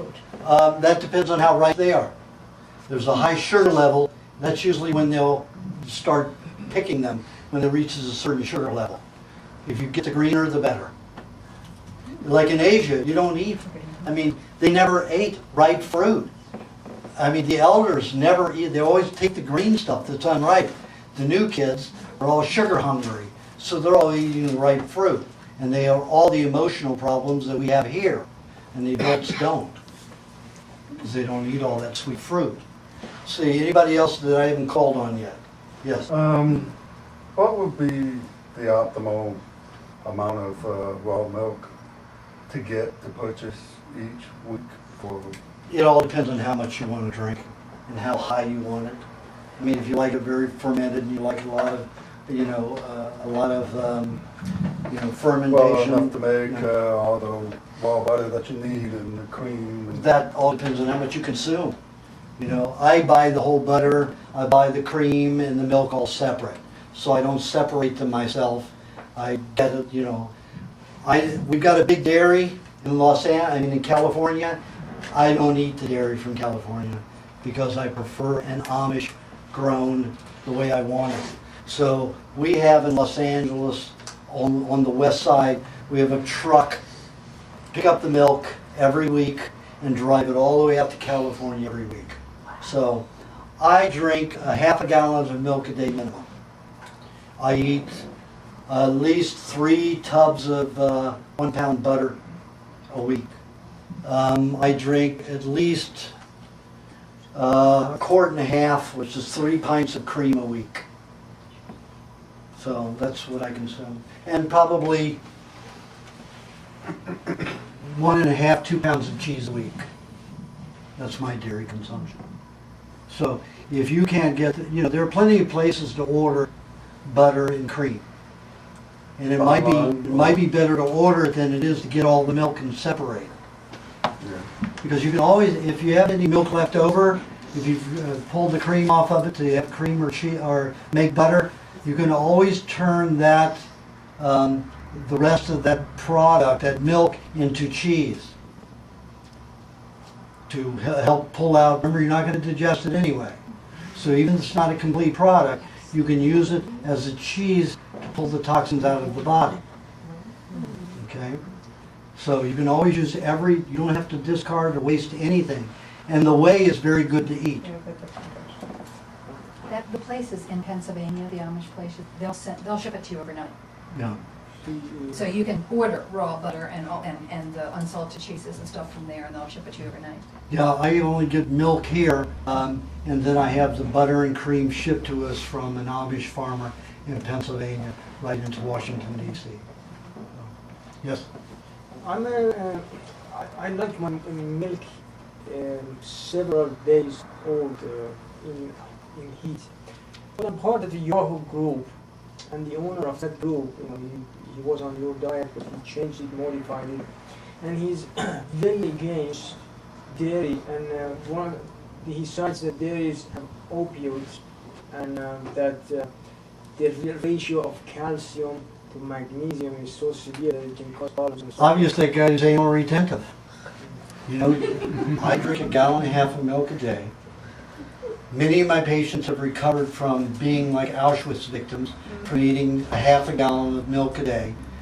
Does it look like there's a problem, or is his intellectual bullshit right? But fermenting it like I do is good. Yes, that's the way I always ferment. You don't see me eating fresh milk there. That's all fermented. That's the way I like it. That's what I wanted to ask you a question, to go back to the milk, because I have a hard time tolerating the regular raw milk. With kefir is no problem. Yeah. So should you stick to kefir, or should you just continue trying until your body assimilates the regular raw milk? Like I say, I won't drink raw milk cold, and I prefer fermented. So 95% of the milk that I consume is kefir. Yeah. I remember I have a digestive, challenge that the doctors gave me. So I ferment just about everything. Even my meat I like a little off. Yes. You give a recipe for making milk more digestible. Do you have a recipe for making cream, straight cream more digestible? You just put honey with it. Just a little honey. That's it. Yeah. Honey. Some people think lime or lemon or a some kind of other fruit with it. Vanilla. Pardon? Vanilla. Vanilla extract doesn't help digest the cream. That it will be more digestible, but it's just the opposite. So if you have trouble digesting cream, you eat honey with it. It helps. Yeah. Yes? I find recently what I do is take the honey with the honeycomb, and I just mix the honeycomb along with the honey with the meat. That's wonderful. The honeycomb is dissolved by hydrochloric acid, and it's great for the skin. So honeycomb is a woman's delight. Yes? I just got raw honey from the farmer, and he told me that the Health and Food Administration is saying to him that, to be careful with the wax, and if the bees go away from their nest, he is to get rid of all the honey, and because of the honey problems. What can you tell us about that honey? Well, I'm not a beekeeper, so anytime the health department tells you anything, ignore it. Because they know nothing. They're told by somebody who's creating some kind of a new contamination. What they want to do, honey, you have to understand, gets rid of a lot of medication. Okay? So if they say, oh, the mites are getting into your hive and destroying it, use this antibiotic. So the antibiotic kills the bees, and then they say, oh, we've got a bee contamination. What's happening to the bees? And it's the antibiotics that they're using to kill the mites. The bee's already got his way of just preventing from mites. He collects the resin from a tree and puts it in there.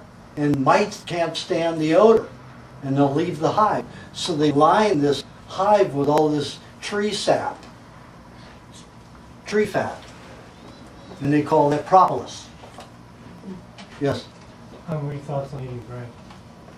Pardon? What are your thoughts on bread? As I mentioned earlier, bread is necessary for some people, some kind of cooked starch. But I go into that enough in the book. Okay? All right, we're going to, one more? Okay, we're going to need to end this right away. Is beef stock good for you? Boiling the bone? No. Cooking.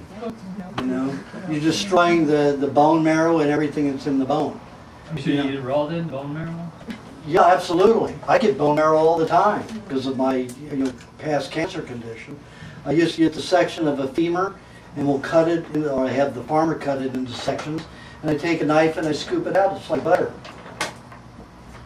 When it's hard, it's like, hardened meat fat. But when it's soft, it's like butter. When it's room temperature and soft.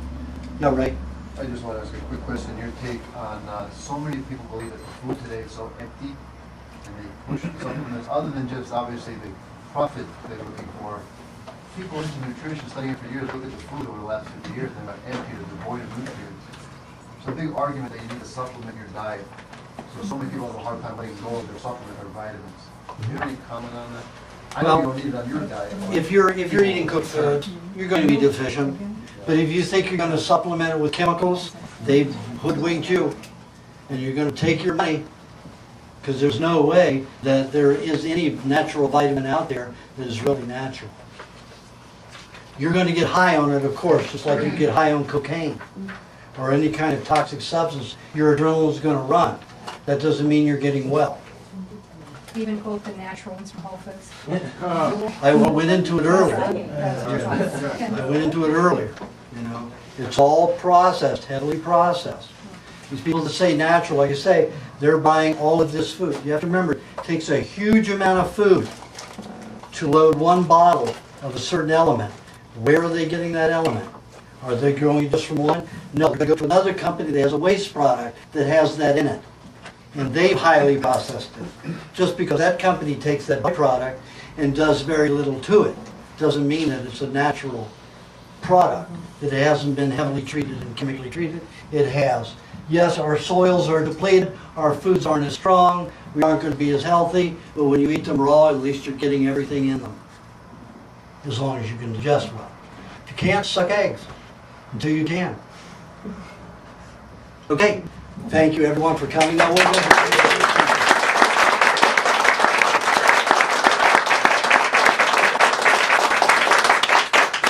Now, before for that, and representatives that way standards. He can be seen as by the district.